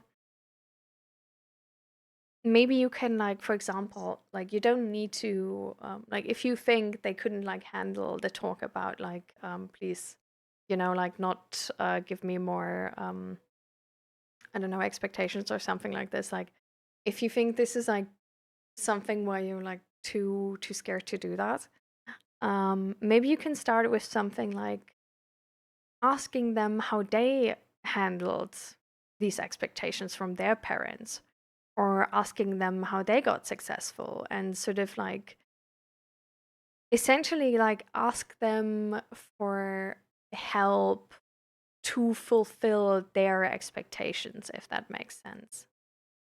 You know what I mean? Because like, because they put these expectations on you, right? Like they want you to succeed. So maybe there's ways, like some like knowledge or wisdom they have on like how you can fulfill these expectations easier.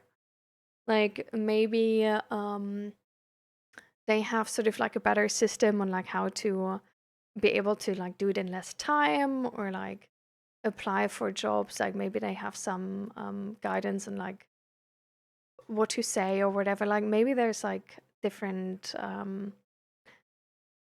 you know, maybe there's some support in that area they can give you.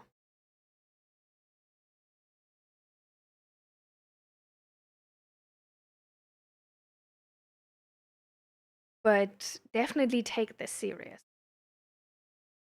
Like, this is essentially like a warning that this is not gonna, like, this is not the right way you're going. And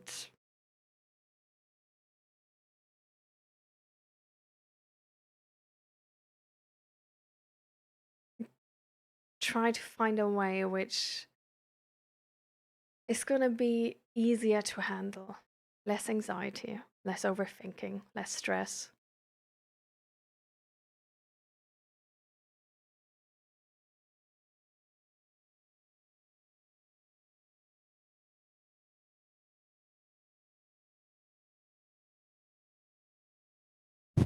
So, from the sort of examples I've made, just like try some things. If they don't feel good to you, try the next thing. If that doesn't feel good to you, try the next thing. Like maybe you can like ask your parents like what they do if they feel like really stressed, like how they de-stress. Or like what they do if they feel scared about like a job application going wrong. Or there's like, this is the kind of knowledge you get with life experience, right?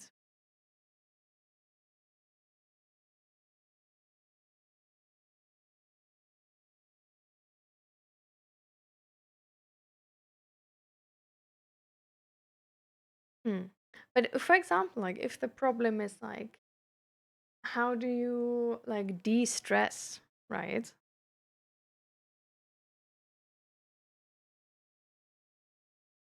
then like just working hard, that doesn't really like that wouldn't be an answer to that, right? Like, do they seem stressed all the time themselves, or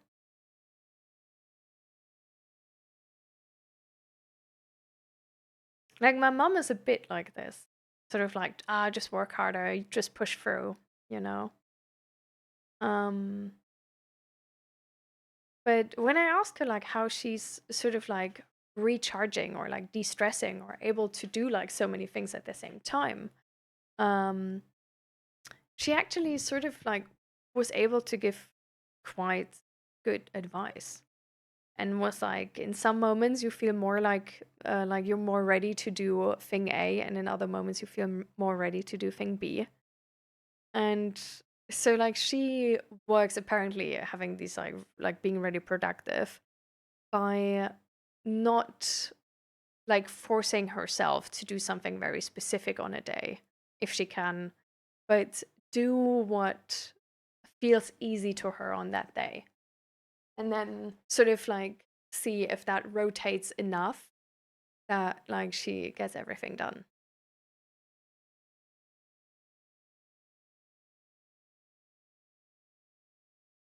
Hmm.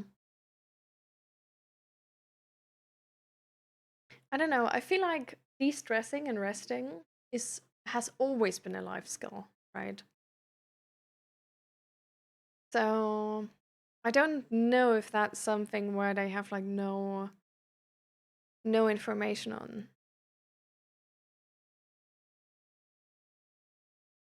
I think balance in life was always needed to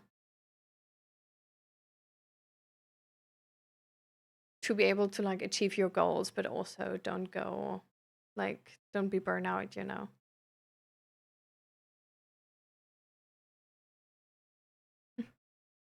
Welcome, Dark Knight. Thank you too for being here.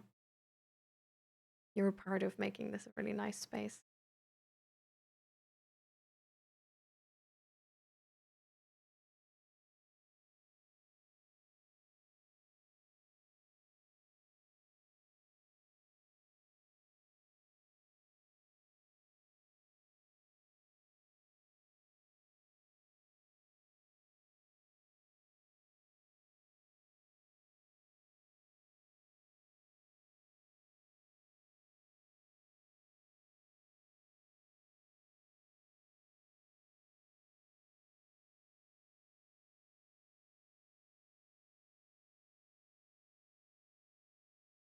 Yeah,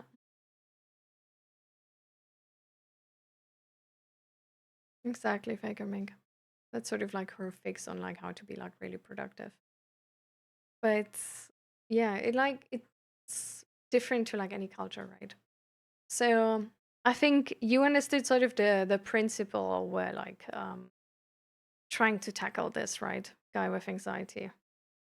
Like the main takeaway is literally just like take this seriously. Like it's not a thing which will go away on its own. Like it needs you to change certain aspects of your life so that your life just turns better for you and that you feel like you suffer less. And that can be like in a lot of different ways, right? It can either work on like more like recharging or changing goals and stuff like this and changing like the surroundings. It can also be like changing your like sort of mental approach to things. Like there's a lot of different possibilities. And I think now you just need to find out which one works best for you and is like possible for you. And it's probably going to be a combination of a couple of them, you know?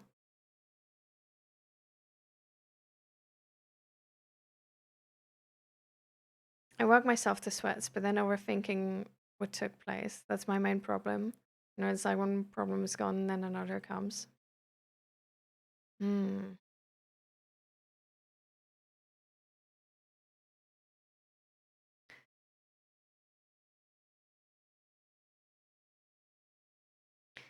Maybe you can make your peace with disappointing your parents. Like, if there's really high expectations around us,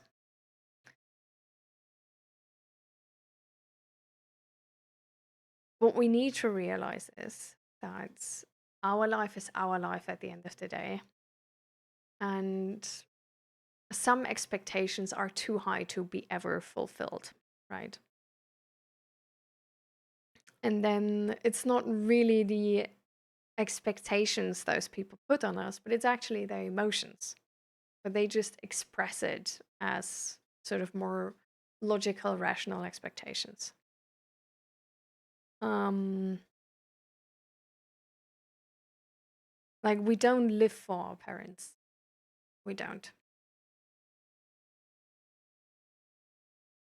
And if anybody really has like a responsibility, it's actually our parents. Because we came to this world being entirely dependent on our parents.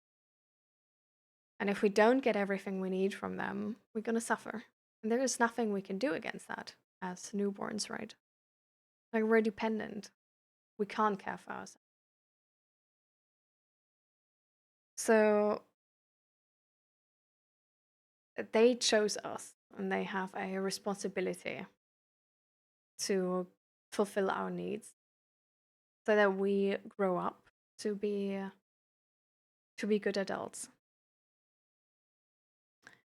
And then as an adult, it's our life really. Like before, because we're dependent on them, we sort of need to like work together with them a little bit, right? But it's like at the end of the day, we will grow up to be our own human. And even as kids already, we are our own humans. We just need help. Like it's technically kids are really like they have like characters and personas and personalities, just like everybody else, just like adults. And they also like one of our like core needs as kids, for example, is also autonomy. So that we learn how to like carry a responsibility, that we can make our own decisions, that we feel free enough to make these own decisions. It's also one of our needs. And sometimes, parents get this wrong. And there's a bunch of parents who make mistakes. At the same time, it's probably their first time being a parent. And honestly, the guidelines on how to be good parents are like so changing between cultures and the different like age groups. It's crazy. Um, so being a good parent is actually really hard. And then at the same time, they were also just a kid from also another parent, right?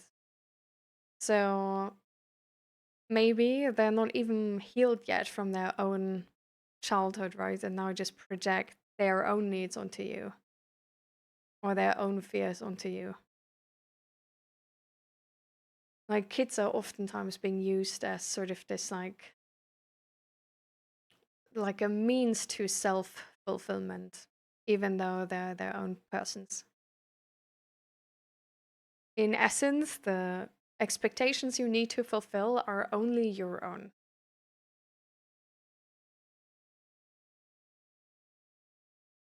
But sometimes, as kids, we have the expectation to make our parents happy.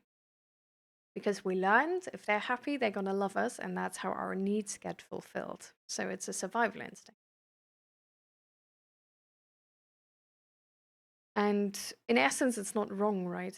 Because if our kids are interested in like the parents liking them, they adhere to rules easier, right? It's like you tell them like don't go across like the street without looking, and even if they don't understand, they will follow your rules because they try to have you like them. So it's essentially sort of like very useful that as kids we're super interested in being part and being accepted by our parents because our parents are the ones fulfilling or not fulfilling our needs. Like if our parents don't like us, we might die as a kid. it turns problematic if we don't get out of this sort of de- dependable relationship, right? And sometimes it's really hard to get out of that relationship. But at the end of the day, we're our own humans and we're going to turn to our own humans. Even if we're now maybe 16, with 18, we're going to be our own human. Even if we don't move out with 18, we're like, this is our life and we are our own humans. And we need to make decisions, good decisions for our own life. Because the person who needs to live it, the person who needs to suffer or enjoy it is ourselves. So if we don't want to suffer, we need to take the accountability for our lives. And we need to take the responsibility for our lives. And that's going to mean making hard choices. And if it's shitty, it's going to mean choosing between ourselves and our parents. And that can be incredibly mean and feel incredibly bad. But if we end up in that situation and we tried everything else, this might be a decision we have to make.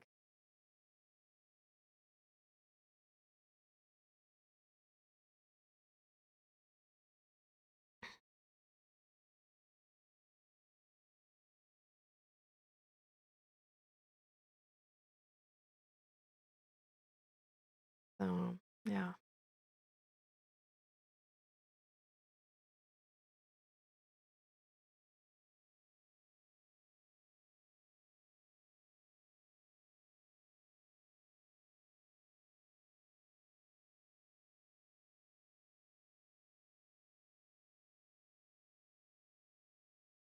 Yeah. It's really scary to not try to make our parents like us anymore. It's really scary to take that responsibility and accountability.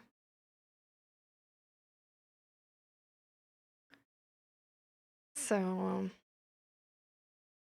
but at the end of the day, we need to live our own lives. And we can't really do anything about our parents not knowing better. Except if we talk to them, we make it easy for them, we try to communicate our boundaries as clearly as possible. We try to ask for help. We just need to try and find the best solution. With some parents, that's going to be lying.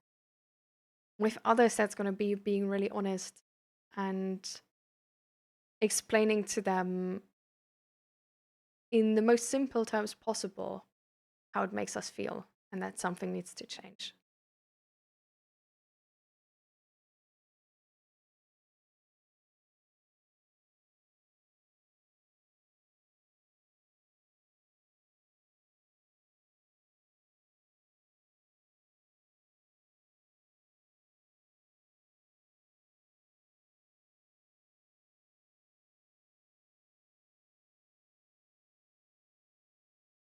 I feel like first time being a dad is always the best explanation for people doing mistakes and not owning up to it.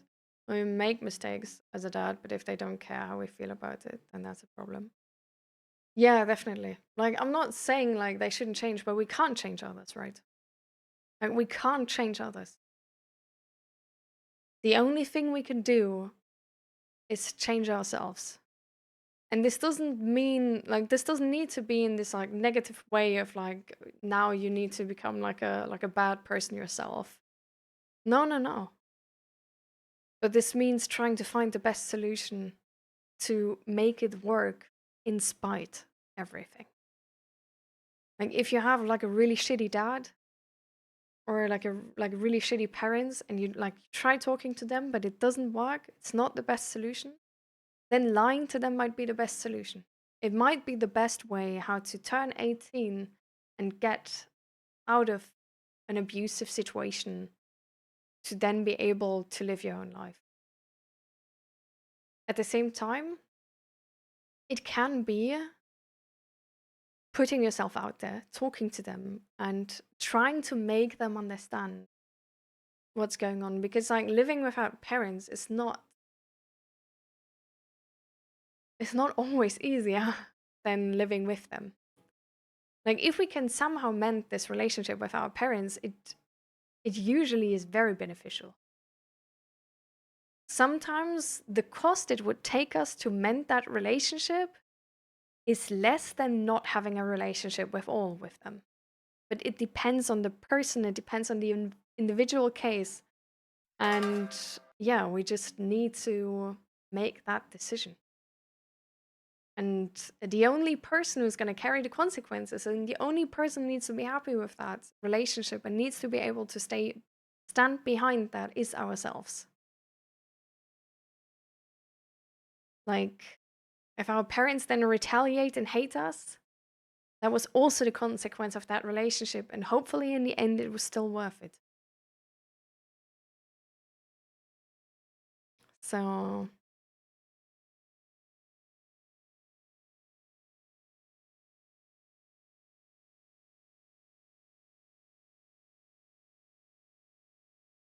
I whisper, welcome, welcome. How you doing? And thank you for the follow.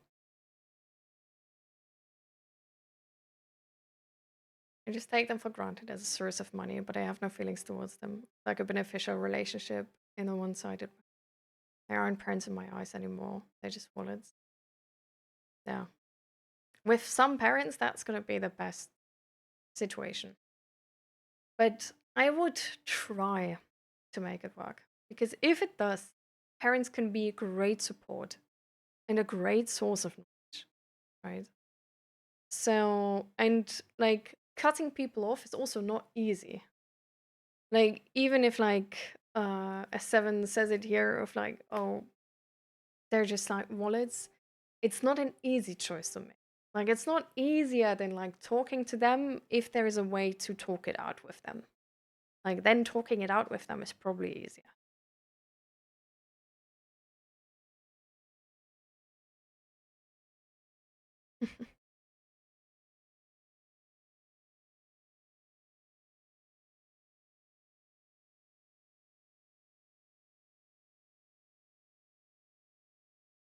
I mean, you don't need to stay out of the parent talk, right, Esther? Because your situation makes entire sense. And I think you did the best you could for yourself back then. Like, I don't think like having a connection to your parents made sense. Like trying to form a connection to like, I don't know, like sociopathic parents or whatever who are like super abusive, I don't think that's the best solution, right? So it always depends on the individual case. And some parents are like just regular good parents, and if they disappoint us or if they don't listen to boundaries, we can talk it out with them, and that's going to be the easiest solution. And then we're going to have like parents who support us, and that's going to be the most beneficial for our lives.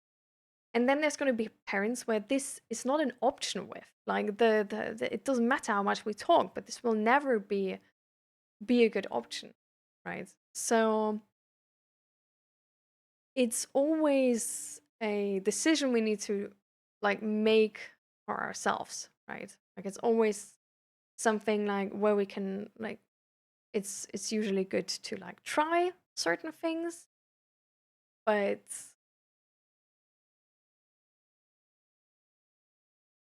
it's like in the end we just have to make the decision we can live with.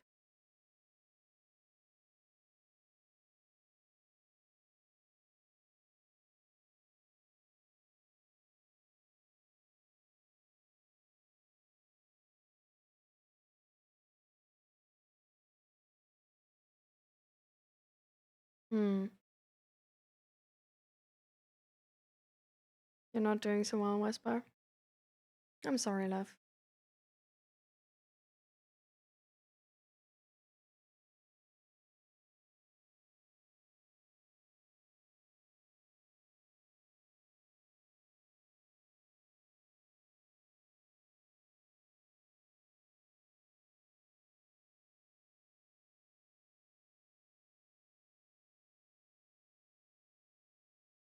And when I feel like your only support in life, how much money you have, to be honest. In some situations it is. But I think it's very important to know that there's like many, like very many different situations out there, right? So you can work towards being in a different situation. Like you can work towards, for example, like having better friends, like being in a better social circle, more open social circle, more supportive social circle. Like there's a lot of things we can do to change that situation. So that's why I personally, I'm not a fan of generalized statements. Like, as a man, I feel like your only support in life is how much money you have, to be honest. Because that statement, as a generalized statement, is wrong. And this is something which you can like easily say, right? Because essentially, for this statement to be wrong, you only need to find one man where this is not the case. So these generalized statements are usually making us not believe in different possibilities and therefore are more tied to despair than to hope. So they make us essentially try less, and that can be nicer and can be like, be less on our emotions. Um, but it's usually really good to understand a detailed context of what you went through. Because once you understand in more detail why you went through what you went, um, the assumptions and the sort of logic you could draw from this are probably not as generalized.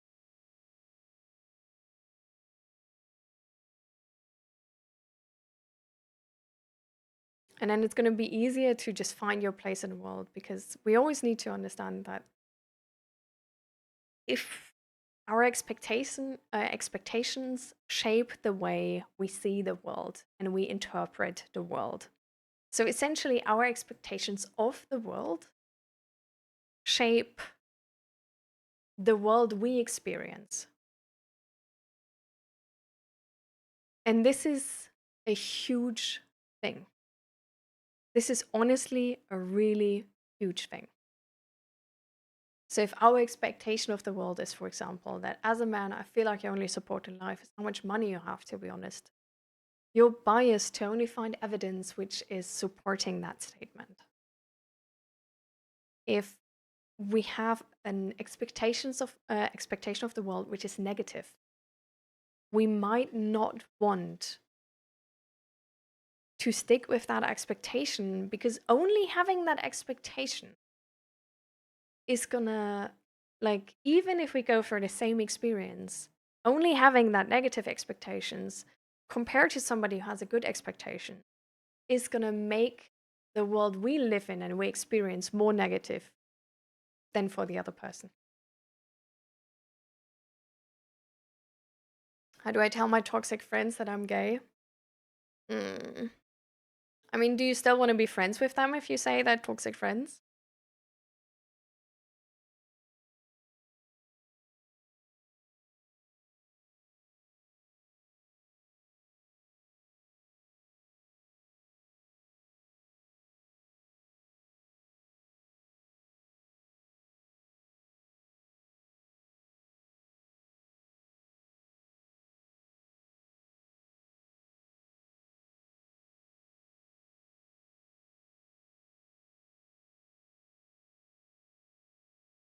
Yeah.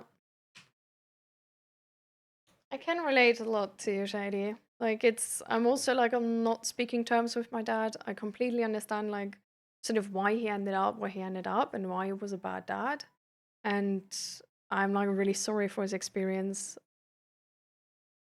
But yeah, at the same time, it's exactly like you. I choose to like not speak to him because an explanation is not an excuse, right? And I'm here to shape my own life. And he would influence it negatively. So it's yeah. But I think it's really like knowing that it's something where like the thing I went through with my dad, I know I went through it with my dad, and I don't project this experience and this expectation I would have like having contact to him on like anybody else. Um, like there's like sometimes there's people who like have like so many behaviorisms of him that I like get triggered in that sense. But it's definitely a thing like I work on because in the beginning I saw it in so many people and I didn't like this is like this trauma therapy method of like meaning making. There came like really in clutch to be able to help me feel safe if I'm like not with my dad and not project whatever my dad did on like everybody else to like not feel safe in any situation anymore. How to say goodbye to people you're friends with, but they hate you. I mean, honestly, if they hate you, do you want to say goodbye to them? I think if they hate you and they have apparently like no, like I would argue they have probably like no interest in like you saying goodbye or not, or like don't really care. Um, so it's more about like how do you want to say goodbye? Like, do you want to say goodbye? Or what do you need from a goodbye? You know?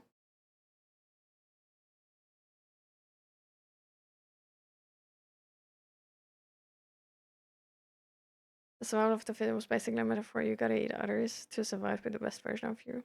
I don't think we need to step over others to achieve our goals or be the best version of ourselves. I think that might actually be counterproductive sometimes. Like the best, like there's a lot of game theories we sort of explored and have like a lot of studies on, and the best one is Tick for Tack.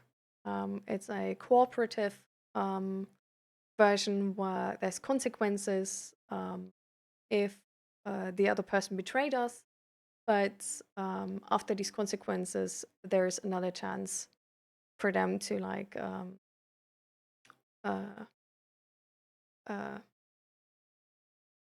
yeah, we give them like another chance.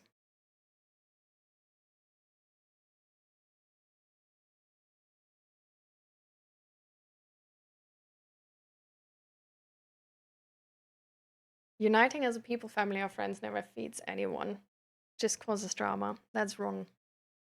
We have studies on this, which I had it open like, yeah. Um, Studies show that on average, people who have strong social connections are happier, healthier, and live longer than those who don't. In 2010, Dr. Holt Lunstead and colleagues reviewed 148 studies examining the protective effect of being socially connected and found that social connection increases odds of survival by 50%. This is only one of the important parts of this article, but read through it. It's really interesting.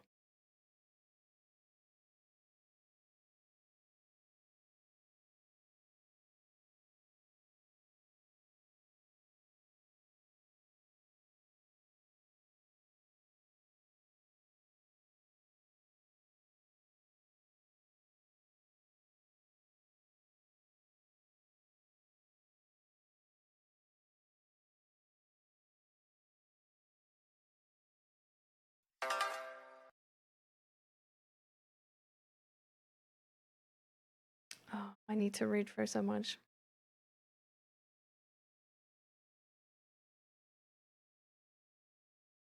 I think Whisper didn't even like hear my responses already.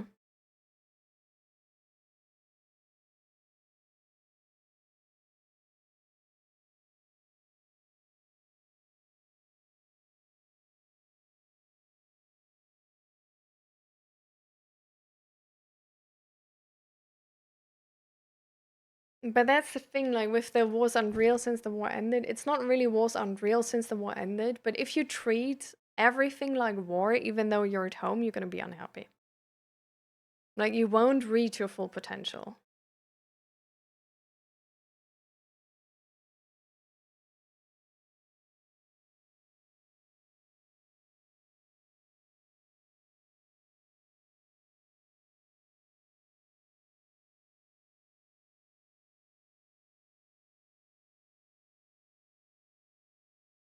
Hmm. I hope it doesn't stay this way forever. He's getting old, and I feel like he might not be around long. So it's difficult to decide whether to proceed with no contact or try to make a repair. Shady, the only thing, like the thing I use for this decision essentially is there anything I miss or want from my dad? My dad as a person, not as a dad. Because what I noticed is what I want from the person who was my dad is really little. What I would like from a dad would be quite a lot. But it's essentially like the person who was my dad is not going to be able to give me those things. So it's like I mourn and miss and grieve the idea of a dad, not my dad, if that makes sense. And I think once you answer that question, it's probably easier to know whether you want to make a repair or not. Because either there's something you actually want from your dad, like the person your dad is, as an individual, you know, or not. And then you only want something from this idea of a dad, but he will never be that person.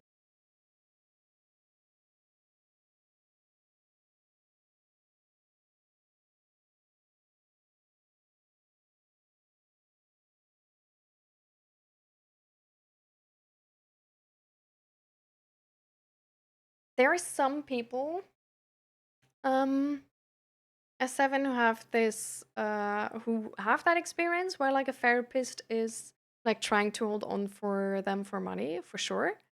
Um, but not in all societies, not in all countries, and definitely not for all therapists.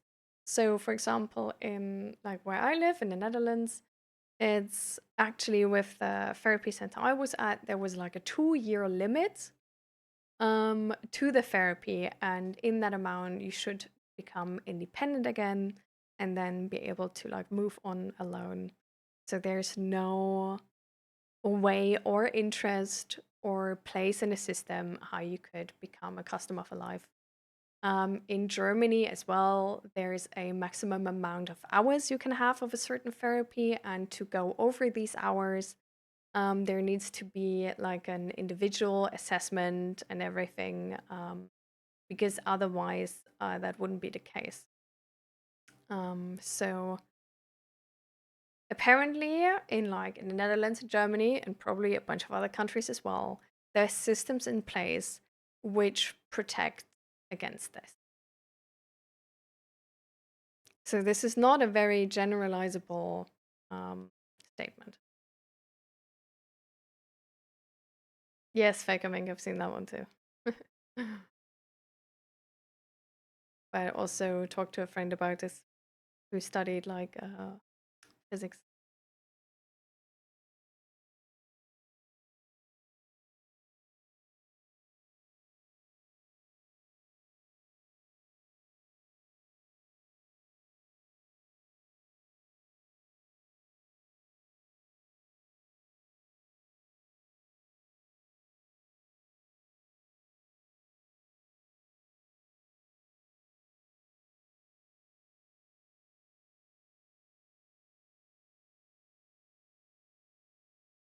So that's the thing, right? True potential is a myth. Nobody will and is ever perfect in his life. You don't need to be perfect in your life so for your life to be worth it, right? Like this is like I don't seek perfection. I don't think the goal of life is perfection. I don't think the goal of life is only being happy even. I think it's a part of life to be sad, it's a part of life to be angry, it's a part of life to be happy, it's a part of life to be excited, to be naive, to like there is I think the goal behind life is living, if that makes sense. Um which is experiencing, connecting to people, understanding, doing the things you want to do. And I feel in that regard, everybody gives their life its own meaning. Like we can achieve a lot in life. We can have like a really big company, earn a lot of money. But if that's not our goal and not our dream, then that won't make us happy, right? But for some people, that's their goal and their dream, and that will make them happy. And they will really like doing that. So, for example, for me, like having this stream, like talking to you guys and having these topics, it's a thing where like I just really like doing that. Like it's not entirely happy, for sure not. Um, but it's just a thing where I just enjoy it, and I just can't help but doing it. But then on other days, I feel like crocheting something. But it's yeah, it's really just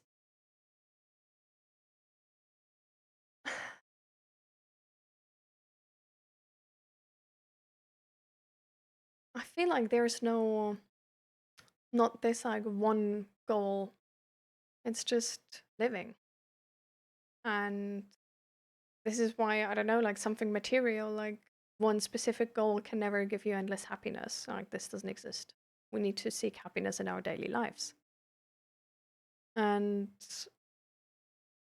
so I don't know. Like if your life sucks, then that won't seem very enticing. But if you shape your life to be a life you enjoy living every day, even if you have to go to work, even if you're sick, um, then it's gonna be absolutely worth living, and it's gonna be so worth everything. And yeah,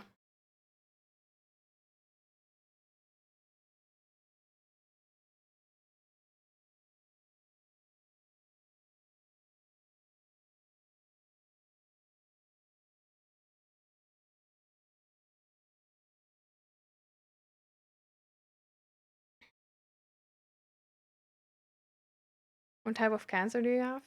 Oh, this is it's not that kind of stream.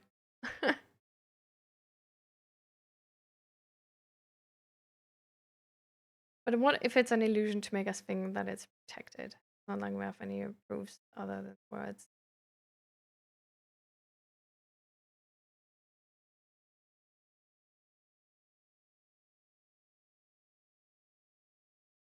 Thank you, Pavdak. That what is protected? S7.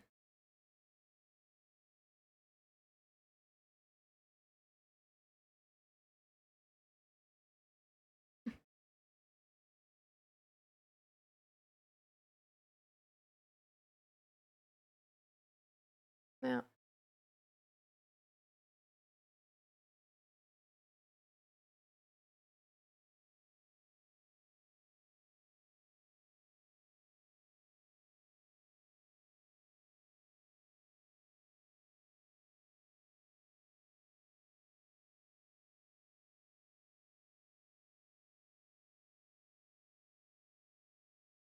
I think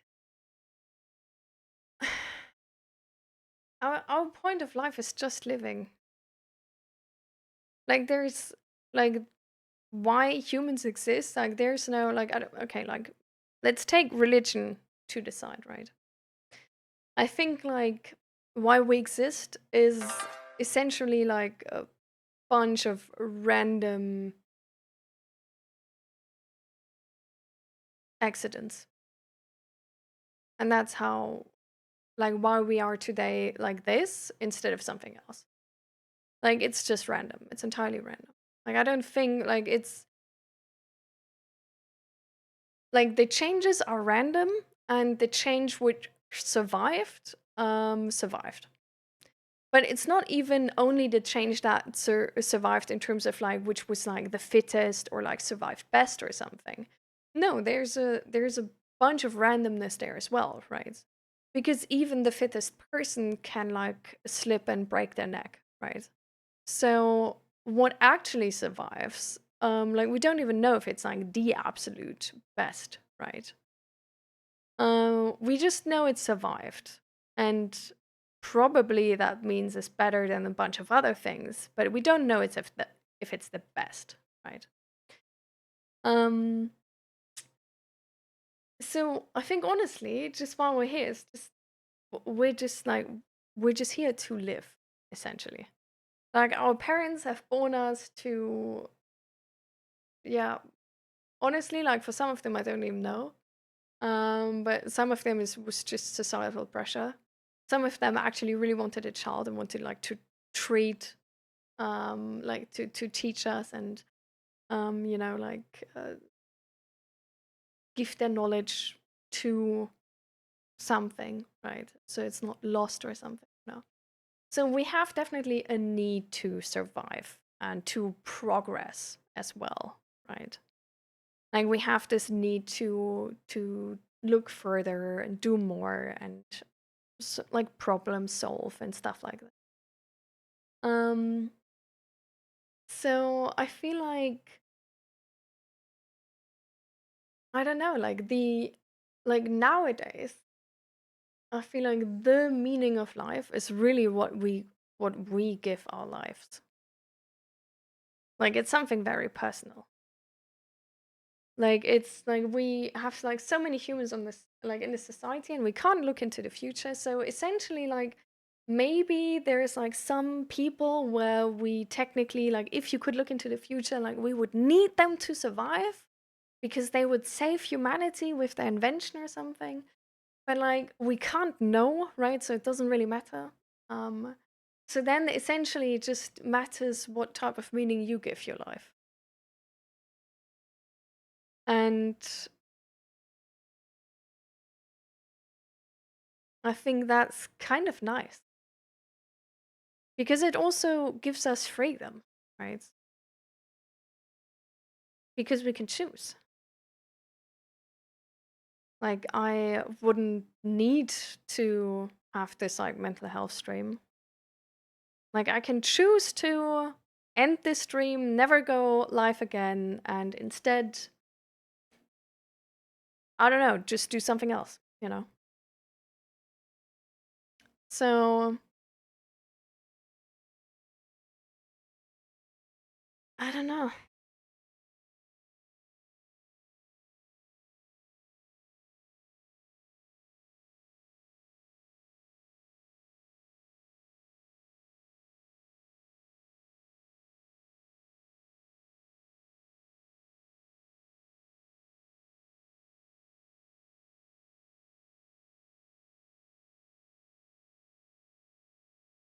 No, but that's the thing. Like, we're not, like, we are able to think. Like I agree with Shady. I think like making stuff up doesn't mean it's BS. It means it's our choice personally. Like I don't know, like we're just here to live and we have some like very like just sort of the way like humans are created. Like we sort of for example like strive for social connection um and stuff like this. So there's a bunch of things where we sort of are naturally drawn to, but yeah, I think we're just here to live and whatever that life looks like is our choice. Like, I don't think there's much more to it, really. I don't think we're meant to be something or meant to anything.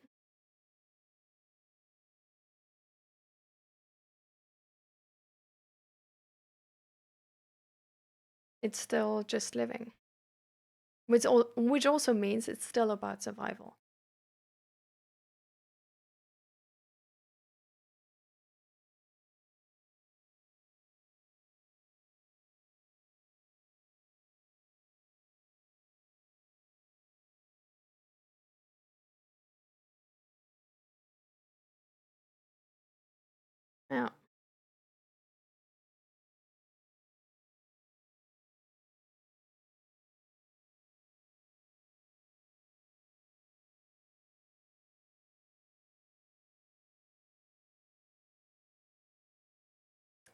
So how are you doing PAFDAC, by the way? And Shakespeare.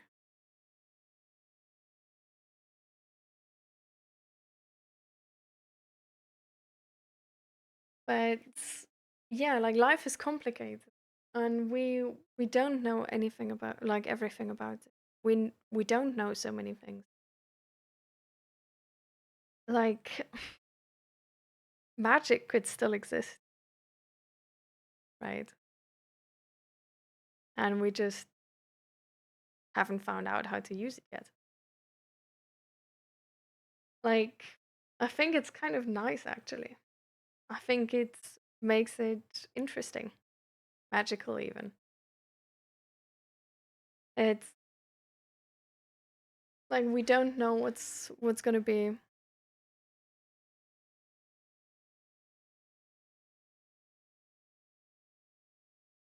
which means we can choose what makes us happy because we don't need to be somewhere else, like nobody's expecting us somewhere specific.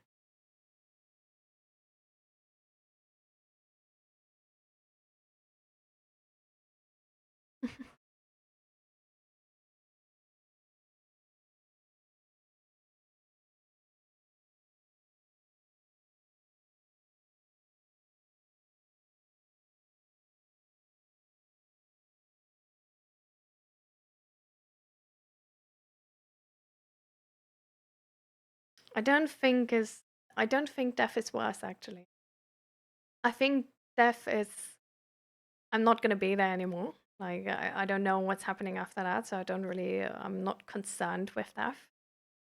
Um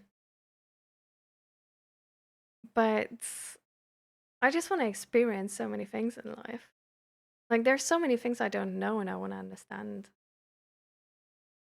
There's so many things I haven't done yet, but I want to do and want to experience.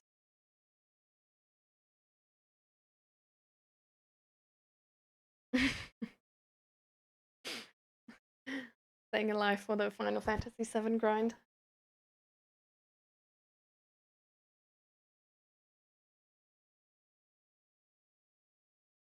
But I don't know, like this is, like this is essentially like the the choice you made so far, Nate, that you just rather suffer than die. And that's like the amount of meaning you give your life. Like, I don't know, like people who have cats, for example, their meaning of life is now essentially also feeding their cats because otherwise the cats wouldn't have food. Um, if you have a partner, then it's also like supporting your partner, for example. If you have a kid, then it's like trying to shape that kid into like a great adult later on. If you do some research, it's like determining like getting some like new information, right? I guess the meaning of my life right now is like it's defined by like the impact I have on this world, right? So I guess this stream has some impact. My relationship has some impact. Um, the contact to my friends has impact on them, and it's influencing them. Like the contact to like everything in the world has impact. It's essentially like we're going back to, oh my god, I love this. Wait. We're going back to the quote I was reading before, um, of the view of love and loving presented in his book fits with the thoughts of the Trappist monk and writer Thomas Merton, who believed that compassion had, in the end, to be based on a keen awareness of the interdependence of all living things, which are all part of one another and all involved in one another. It seems to me that if we as a species are to survive at all on this fragile blue and green planet, we have to learn to step past the illusion of separateness and grasp that we truly are mutually dependent. It's, yeah, it's just like this. Like everything you touch, every person you speak to, you influence everything around you the entire time. And you can choose how, to a certain extent. Not even fully.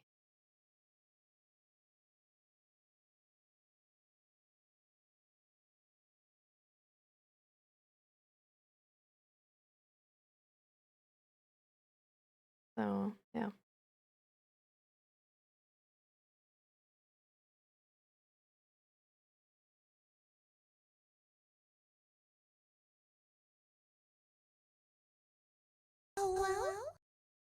Mm. So, with my friends, when they are like unsafe housing, yeah. So they've been here for a night with their cats and everything. But then on the next day, they decided to go back. They sort of told us that like how bad they sort of like thought the situation would be is was probably more led by anxiety than reason. And so they decided to like go back to the apartment and just wait for the officials to like come by and like get like a proper, you know, um, like a proper evaluation of the building, like how safe it is and what's being done next and stuff like this. So, um, it's um, yeah, and this is gonna be like this week. So I don't know which week yet, but we'll see. Yeah. No, no, no. There's no like it's a fire like the apartment has fire hazards. So there's no fire yet or anything. It's just like the electricity is very bad, the gas pipes are very bad and stuff like this. So it's like very concerning that like if there were to break out a fire that like the whole building would like burn down in 10 minutes or something. Um so yeah, we just but like the firemen and stuff like they didn't tell them like they sort of checked the building and they didn't tell them to like sleep somewhere else or something. So the like they think it's probably like not that bad that they can't live there. So they see what the like expert is gonna say once they come over.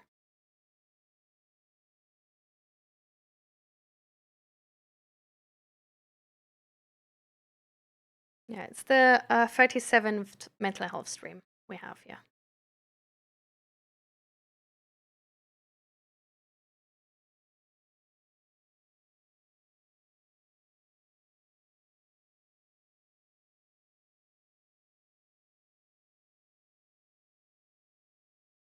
I don't think Calm Chaos Collect. I think, like you don't need to have the bucket list items of other people. Like you can enjoy a boring life and it can be a good life, you know? And it wouldn't be a waste of a life. Like if you feel the same joy doing like leading a boring life as a person like traveling and going on concerts and stuff like this, why would it be a waste? Right?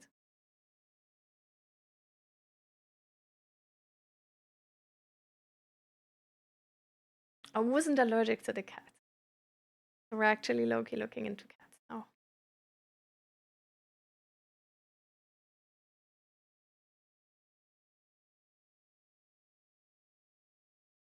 Exactly, Shady. That's the life.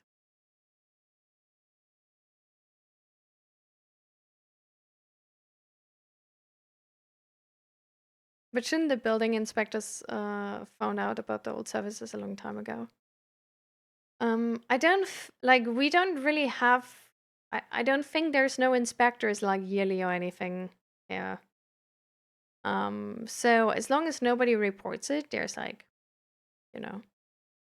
But I'm confused too as to like how far this went because apparently the fire department knew about this building already.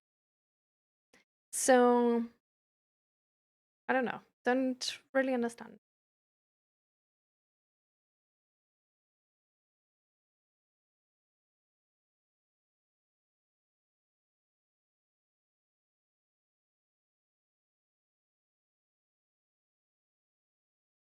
Hi, sister.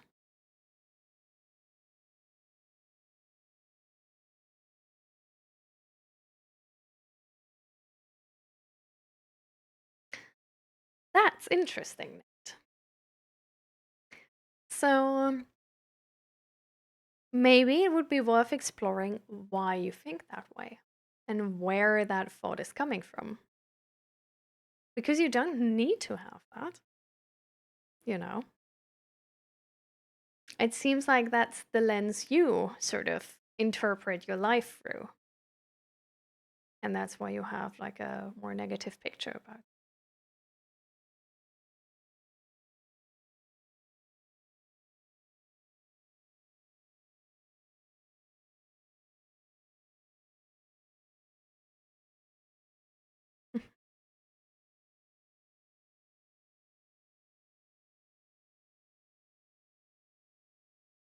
Hi, Al. Welcome to the stream. How you doing? Oh, it's 5:30. So uh, I am meant to have gone offline since half an hour. But how can we help you, 14 Bay? Is there anything we can do for you?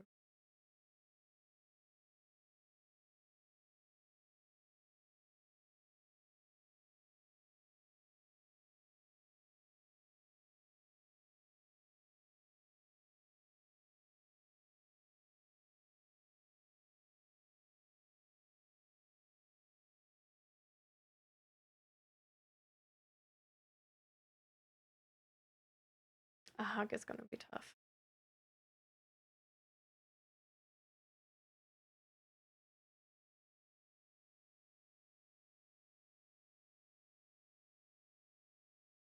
You need to get thoughts out of your head.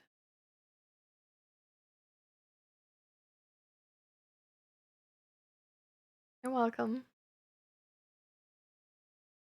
And you're welcome to join the stream next time as well.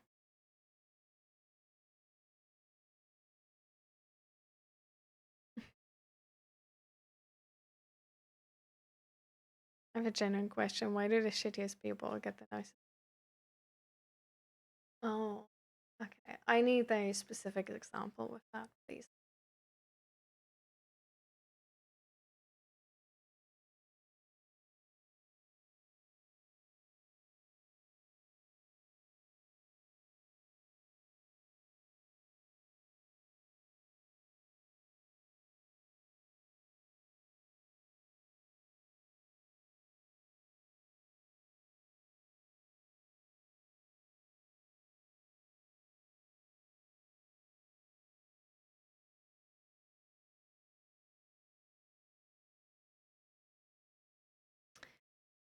How to get rid of stage fright. I mean, it sort of depends where the stage fright is coming from, right? If it's coming from this like feeling of like being incapable, um, it's like some people can just like train and then they feel better. But if this feeling of like incapability is like nothing you can like easily do against because it's off balance, um,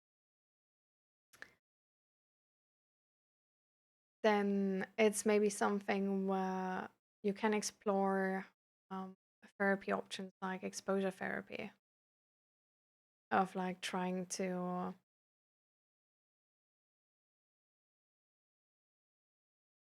essentially calm these anxieties by exposing yourself to the fear and learning that nothing happened and that you're safe.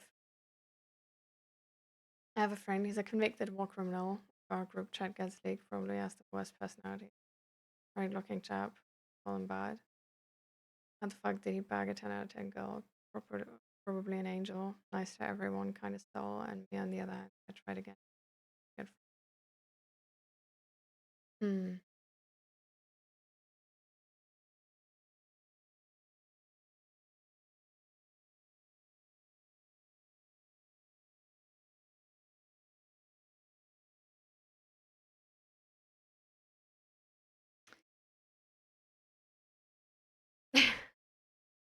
think it's very obvious that you're a bit jealous. Um, I mean, first of all, if like if like nobody's calling him out, and he has like a whole like group of friends essentially like supporting him by keeping silent, that like puts him in a place where he is able to get like all of these things, like lie to more people and all of that, right? It's like if we enable bad people and then are mad about them getting like good things, it's just like, well, we essentially help them to be in the place they are right now, right? Um, so just putting that out there, right? Um, and because it's a very important part of why, right?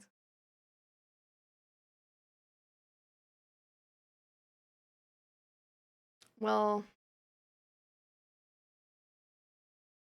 I don't really believe that people are like good people if they're bad people in spaces where they feel safe to be bad. I think then they're bad people cosplaying as good people, right? Um, so I don't know, like if he's like that bad, like I'm hoping that this girl is like, you know, gonna be fine and that she's still gonna be kind and nice to everyone and a 10 out of 10 after having been in a relationship with him for a long time.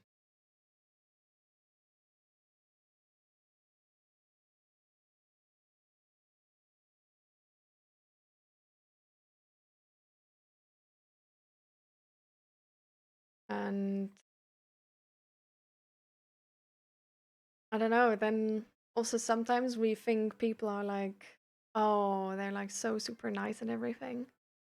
And they're just too nice, right? And they can't make boundaries. And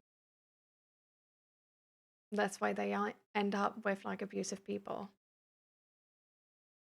Because a partner who can't make boundaries is actually not really a safe partner. Like they seem really nice, and it seems like a situation where it's like, oh, they're so likable and so nice. But it's actually not really a safe attachment because you don't really know if you do them right or do them wrong because they don't tell you, right?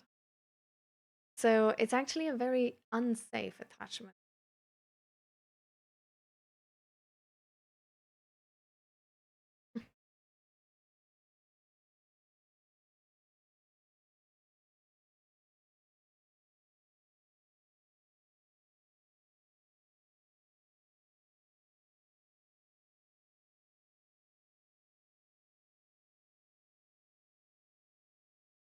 So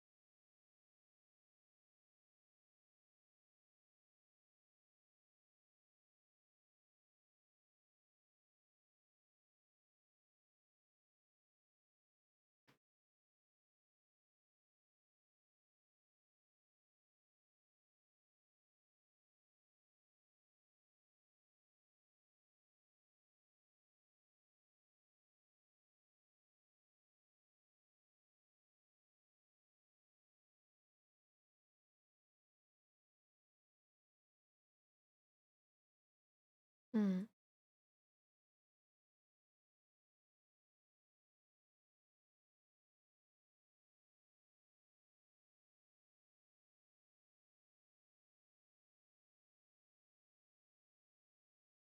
uh,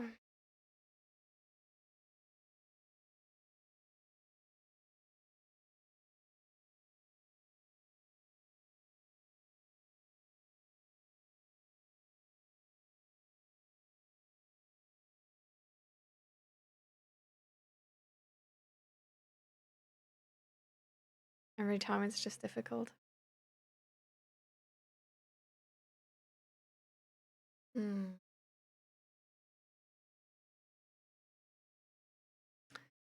Well, there's a bunch of different strategies you can use against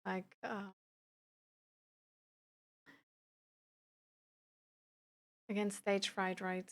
Um, so for example, you can use to like take something with you on stage which like means something to you and like means safety to you actually. Or like reminds you to just like breathe in, take like a deep breath, hold it for a second, and breathe out. But another thing is also just, yeah, exposure therapy of like doing it and then recollecting and collecting evidence that like everything, like sort of like making a journal of like writing down what your worst fear was before, like what could happen, like what's the worst case scenario, like what do you fear? And then like after you did it, come back to this and be like, okay, did it happen? What did it like what did happen? And essentially like help your brain to collect evidence and be aware of that evidence of like all the times where it went okay and what went well actually.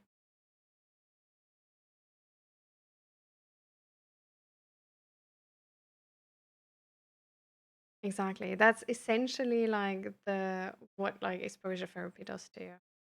It like you do like over and over again, and every time it gets easier, and every time the fear is gonna get less because you get like more and more evidence that it's fine, don't die, your worst fear is not coming true, and then your fear just goes down. Thank you, Gabby.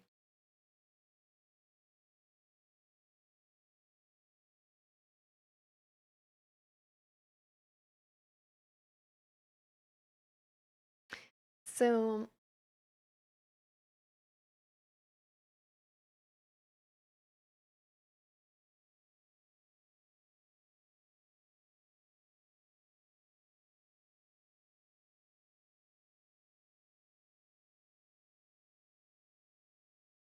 mm.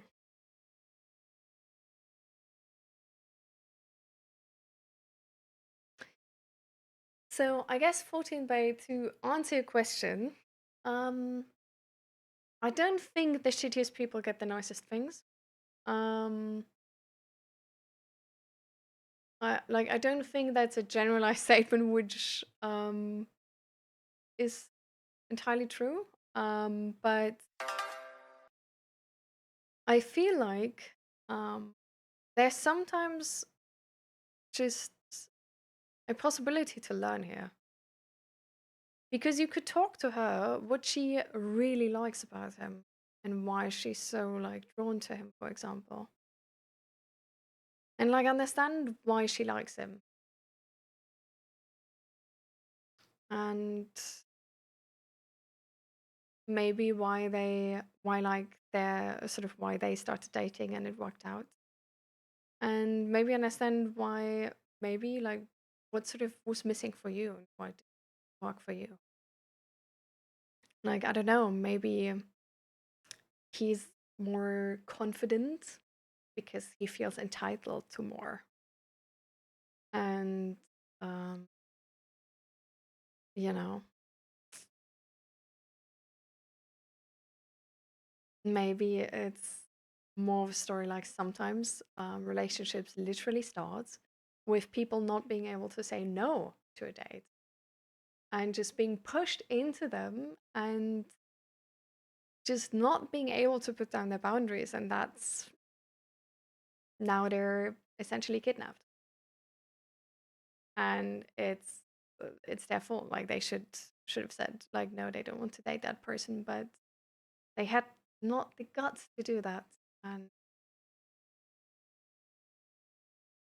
now they are in this relationship.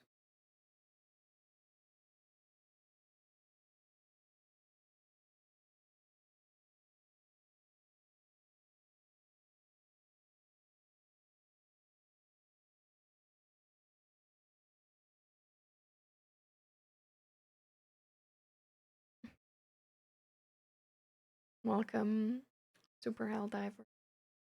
We're going offline though right now. We're sort of in the last talk. We're already like 40 minutes past schedule. But yeah.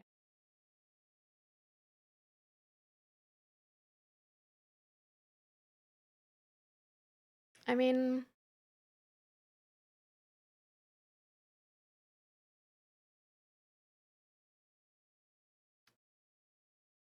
I think it's definitely not only good to like to pray he becomes a better human, but also to check. Like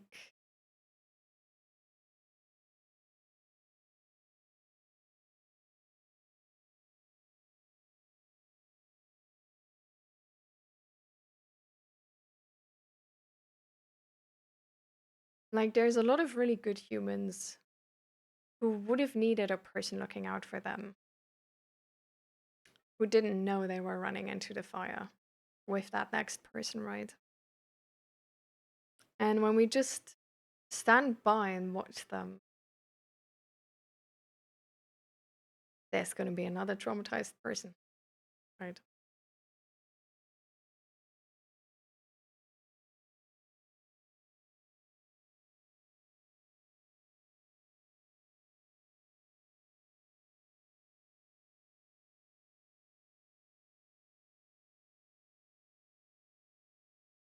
It also could be interesting to find out what to you is a 10 out of 10 girl.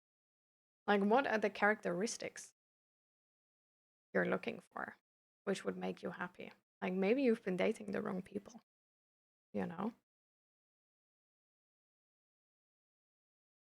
Like, sometimes we can, for example, get like stuck at shallow characteristics instead of focusing on important.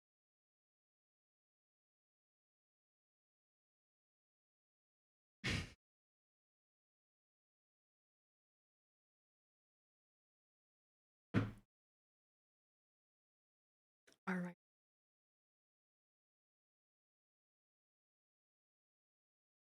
Yeah.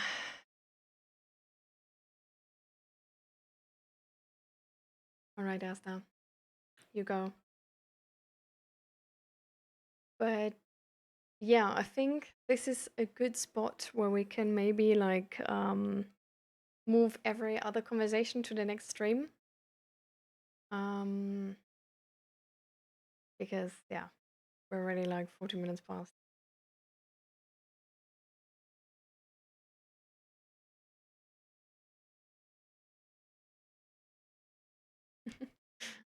Don't worry, we're ending anyway. You're welcome. And see you the next time maybe.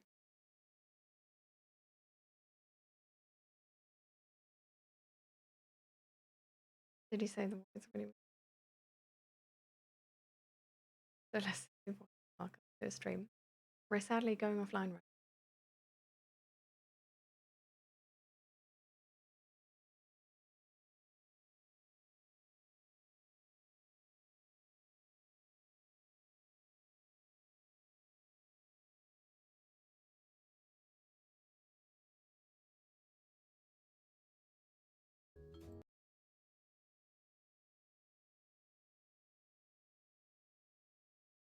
I just came in, but I can see a mix of emotions floating around. Yeah, we had a bunch of topics, and it's like yeah, at the moment I'm sort of like, it's like so late already, like I want to end the stream, but I'm also like unsure if we sort of came to like a really like a good ending. And uh yeah, that we were able to like properly finish the topics. Um and then there's like Super Helldiver coming in as well. So it's just like and then Jealous Sissy Boy, like there's so many people right now, and yeah, I feel kind of bad that I'm like ending the stream now, but I'm also feel exhausted and like I have to. So yeah. And then confusion about like what fake mink actually meant. So a lot of things at the same time, honestly. Yeah.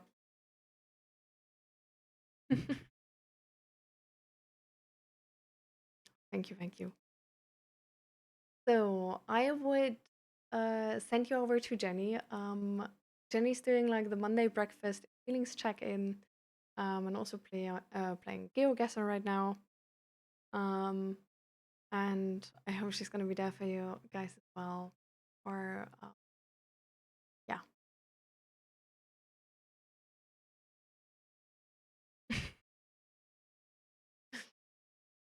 um, yes.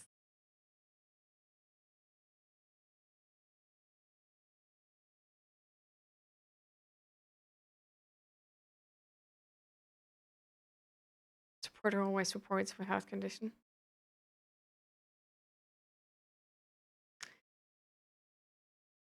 But like, you don't even know me yet, you know?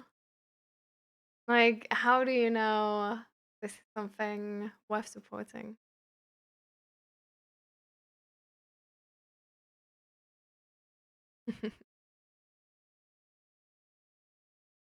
Thank you, Tainted Wisdom, for saying that. It was definitely a bit of a exhausting moment there, for sure.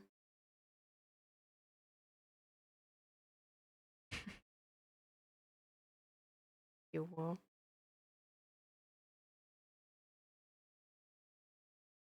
Oh, okay.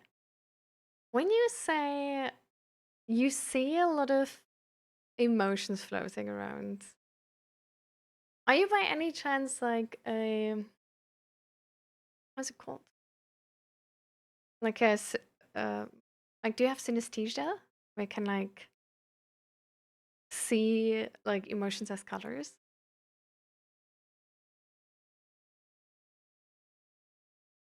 Or was it just like a way of saying it?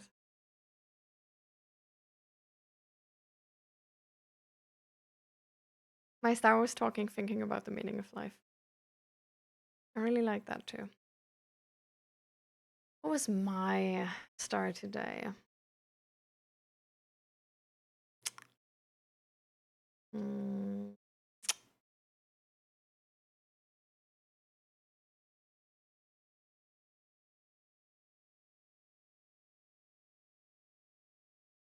I really like talking about neurodivergencies.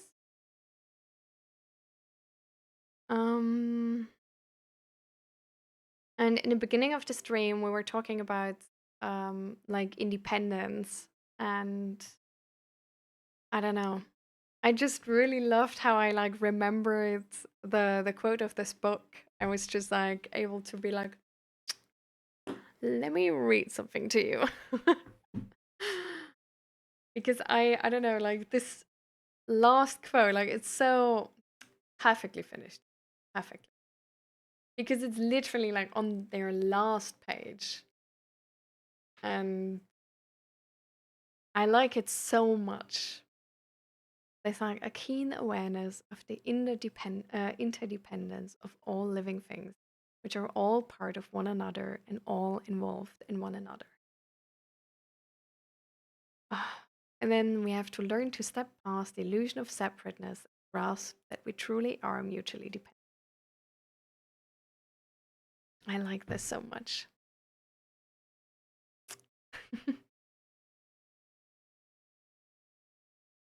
Yeah.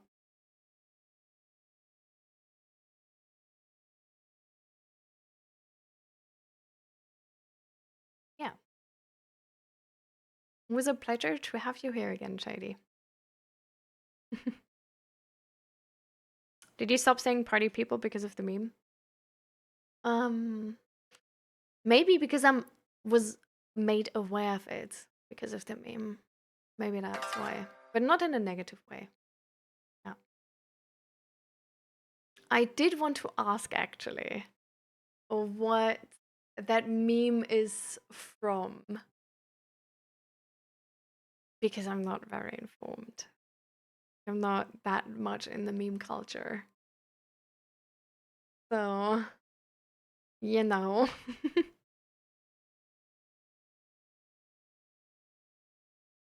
Yeah, I know it's Shaq, but like what does this specifically mean? Does it not just mean like pause or like break or something?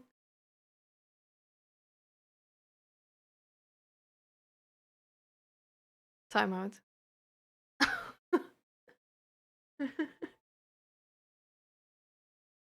You don't like me calling you party people?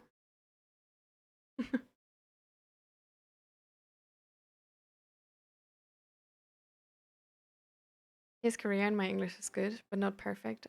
As I said, I got really great impression. I will have to keep visiting interact. I can't wait to meet you again in the next stream.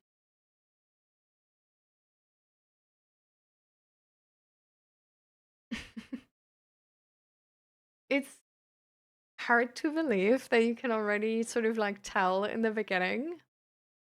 But I'm interested to see if you still like think like this after a while. And also, I do see myself there, so it's sort of something where I'm like, how could you know? But thank you so much for the compliment.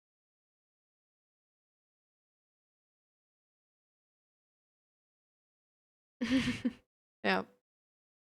Hi, Birdie. We're going offline. I'm sorry. So, is it now going to become like a tradition? Like, do I now have to say, like, all right, party people, when we wrap up the stream? I feel like it might need to become a tradition.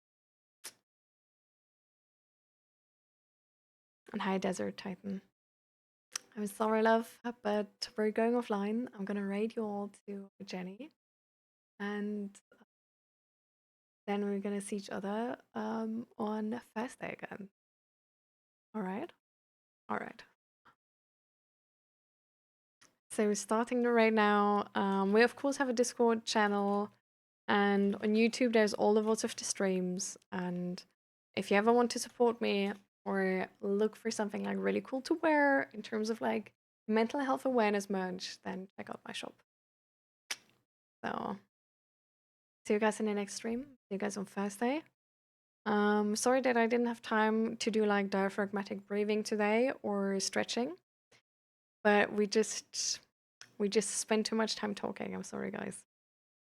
And next time I'm gonna try to wrap up a little bit more in time, so then so that we then can actually do the belly breathing and stretching. I have a Discord server, so the link is in the chat right now, and also below the stream. So you're all like very much invited to join the Discord server. So, all right, party people, have fun with Jenny and be nice to her. Make sure to represent our community in a positive way. Okay, share yourself from the best possible sides, and then see you again on Thursday at 12 CT, 11 UTC, or 6 AM ET.